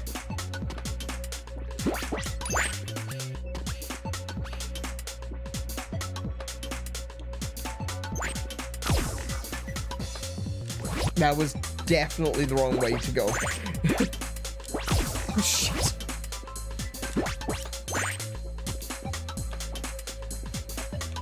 Okay. Oh no! Okay, getting back out, that's the problem. It's not the going in, it's the coming out. Yeah, ingress is fine. Egress is a little bit,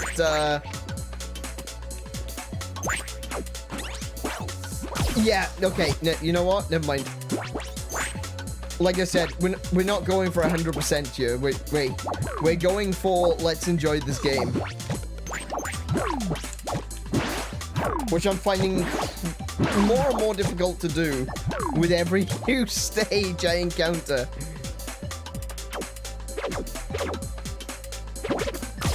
Oh, okay. I pressed, ow.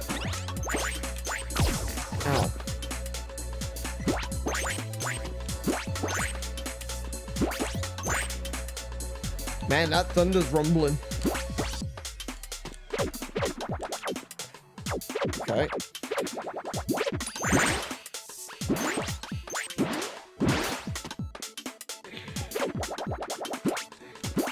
How long is this stage? Oh my goodness, did you see that?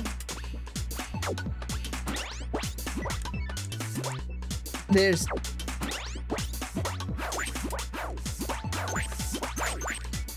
This...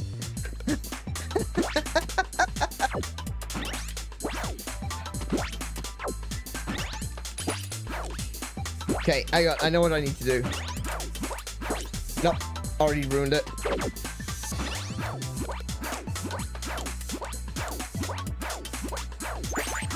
Yes, there we go.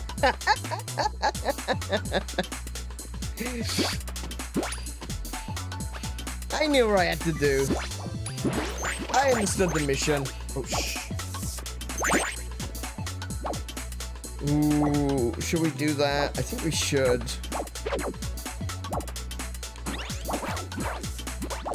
No, I did that wrong. Damn it. Oh, no, they're all back.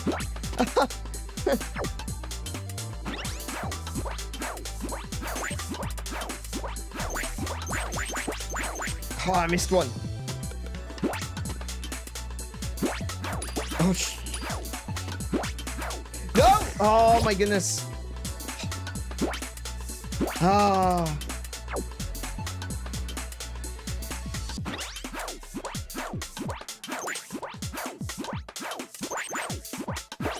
Oh, no, no, no, no. Oh, damn it. Okay. I got this. I got this. I got this. We did it once. It helps to actually press the right button.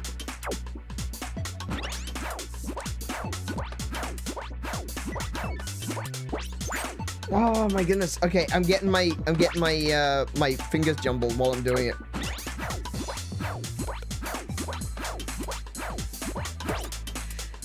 I didn't even press the A button then.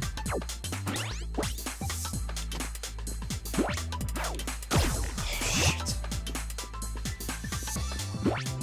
I'm getting my fingers jumbled.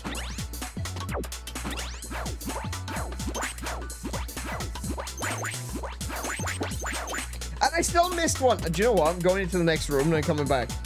There we go. Progress saved.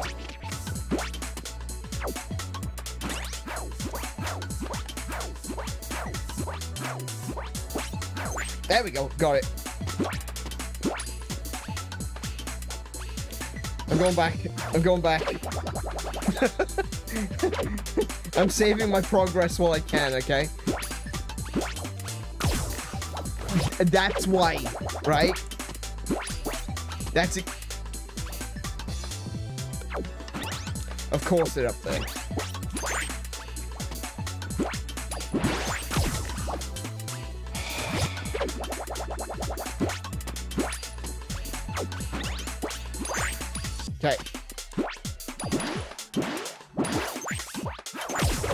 Oh, no! Wrong direction.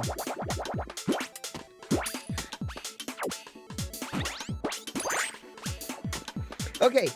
All right. So it's more along the lines of sometimes pressing X for the extra action is better, and sometimes pressing the trigger for the extra action is better. It's a case by case basis.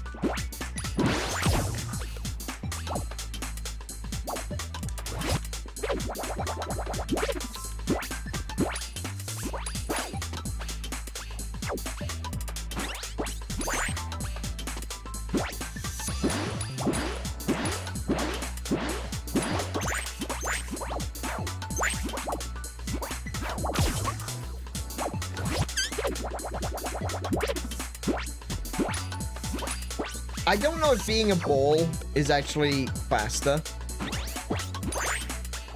but I feel like it is, so I'm gonna keep doing it.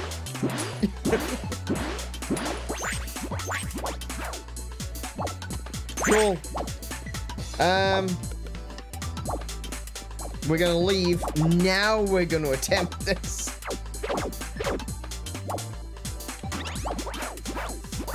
Oh, so close.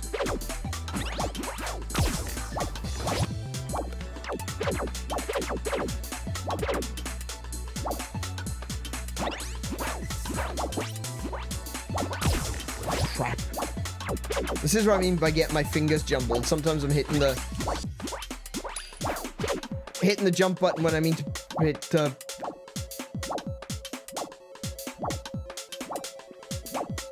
what fresh hell is this?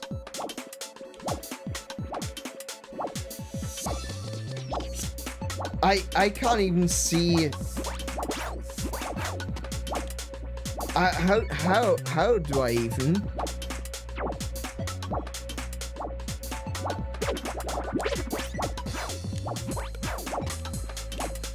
Oh, wait. It's gotta be this, right?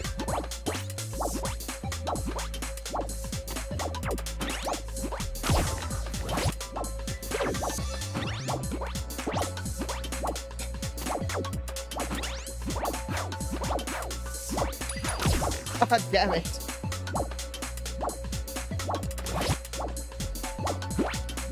Oh. Nope. I think I need the double jump. There we go. Oh, come on! No! I thought I had it.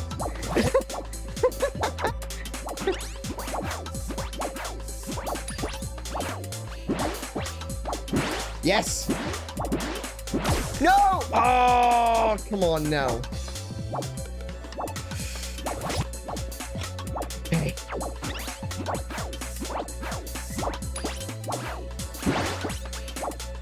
Oh, shit. This one's vile.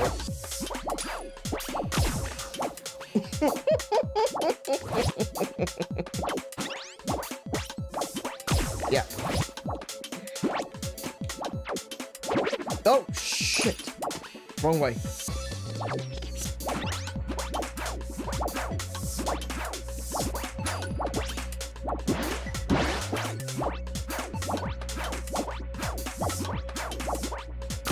Oh, I didn't. Oh, no. I must have used. I didn't notice. I must have used up my double jump. I've already used it.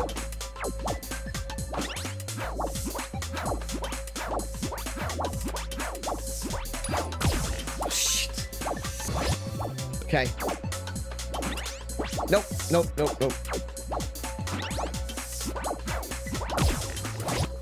Oh my goodness, this is getting worse now.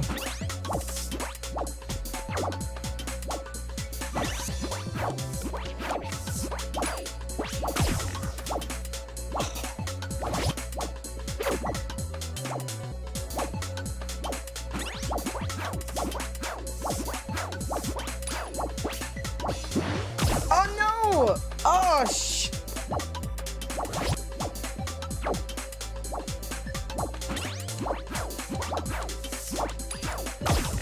Damn it. Oh my goodness, my timing on this is awful.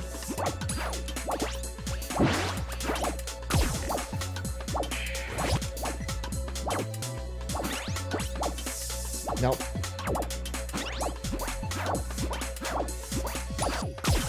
Shit. Oh, come on. Nope. Bugger that. Ow, my thumb. Oh, ow. Ow.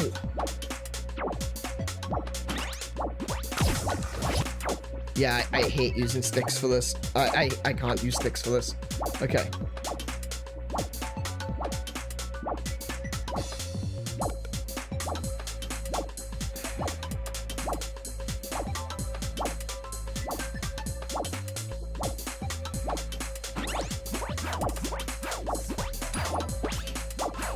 Nope.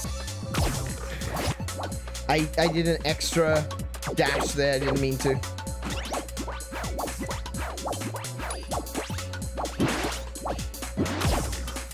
Oh, for goodness sake.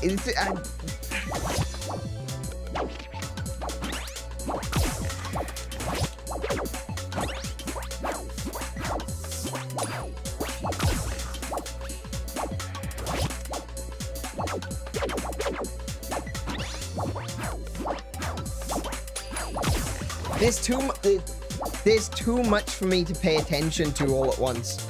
I'm having so much trouble here. As soon as I think I've got the timing for one thing, I obviously am losing track of something else, and I immediately land on it.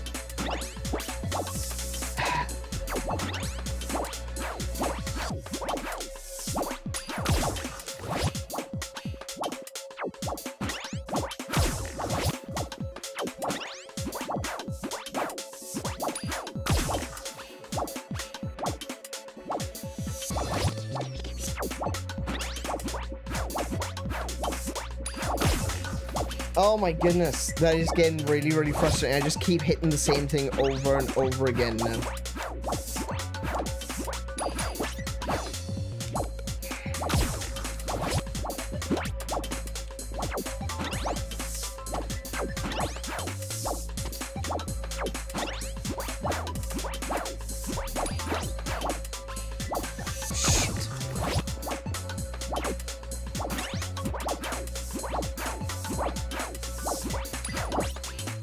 No.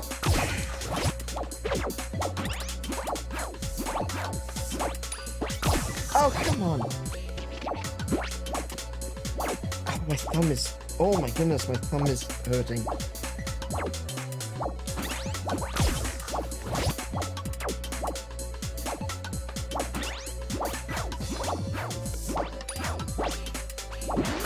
Okay, I was holding the A button down. I should have done a high jump then.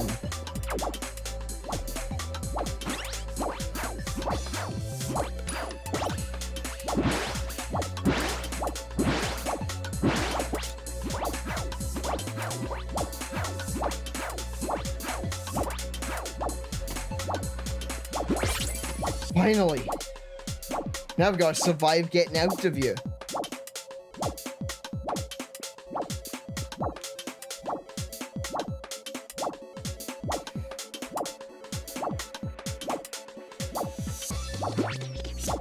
No.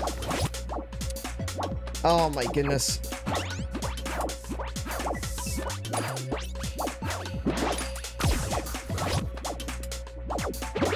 Oh no.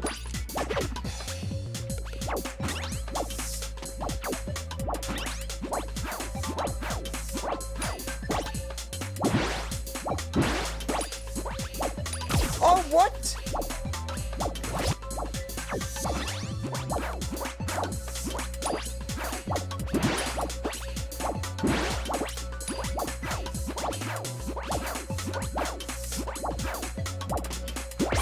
Okay.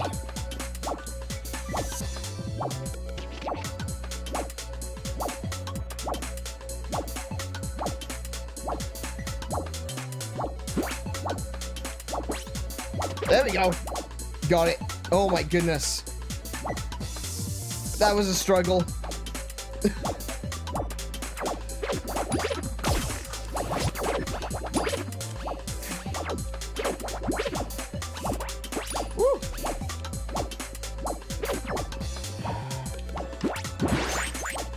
Yikes.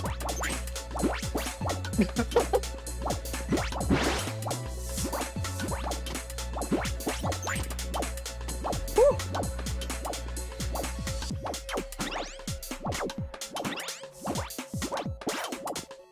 Nice. Okay. Oh heck, that's rough. Yeah, okay, that's gonna be hard.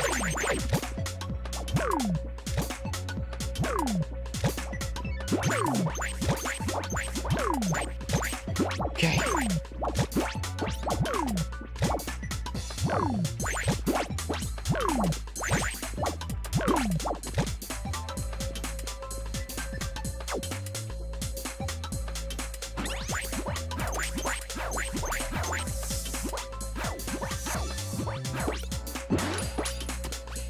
Okay. Oh my. Now what is that? It seems Leap has managed to get past some kind of guardian. But now the creature's blocking our way. I would be wary of entering its line of sight, Mr. Run and Jump. I believe it may charge at you. You'll have to be quick to evade its attack. You could have put a checkpoint before making me see a... Okay.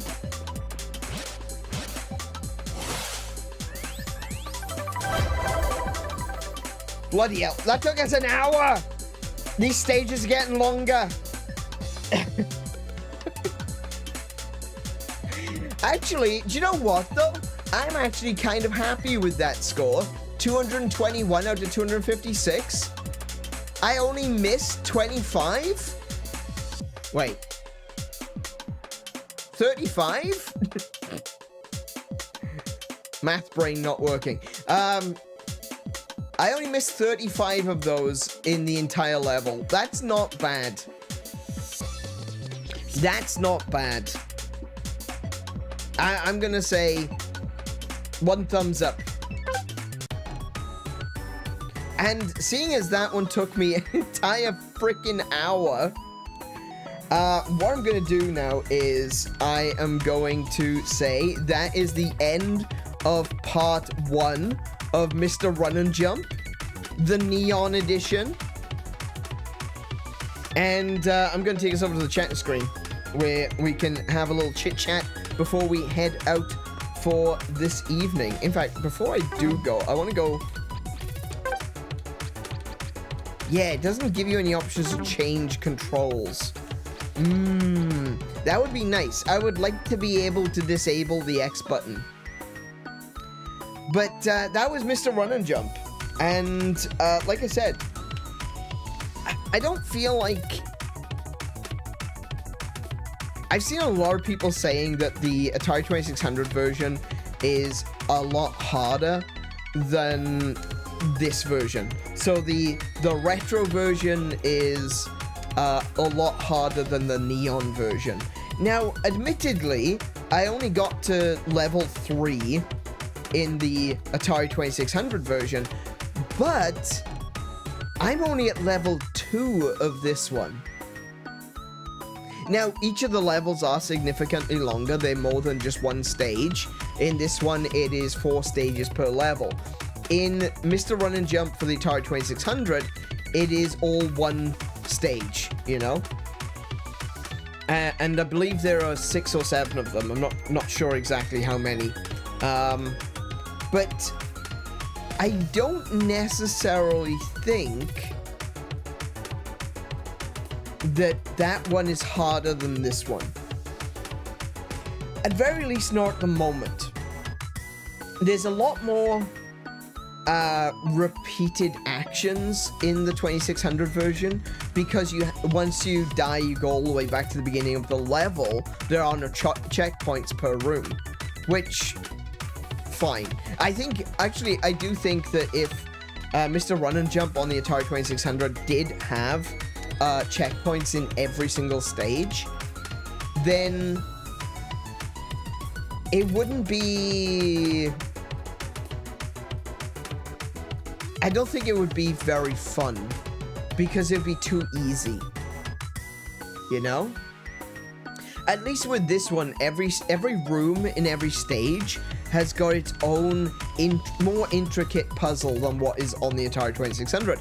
And this is also where I'm going to say something that does make the Atari 2600 version harder than the Neon version, is that the retro version uses the old control stick, right? Using the old Atari control stick. And so there is some difficulty in getting used to using that older controller again. And this is the thing, right? Think about your control. Look down at your hands, right? And imagine that you're holding a controller. Or if you have a controller nearby, pick up your controller, take a look at your hands. Now, what I want you to do is put your thumb on the part that is that controls your direction, that controls your movement. That's your left thumb, isn't it? And with your right thumb, you've got your thumb over the buttons, over the face buttons of the controller. On the Atari 2600, it's the other way around. For the Atari 2600, you are holding the controller in your left hand with your left thumb on the button, and your right hand is controlling the direction of the joystick. Now, I used to be really good at playing Atari. I obviously, I don't play Atari as much as I used to, even though I love Atari, and I do. I love these games. I love the classic games. I just don't play it as much. And even when I want to play an Atari game, I'm more likely to reach for some modern version. Something that's on the Nintendo Switch. I recently bought the Atari Legacy Collection. Legacy Collection 1 and 2. They're currently on sale on Xbox for like $6.50. So I'm like, yes, I got both of those. Thank you very much. So I got both of those, right? And I think to myself, like, if I want to play Atari, in the future, I'm more likely going to use my Xbox, and I'm probably going to use a modern controller. Like, if I go back to playing Junior Pac-Man, for example, I'm probably gonna use a modern controller because that's where I'm used to. That's where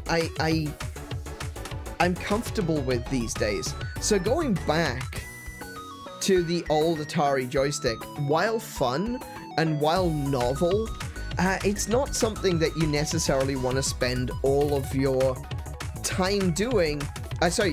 You wouldn't necessarily want to go back to using it for just a little bit of fun, unless it's something that you want to use more regularly. Now, I do want to play my Atari more regularly.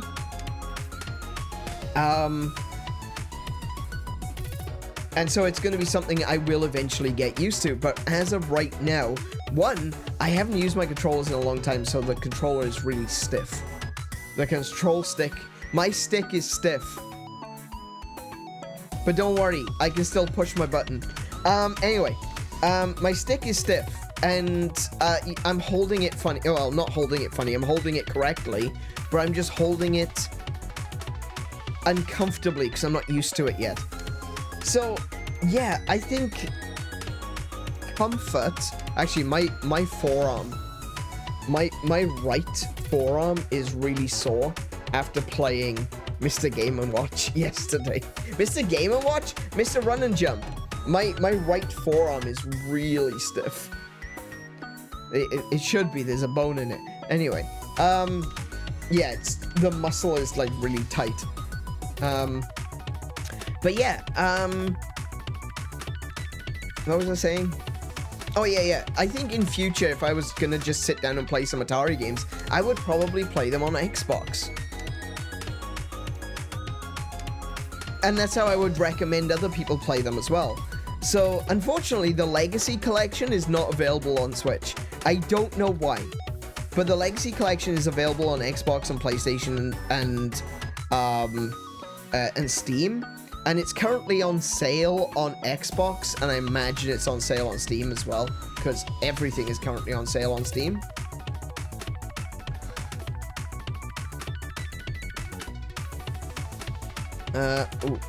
GOG just opened up. I don't know why. Actually, let's have a look on GOG. Actually, let's have a look on GOG as well.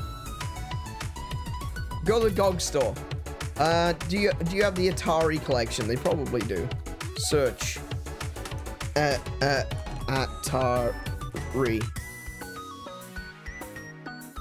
Atari Flashback.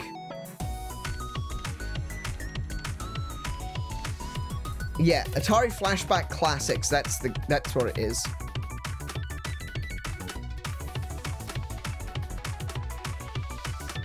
Though it doesn't give me the option to actually buy it. Outstanding. Okay. Alright. I don't understand how GOG works. I haven't used GOG in ages, but sure.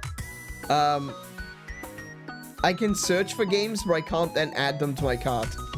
I don't know. See all games. Sure. Let's see all games. Every game ever. Cool. Now I finally have a search. Atari.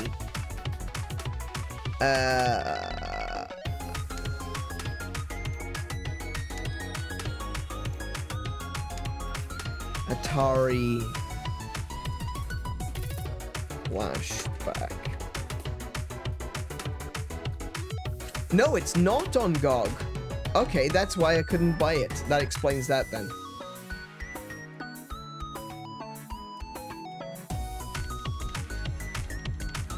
Oh, it's not on Steam either? Oh my goodness.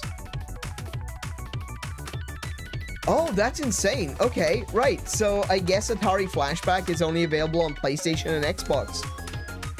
That's crazy. I wouldn't have thought that. I wouldn't have imagined that at all. So yeah, okay, if you got a PlayStation, you got an Xbox, I would recommend picking up Atari Flashback Collection 1 and 2 because they're really cheap right now in sales. And you've got basically access to all of the major Atari games right there. You probably don't have all of them. You might not have some of the Namco ones, like Junior Pac-Man, for example. But you'll have a lot of the classic Atari games in those collections. Definitely a good place to start. Alternatively, if you don't want to spend a penny, Internet Archive is a thing. You can get the entire Atari library. I already have it. So yeah. I think though, like what I was getting back to what I was getting at, I think for most people playing Atari games on controller is gonna be better. You know, unless you really want to go for that authentic original feel, then I would recommend picking up an Atari 2600 Plus. Maybe try to get hold of the Pac-Man controllers while you have the opportunity to do so, because they are wireless.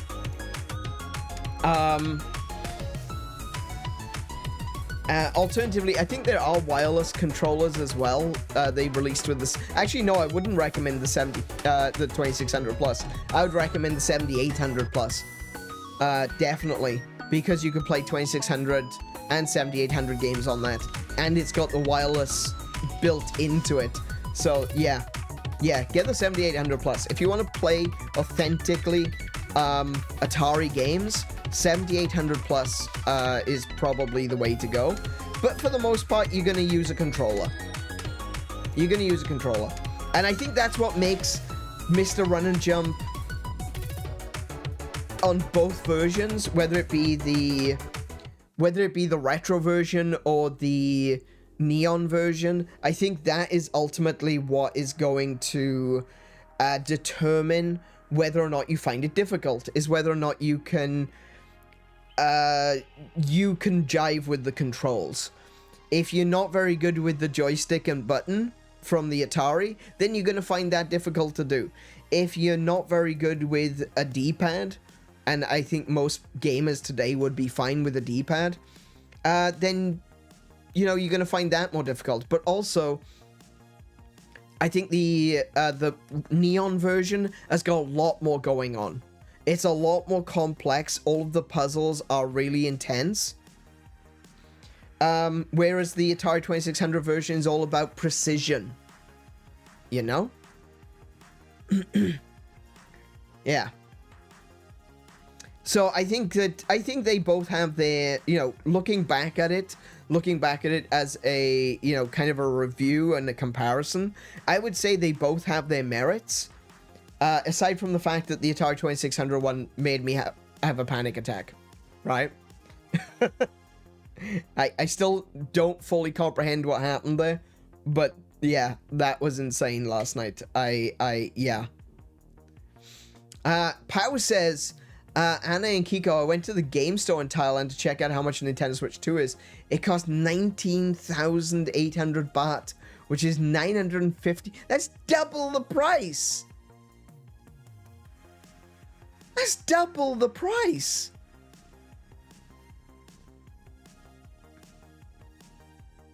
Holy crap. It would be cheaper for us to buy you one out here and send it to you.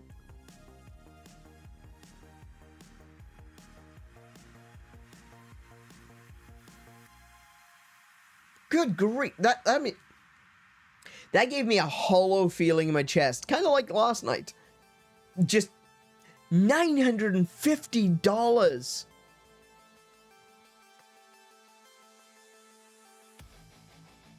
Yikes. Okay.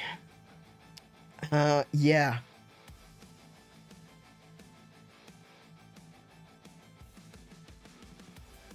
That's insane, man. Is it cheaper to buy in the Philippines at least?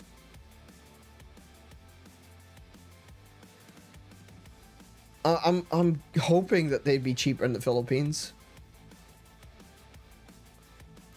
That's insane.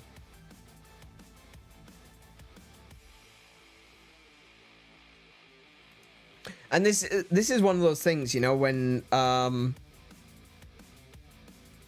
it's the same for South America. In South America, games get taxed so hard that it's ridiculously overpriced. Like, I think it's about the same for a... How much is a Switch 2 in Brazil?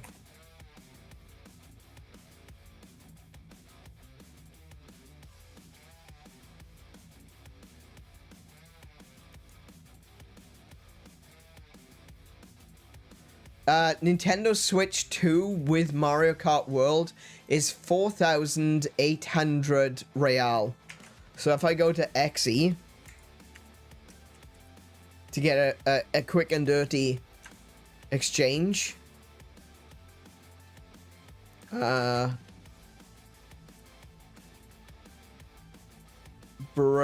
Brazilian real to Aussie dollar.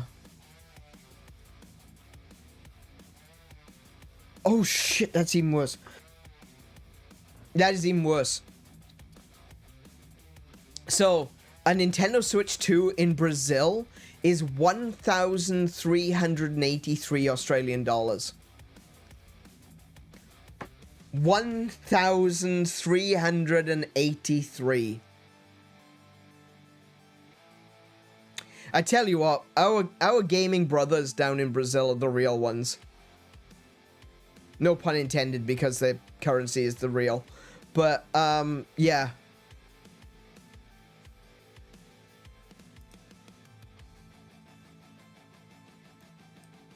Brazilian gamers are the real ones. For sure. To have to put up with that kind of price gouging. It costs 27,900 and okay, I'm gonna have to recalculate that one. 27,995.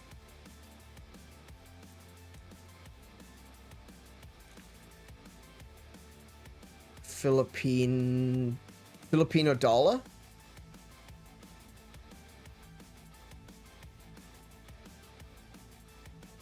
Peso.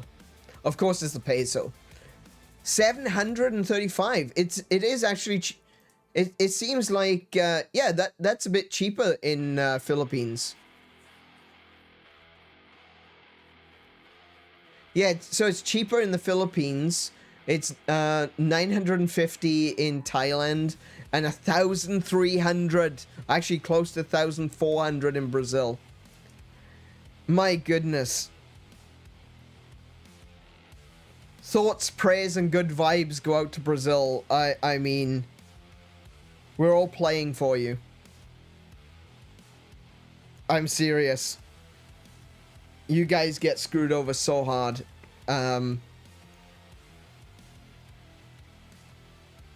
That sucks. It really sucks. I wish there was some way to get around that, but it's one of those countries, you know, Brazil has actually got a thriving Sega Mega Drive community, because they just can't afford to get anything newer. I think a lot of people buying Wiis now. I'm not really sure. But yeah, wild.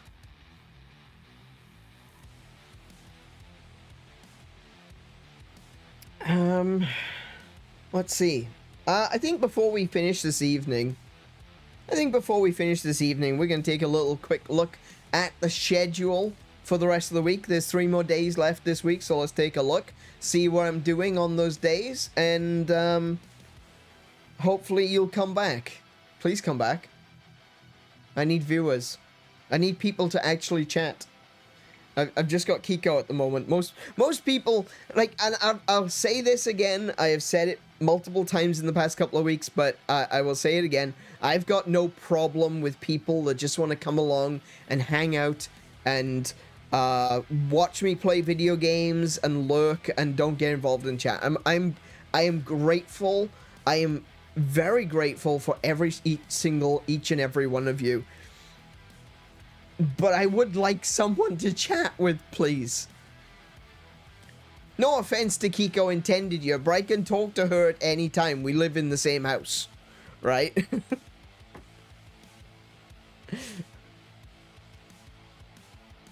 At night markets, I saw they were selling some old consoles. Ooh. Yeah, I was saying at the beginning of the stream, that's one of the things I would love to... one of the things I want to do when I go to Japan is that there's 2 consoles. Actually, technically there's 3, maybe even 4 consoles that I want to buy in Japan. But, you know, I'm going to be a good boy. I'm going to be a good boy and not buy all of them. But there's like 3 or 4 consoles I would love to get from Japan. Obviously, first and foremost, I want to get a Famicom. That's number 1. And I would love to get a disc system to go with it. Right? A Famicom and a disc system. That's the first 2. Okay? I want to get a Net Eurose PlayStation. And I'm not a huge PlayStation fan, but the second that I laid my eyes on a Net Eurose PlayStation, I knew I had to have one. So, it's an original PlayStation with some extra features. To begin with, it goes online, whereas the original one didn't. But it specifically connects to a Japanese online service called Net Eurose. Funnily enough. Wait, talking's a lot of work.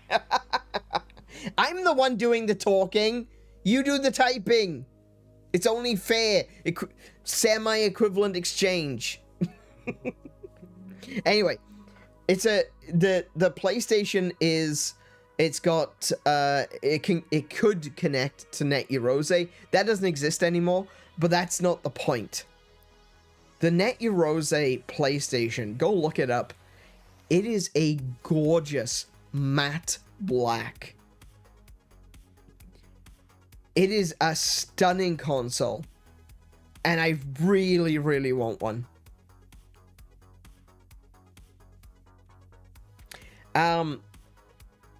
The third console, the third and final console, isn't strictly a console, not in the sense that we would understand a games console.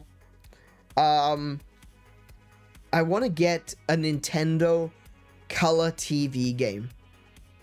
So this was Nintendo's answer to like Pong. It was called the Color TV game. Or TV game color, possibly.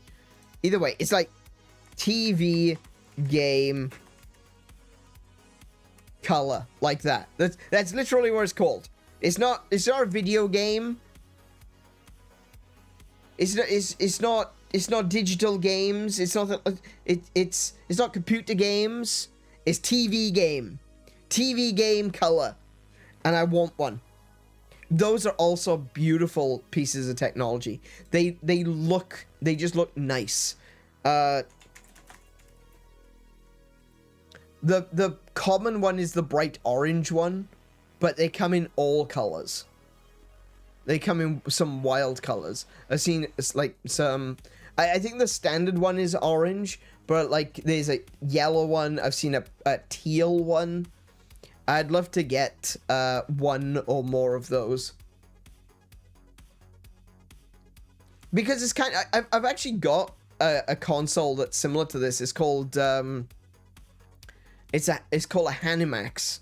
What's the actual...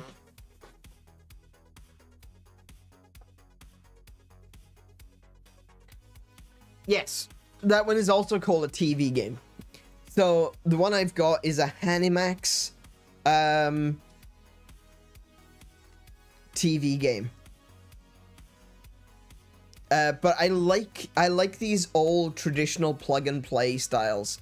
So I would love to get an Nintendo TV game. I'm actually not seeing any of the weird colored ones. Maybe that was like a shell replacement or something. But I saw a teal one. I like the look of the teal one. Oh yeah. Maybe that was a custom job. Never mind.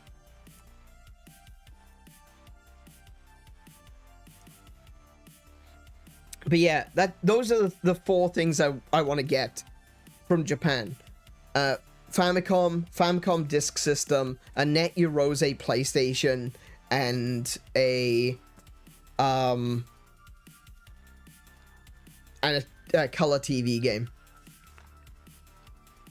Because I like weird consoles as well. I don't just have consoles which are you know, the common ones. Like I've got the NES, I've got the SNES, I've got a Wii, couple of Wiis, couple of GameCubes. I've got a Master System, I've got a Mega Drive, I've got a Dreamcast. I don't have a Saturn. I do need to keep my eye out for a Saturn. And I've got an Xbox Limited Edition Crystal Color one, or Crystal Clear one. And I got the Hanimax, but I've also got, you know, the Virtual Boy. That's kind of weird. It's a bit more mainstream, but that's kind of weird. Virtual Boy's kind of weird. I've also got a, what's it called? IQ. So an IQ is a Chinese N64, which was very weird because it was an entire N64 scaled down to fit inside the size of a controller. It's pretty wild. And the way you would use an IQ is it would come with a memory card, like a really big memory card. And the way you would get new games, because you couldn't buy video games in China during the time of the N64. That's why Nintendo came up with this concept. They created a company in China called IQ because you couldn't trade in China unless you were a Chinese company. So Nintendo established a company called IQ, and they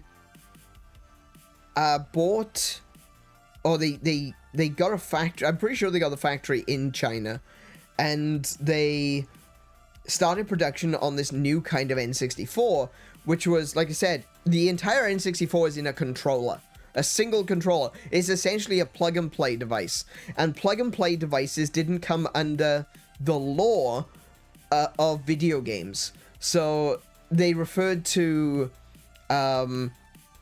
games consoles as having interchangeable game cartridges that are dedicated for playing video games. And those are actually illegal in China during the 90s. However, plug-and-play devices, single game or multi-game plug-and-play devices, were perfectly legal. And so Nintendo got around this by creating the IQ controller, which was essentially a plug-and-play. And they got this big, thick memory card. And what you would do is you would take the memory card to like a newsagent, to gas stations, to all kinds of weird places like that, just regular places, because there were no video game stores. So you go to a newsagent, you go to a gas station, wherever, there would be an IQ dispensary, which was this big machine. You know, do you remember the when they used to give away Mew for Pokemon Red and Blue? Where you'd have this big machine, you plug in your copy of Pokemon Red or your copy of Pokemon Blue, and you would download the Mew onto your cartridge. It's kind of like that, right? It would be this big dispensary machine. You would plug your IQ memory card into it, choose which game you wanted, and it would delete the game that was currently on the memory card, and it would install the new game onto your memory card. And you'd pay for it, you'd pay for the transference and everything, and then you go home, you'd slap that into the back of your IQ, and that's how you would play N64 games. And it made it so that it wasn't a console with interchangeable cartridges. It was instead a plug-and-play device that only had one game in it at a time. So they got around the law of China and created this new device. And of course, as soon as I hear this story, that there's such a thing as an IQ, which is an N64, an entire N64 in about the real estate of an Xbox controller, original Xbox, like the Duke, you know? I'm like, I need one of these. I have to own one of these. And I immediately went online and I bought one. And I have not been disappointed. I've never played it. I've taken it out of the box. I've taken a look at it. I've marveled at it.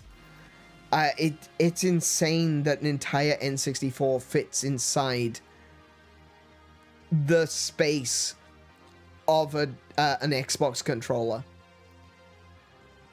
It's just one of those marvelous things, and that's one of the reasons why I want to. That's one of the reasons I want to get the Net Eurose PlayStations, because it's such a weird idea, such a weird system, and I want it. I want it so bad. It's such a weird idea, and like if there's anything else like that, I know there's like if I remember correctly, there's an IQ version of a Wii as well. But that's pretty much just a Wii. So, they didn't really change anything by that point. By the time the Wii was out, the law had changed, and it was, you were allowed to buy dedicated games machines in China. And so, yeah. The IQ version of the Wii is just a Wii. But it doesn't go online, if I remember correctly. I might be wrong about that, but I don't think it has online features. Because of the, you know, the Great Chinese Firewall. But yeah, I like the weird systems. I want to collect more weird systems. So I've always got a lookout for something like that. And Net Your Rose PlayStation is one of them. One of the other things, actually, this doesn't really count as a console, but it's more like a controller, a very, very strange controller. There is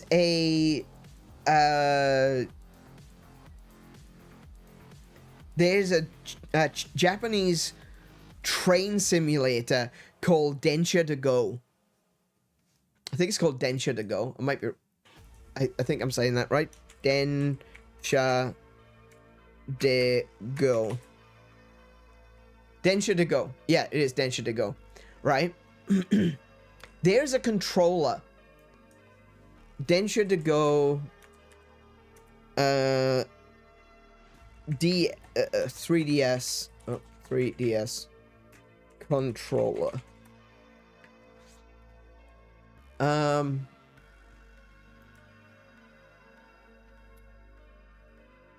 Oh, I can actually get one of these on PlayAsia. No way. Okay, never mind. Maybe I'll just get one from it. Okay. But anyway, you've got these really cool controllers which are designed to be to look like actual train controllers. There's actually a Switch version. That's the version that's on PlayAsia right now. There's a Switch version. Oh, I might have to do that. That's just kind of cool. And the thing is, I've got a bunch of the Densha to Go games, but obviously I just have to play it with 3DS controller rather than the dedicated Densha to Go controller, because they did release those games in the West. They just didn't release the whole hog. So yeah, I kind of want to get one of those controllers, either for 3DS or, considering there's a Switch version,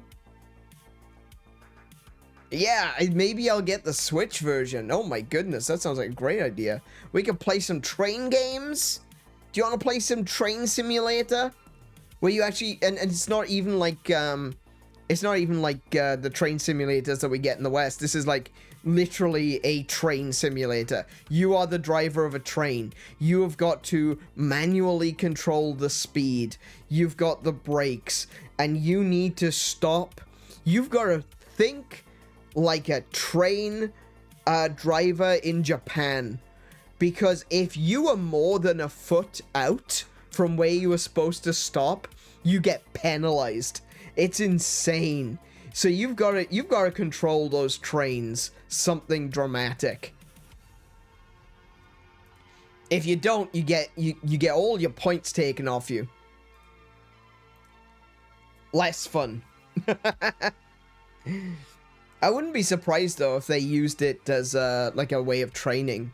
You know, the way that they use aircraft simulators for aircraft training.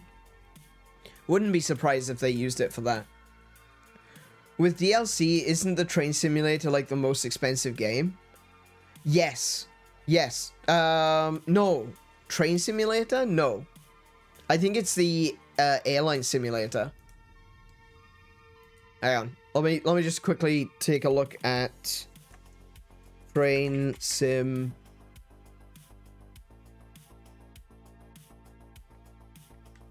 Simulator. Train simulator. No, that's not the right one. I know which one you're talking about. Oh, Flight Simulator. That's what I was looking for. Flight Simulator. So, Flight Simulator is about $100 for the standard edition. It is $140 for the deluxe edition. And it is $180 for the premium edition. But when you look at, if you click view all, it's the DLC is the thing that is expensive.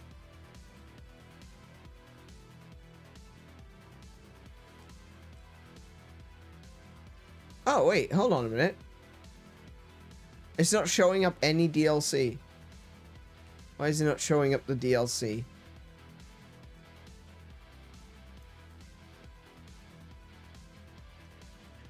is Train Simulator. Maybe I'm wrong. You might be right.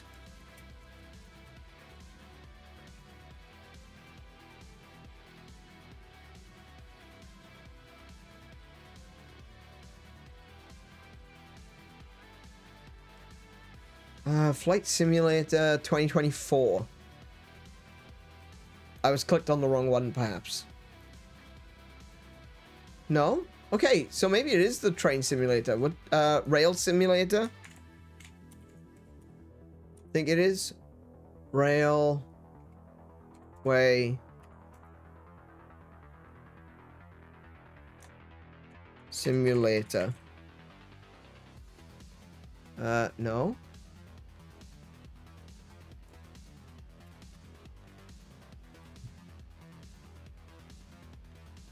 It's gonna be called something like Transport Simulator or something like that. Transport Simulator. I don't know. I'm just gonna put my hands up in the air and say I can't find it, so I don't know. I know it's one of the Microsoft ones.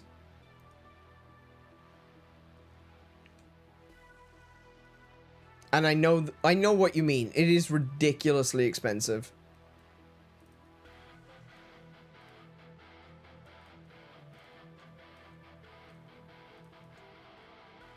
It's like thousands and thousands of dollars when you add up all of the DLC.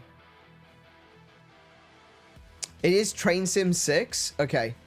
DLC for Train Sim 6 is $1,800. Wow. Yeah, that would be more expensive than Star Citizen. And that's with it on sale? Oh, wow. I can't even find it. Why is that not even coming up? Train Sim later. Train Sim World 6. Yes, this is the one. Train Sim World. That's why I couldn't find it. Train Sim World. Good lord. Yeah, a lot of that is on sale. I'm looking at it now. So in Australian dollars, it's 2,652 for the whole lot. So if I was to go add to cart, I'm not going to buy it, obviously. I was wondering if it would tell me what my total savings are. So if I go... This is your shopping cart. Okay.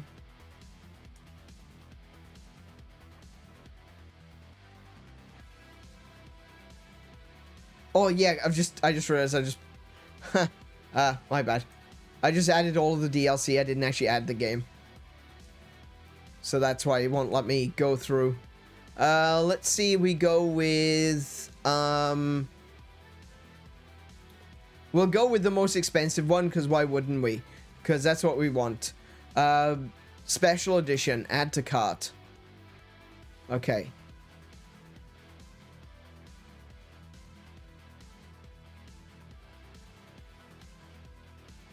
Remove the double ups. Let's have a look. So 2,000 for the entire thing. It still won't let me buy it.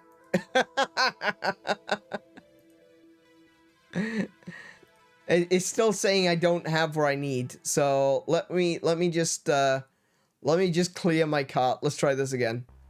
Remove all items. It's just telling me no. That's what I'm currently dealing with. The game is just going, nah. Nah. Okay, continue shopping. See, there we go. All the DLC. Add all DLC to cart. And it won't let me buy them. Interesting. Wow, why won't it let me buy all of this?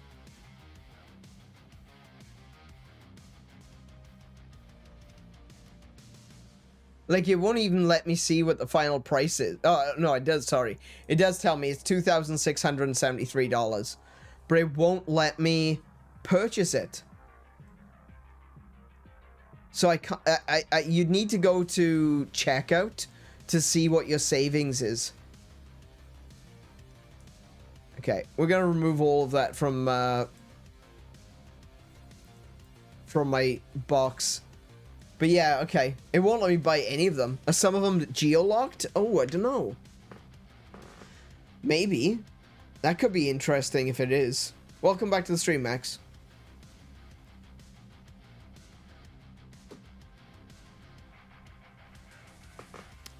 No, we were looking at the price of Train Simulator. And Train Simulator is it's like $2,400 if you buy all of the DLC. It's utterly ridiculous. It's absolutely insane.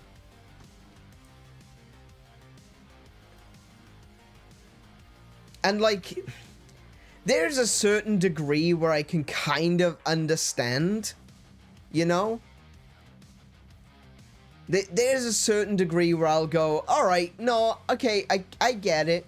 There are people who are really dedicated to this, and the people who make Train Simulator, they put a lot of effort into making the tracks look as accurate as possible to real life.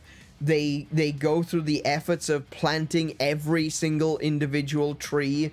They use like Google for like topography and everything like that to make sure that everything is accurate.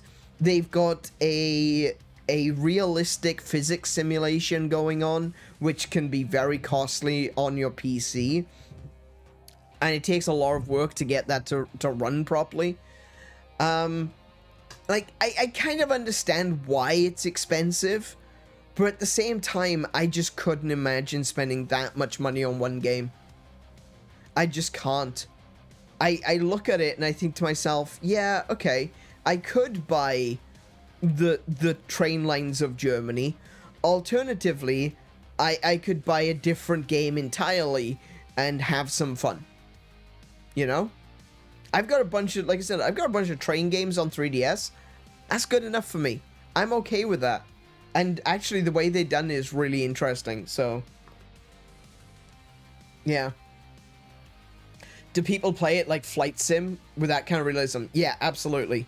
You can buy a full set of train controls as well, like you would for a flight simulator. It's a serious, like, Train Simulator is your hobby, you know? It's not gaming, you're not, well, I mean, you would still be a gamer, but gaming isn't your hobby. Trains is your hobby.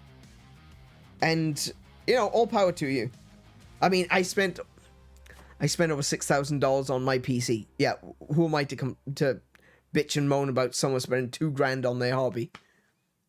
Although, that being said, they would need to spend like $4,000 or $5,000 on their PC and then an additional $2,000 for all the DLC for the game. Plus all the thousands of dollars they'd need for the control setup. We need Ritterwolf. We need Ritterwolf here to key us in on all of the prices.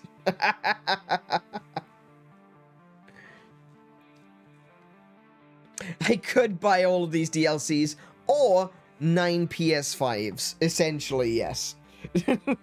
Maybe not quite 9. PS5s are bloody expensive. And prices might be going up again.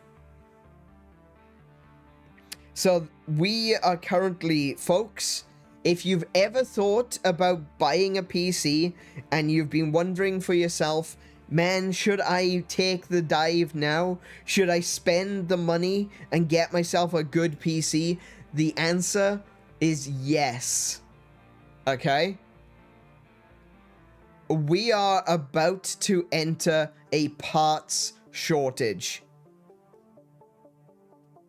There's been some people talking about this. It's not been very, it's not there. It's not at the big, you know, in the forefront of the news right now. But we've seen, we've seen this happening with Xbox specifically. So, Xbox, it turns out, have already talked about the fact that they are going to have to put their prices up again. And when they said why, it kind of scared a few people, because they are saying they can't get the parts. They don't have the parts availabilities for making Xboxes. Apparently, PlayStation stockpiled a bunch of parts a couple of years ago, but Xbox don't have a stockpile. So they are having difficulty finding certain components to be able to continue making Xboxes. That doesn't really matter. They weren't going to make any more Xboxes anyway. But still, the Xboxes that they are still selling, the Xbox Series S and the Series X, the prices might go up again. Yeah, so keep an eye out. I don't want to be all doom and gloom. I don't want to be a bit of a scaremonger and turn around and say that that's it, it's all over. PCs are going to double in price again. But I would keep an eye out, because the last time it did that, it nearly took a decade for it all to come back down. Right? So if you start to see prices going up, maybe consider biting that bullet and getting that PC that you might want. It sucks. That's just the way it is, unfortunately.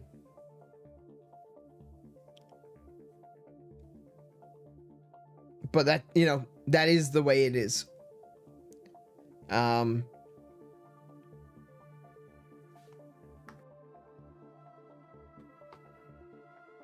know that Joseph posted a picture of his new PC. He just bought a new PC. And from what I don't want to dox too much information about you, mate. Let me just quickly take a little look at what you've said, Joe.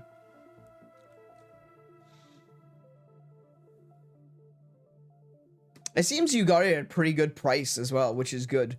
Especially if you're getting it around about, you know, Black Friday prices. You're gonna get a good value out of it, I think. I'm looking at what you've got. I think you're gonna get a good value out of it for the next few years at least. Yeah, you bought yours just in time, man. PS5s are going up in price to level out the fact that they bought Halo. Yeah, probably. Xbox prices are going up to level out the fact that they had to sell Halo.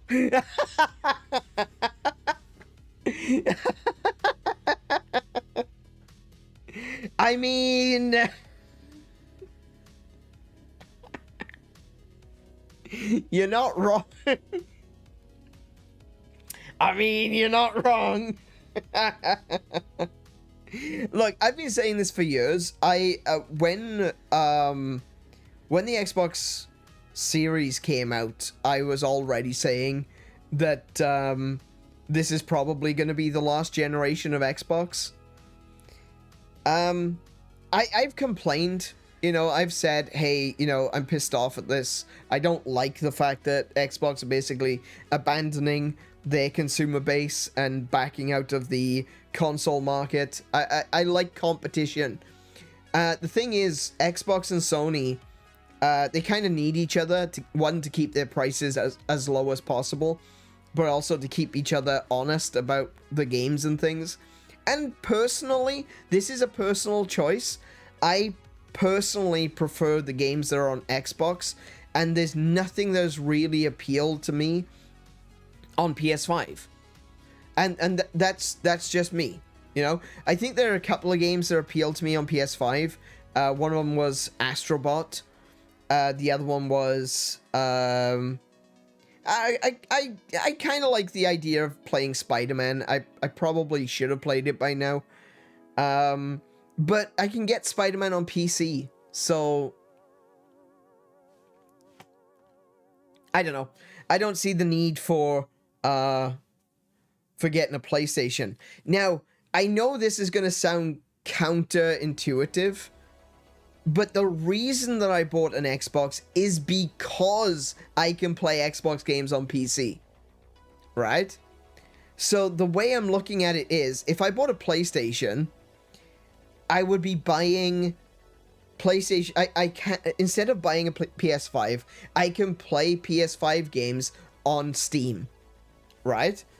But with Xbox, because it's one ecosystem, I can play my Xbox games on my Xbox, or I can play my Xbox games on my PC, or Kiko can play my Xbox games, or I can put my Xbox out in the living room and I can play the games I've been playing on Xbox and PC on my TV. It's more of a it's a series of tubes, and they all connect to the same Xbox account. You can play Xbox games on Xbox. I know, crazy, right? That's insane. But yes, you can play, like, I can play my Xbox games pretty much anywhere. I buy a game on Xbox, I can play it on my PC, Kiko can play it on her Xbox, and I can play it on my TV. You know? Whereas with PlayStation, it doesn't have that interconnectivity. PlayStation, if you buy games on PlayStation, it's on PlayStation. If I buy games on PC, they're on PC. I can't play my PC games on my PlayStation. I can't play my PlayStation games on my PC. I like what Xbox provides as a PC user. It's a supplemental system. And like I said, Kiko's got an Xbox as well, right? So if I buy a game and if provided that I'm not playing it myself at the time, I think Kiko can play it. Ooh, that lightning's getting closer. I just bought a bunch of Atari games for Atari Week. I just bought Mr. Run and Jump. I'm playing it on my Xbox. I'm not playing it right now. Kiko could be playing it. You know? And I've got like I've got all the admittedly the Yakuza games are going to be a little bit more difficult on account of the fact that I've got the physicals for those. But like I've got the entire Devil May Cry series, which Kiko could be playing. I've got a bunch of Atari games like the Atari Flashback Collection, which Kiko can be playing. You know, it's one, and maybe I decide to take my Xbox and I put it out with my TV. I can still play all of those games on my PC. So to me, an Xbox is beneficial as a supplementary system.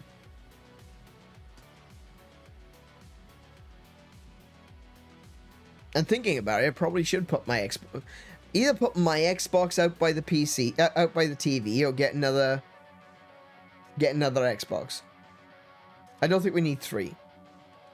We probably don't need 3 Xboxes. But if I could get one cheap, like refurbished and in a sale, yeah, I'd buy another Xbox. Yeah, I would. In fact, I would probably get another X for Kiko to use, and I'd put the S out by the TV.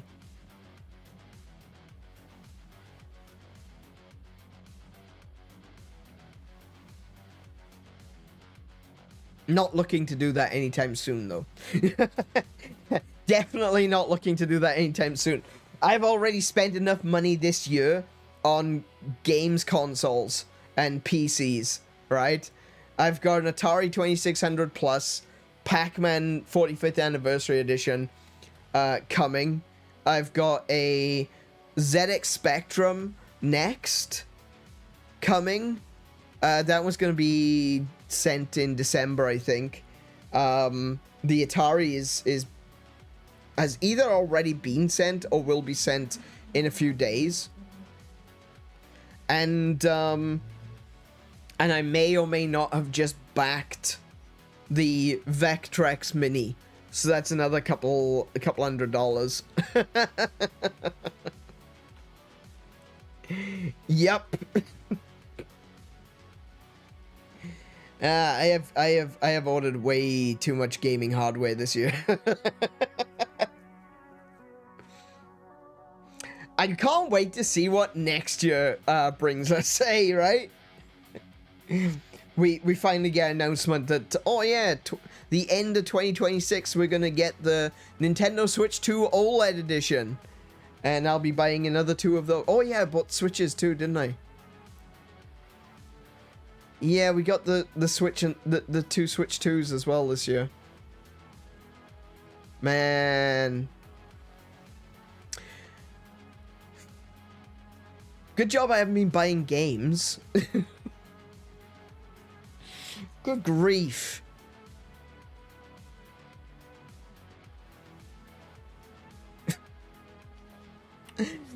I think since the Switch released, I've bought like 5 games. Which is lower than usual. But, yeah, I've basically just been spending my money on consoles and PCs.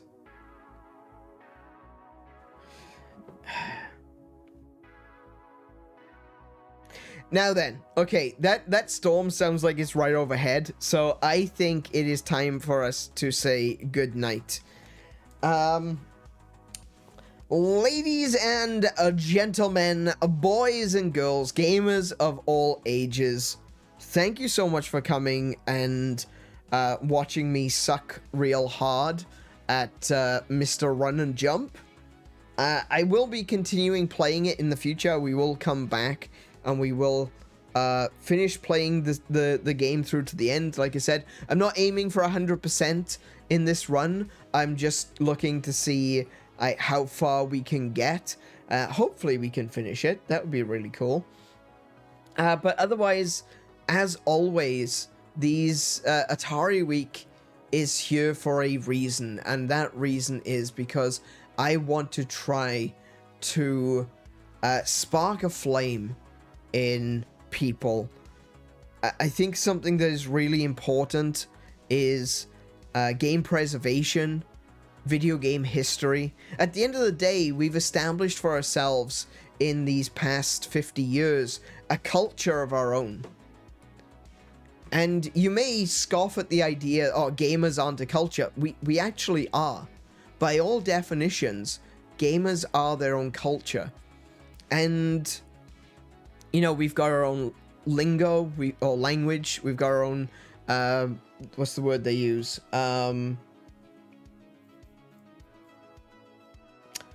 We've got our own specific language that makes sense within the gaming industry that doesn't exist anywhere else.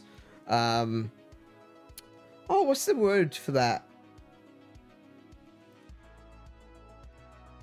Let's go genre specific wording.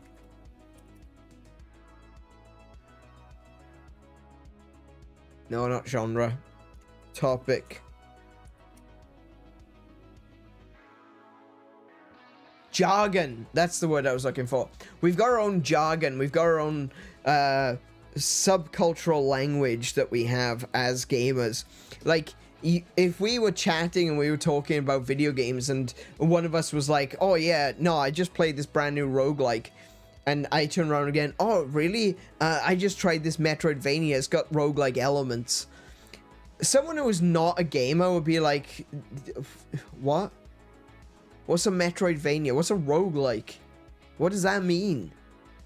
We have words that are specific to us. We have specific celebrations and almost holidays with things like, I wouldn't say necessarily the Game Awards, but we used to with E3 and Tokyo Game Show and stuff like that. We are a culture. We're a developing culture, we're a growing culture, but we are a culture nonetheless. And I think that all cultures, whether it be us, whether it be British culture, Australian culture, American culture, African culture. I just went from country, continent. Okay. Nigerian culture, Cameroonian culture, European culture, Asian culture, African culture, North and South American cultures. I think cultures are valuable. They are something that we need to document, we need to study, and we need to see how these different cultures developed in different ways, to see how we might develop in the future, to see the things that we might learn from our past. The common phrase, those who fail to learn from history are doomed to repeat it. That's the sort of thing. We want to see when cultures failed. We want to see when cultures went downhill, so that we can watch, we can pay attention, we can document, and we can understand that isn't allowed to happen to us. Why do you think there's so much study around Rome? The collapse of the Roman Empire was huge. It was massive. And it's one of those things that the world looks towards and goes, how do we spot the telltale signs of cultural collapse? I think cultures are important. I think history is important. I strongly believe that history is important. And I think as a gamer, as someone who identifies with video games, and that I would say, if I was to pick one identifier for myself, I'm not going to pick like white, straight, male, whatever. That my chosen identity would be gamer, top of the list. I feel like for the rest of those things, it's things I couldn't control. It's not something I had a choice in. I was born the way I was born. I can't do anything about that, That's not, for me, that's not where I would place my identity. I would place my identity in something that I choose. And I choose to be a gamer. And that's where I want to be. That's where I feel I've grown up and walked along this road, tripped the dimensions, if you will, for nearly 40 years now.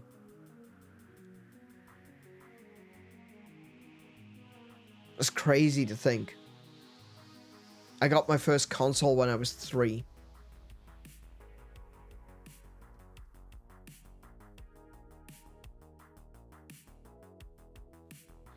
I got my first PC when I was 4.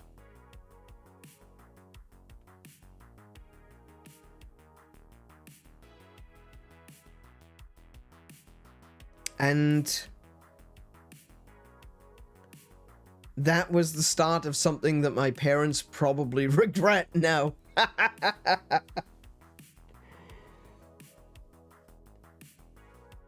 Gaming brings me a lot of joy. Gaming gives me a reason to live. And I'm not even exaggerating. If it wasn't for The Legend of Zelda Ocarina of Time, I wouldn't be here today. I owe my life to gaming because it kept me alive.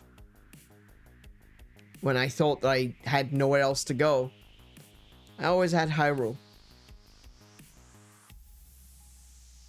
That's why I'm so passionate about Zelda games. That's why I'm so...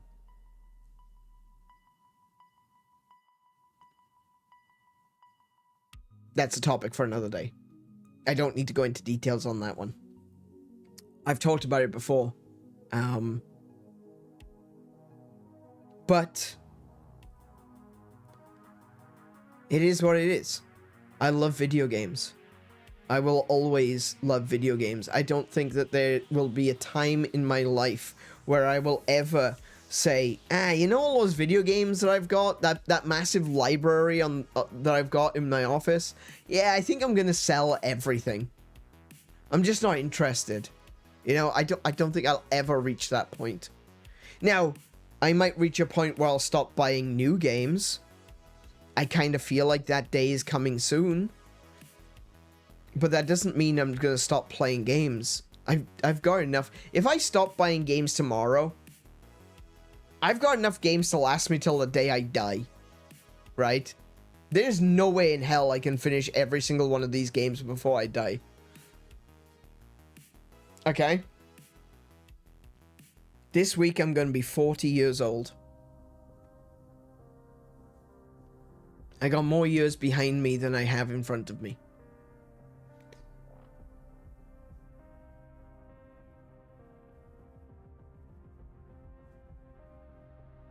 What was it they used to say? 70 I think it was 70. 70.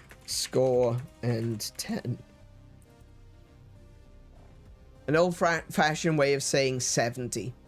70. From Psalm 90.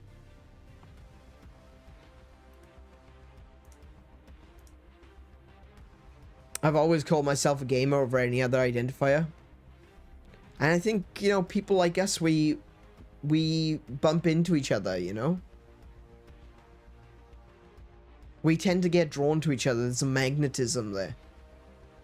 People who are passionate about video games attract other people who are passionate about video games. Oh, sorry, Kiko, I missed you saying it was the other way around for you. Other way around for you.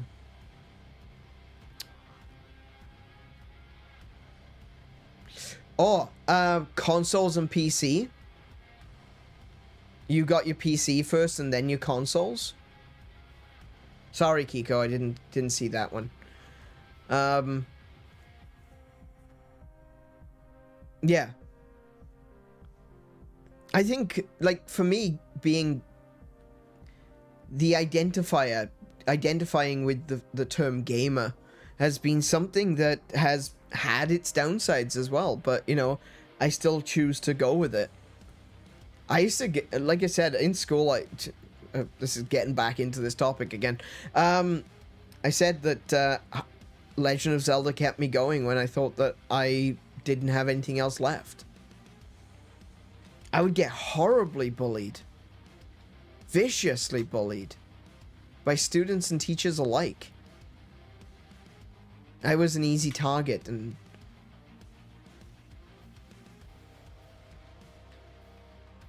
but I had gaming. And a part of that was that they knew I was a gamer. They knew that's the things that I cared about, and because I would read Nintendo magazine and stuff like that when I had free time. And I would get viciously bullied for being a gamer. You gotta take in consideration, I was in school in the 90s.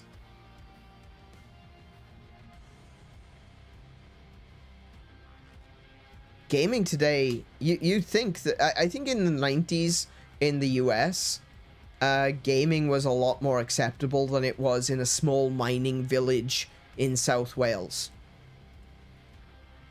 The idea that you even know how to spell the word computer made you an outcast. You know, you were a nerd. I'm sure you were nerds as well in the US in the 90s. You know, it's not something that really goes away overnight. But, you know, I was quote unquote gay for not liking sports. Personally, you like to watch a bunch of beefy boys running, you know, rolling around in the mud. I'll take your judgment under advisement, you know? I didn't like to play rugby. I didn't like playing soccer. Didn't mind cricket. Didn't mind... of course, they would never put me on cricket because I actually liked it. I didn't mind swimming, going down to the public pool and the sports center and swimming. I was fine. I was okay with that one. But yeah, they would see me reading Nintendo magazine. I would be one magazine short of a collection. Even friends, even people I knew and I hang around with. There was a lot of people in my quote-unquote friend circle, but we weren't friends. We just weren't friends with anyone else. There were like 3 or 4 of us, which I could honestly say were genuinely friends. Maybe 5 at a stretch. Everyone else was like friends of friends, or people that we didn't really know but didn't really care to tell them to piss off.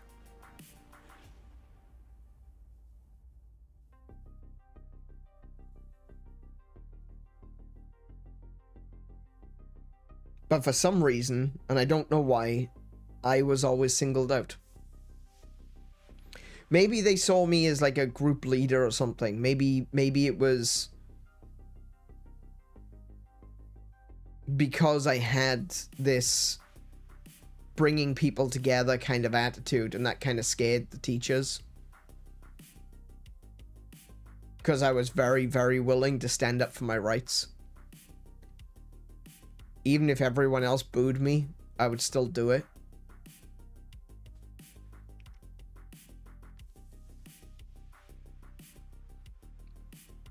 And I guess that's something that those, you know, those people in power will fear, is someone who can rally together a big group of people to say, nah, we ain't doing that.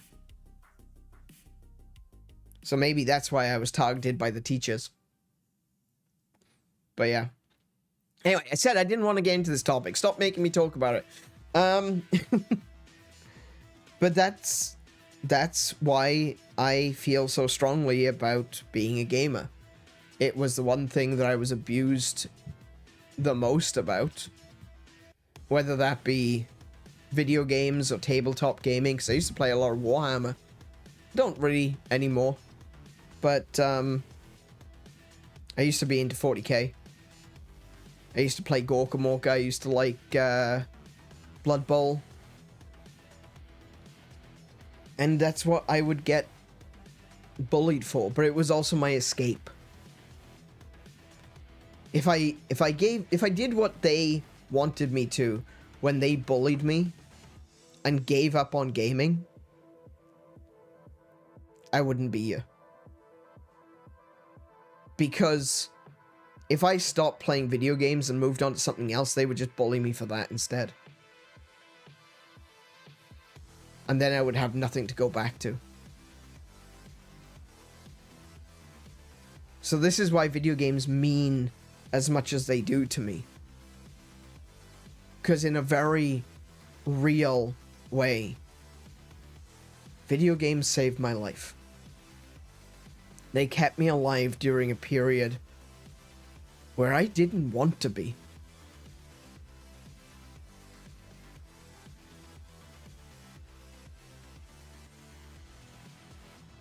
And so, the way I see it, a celebration of my life, a celebration of actually making it this far, is also a celebration of the games that I played along the way. And it all started in 1988 with an Atari 2600 Junior.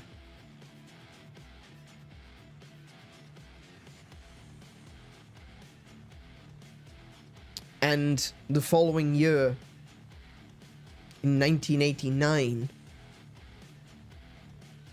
I got a Sinclair ZX Spectrum Plus 2 with onboard data coder.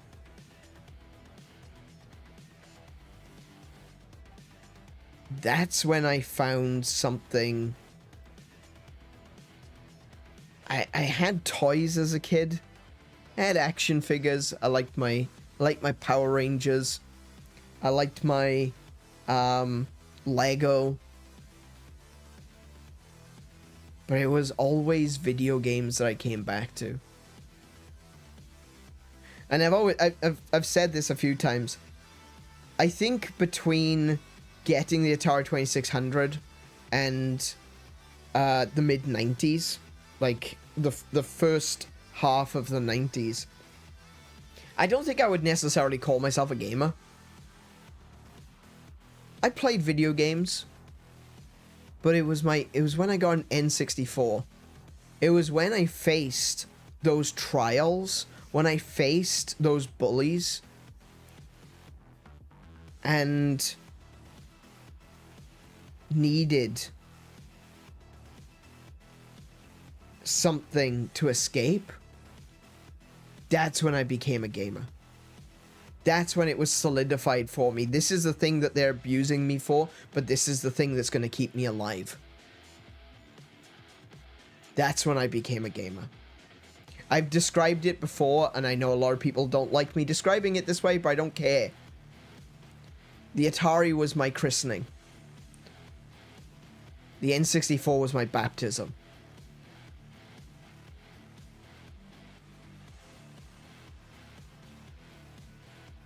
And it was at that point on that I identified as a gamer. So as I say, celebration of my life is a celebration of my life as a gamer. It started with the Atari. It is still going on with the Xbox Series X and Nintendo Switch 2. And that's why during Atari Week 2025, we are playing games from the original Atari 2600, and we are playing new Atari games on the Switch and the Xbox. So, let's go to that schedule I said we were going to go off to like half an hour ago. So tomorrow, I am going to be back with Atari 50... We're going to be back with Atari 50, the Namco Legendary Pack. Now, I do want to temper expectations in this regard, because I did take a look at the Namco Legendary Pack, and the Namco Legendary Pack, it doesn't have as much content as the previous chapters that were released. So, Wider World of Atari was a pretty big pack. It added a lot of games. And the first console war was really interesting because it talked about the battle between Atari and Intellivision. And I thought that was a really interesting chapter. Now, unfortunately, there is a lot of really cool history between Atari and Namco. But for this DLC, they have chosen to focus specifically on 5 games in particular. 5 games? 4 games. 5 games in particular. They've got the original Atari 2600 Pac-Man. They've got the 7800 re-release. They have Xevious, Dig Dug, and... Xevious, Dig Dug.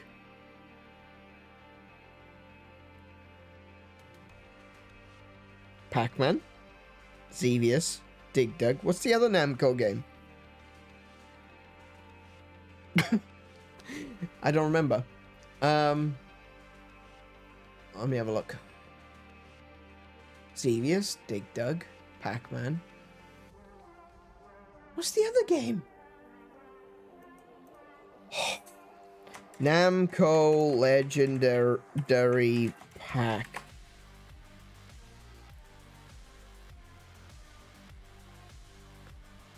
Galaxian. Oh, and Galaga. Okay, so there 1, 2, 3, 4, 5. Yeah, okay, so there were 5. So it's Pac-Man, Galaga, Galaxian, Dig Dug, and Xevious. There we go. Don't mind me. Atari blah, blah. Yeah, that one. So they're mostly focusing on those 5 games. There's a couple of cool photographs, but there's not a lot of history in this one. It's a little disappointing, I must admit. But you know what? They've been going strong now. This is chapter 8 of Atari 50. I think they've done a lot of coverage of Atari up until this point. I can forgive one DLC being a little lackluster compared to what else we've gotten. But we will go through it. We'll look at everything that's there and what I'm going to be doing, as well as talking about the what's on the game itself.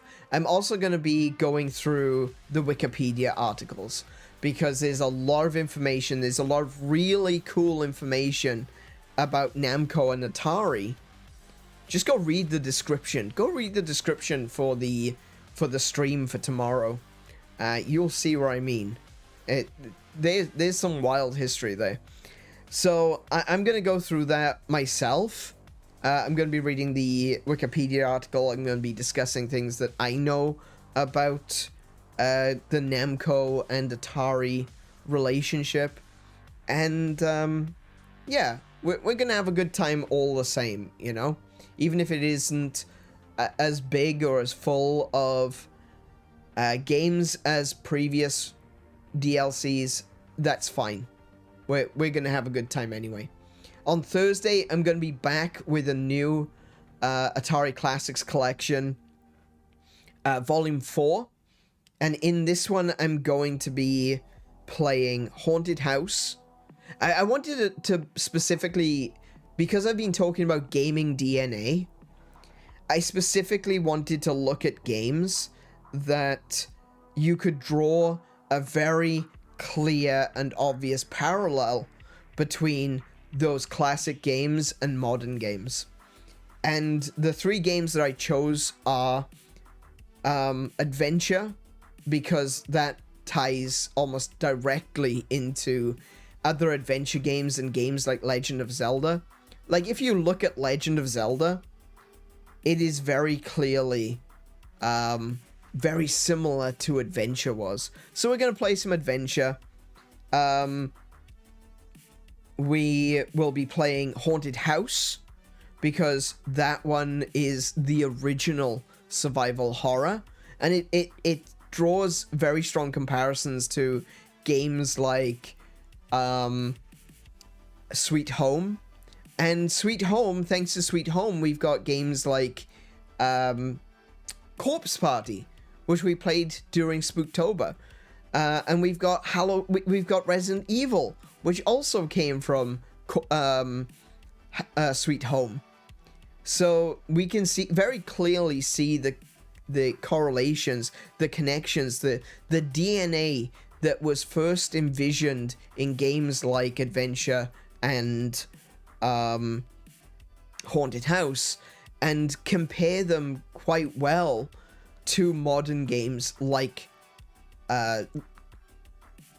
Legend of Zelda and Resident Evil. The last game that I'm going to be playing, of course, one of my favorite games on Atari 2600. We're going to be playing Yars' Revenge. And the reason we're going to be playing Yars' Revenge is because on Friday, we're going to be playing Yars Recharged. I am still going for the top spot, okay? I haven't played Yars since July, but I'm still going for that top spot. I'm going to try to focus my attentions on doing more Yars in the future, but we will be playing it this Friday, and hopefully we're going to get those ranks up a little bit. I think I'm in the 30s. In fact, if I look at my scores, I've got a higher score in Yars Recharged on Switch than I do on Xbox. So the first thing I want to do is I want to beat my Switch score on Xbox. That's the first goal, is to beat the Switch score. Because at this point in time, I can't imagine that I'm going to be playing Yars on Switch. It doesn't work on Switch 2, which is very, very disappointing. But I do have it on Xbox, and that's what we're going to continue playing it on. So, Yeah, I'm going for the top spot, and the only person that can stop me is you. So maybe consider playing some Yars. Maybe try to beat me. I want to see your names on the top scorers list. Get on that leaderboard with me. And that is going to be it for this week. That is the entirety of Atari Week right there. We're already, like, tomorrow we'll be halfway through. This week has already gone really quick. I know it's only been 2 days, but it still feels like it hasn't been 2 days yet. But if that is something that you would be interested in seeing more of, please do consider subscribing for more Atari. We will be playing more Atari in the future as well. There will be more Atari, another Atari Week again next year in November. So that's going to happen. We're going to do it every year. I might, I have considered the possibility of swapping out Atari Week for Sinclair Week. But if I was to do that, I would only do it like once or twice. I can't imagine it would be a regular thing. But maybe I'd swap in Sinclair Week so that we could play some Sinclair games. Like I said, the first console I ever owned was Atari. The first PC I ever owned was a Sinclair ZX Spectrum. And I've still got my original, and I've got a new one. I've got the Spectrum Next coming possibly in January. I know it's going to be sent in December, but I doubt I'll get it until January at this rate. But if old games is something that you're interested in, I'm going to also be making an effort next year to play a bunch of old games that I have not had the chance to play. I've got a list. I have made a list, and I have checked it twice. And I will reveal this list to everyone during the New Year's Eve stream. But the goal for next year, I've already decided. I am declaring 2026 catch-up year. And what I mean by that is, I am only going to be playing games that I have not played before. So, if, let's say, for example, well, there may be some exceptions, okay? If Nintendo release Ocarina of Time, Wind Waker, or Twilight Princess HD, I may have to sneak one of those in, okay? That's fine. But other than that, I'm only going to be playing games that I've never played before. And it's an interesting list. And it's got games from Switch, it's got games from Xbox, it's got PC games, it's got Sega games, it's got, I already said Nintendo, it's got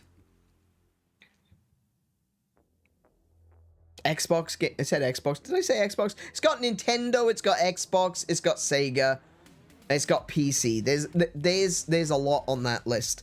So if, and some of it is older, some of it is newer. If that interests you, if that's something you'd like to see, do stick around. Hit the subscribe button. And we'll catch you in the next one. If you've enjoyed this stream, if you've enjoyed the discussion, if you've enjoyed watching me get my ass handed to me by Mr. Run and Jump, don't forget to hit the thumbs up. Hit it 3 times. Don't hit it twice. Don't hit twice. Hit it 3 times.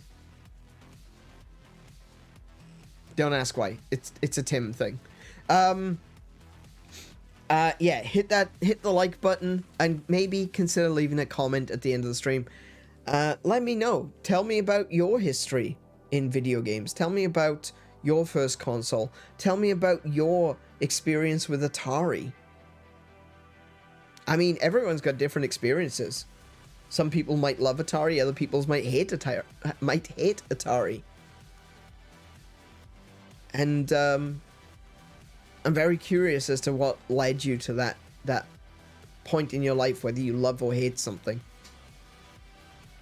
So, yeah, thumbs up, like, comment, subscribe, all that jazz. And I am rambling and I am tired, so be good to yourselves, be excellent to each other, play more video games, and until I see you, I wish you all peace and high scores. Good night, everyone.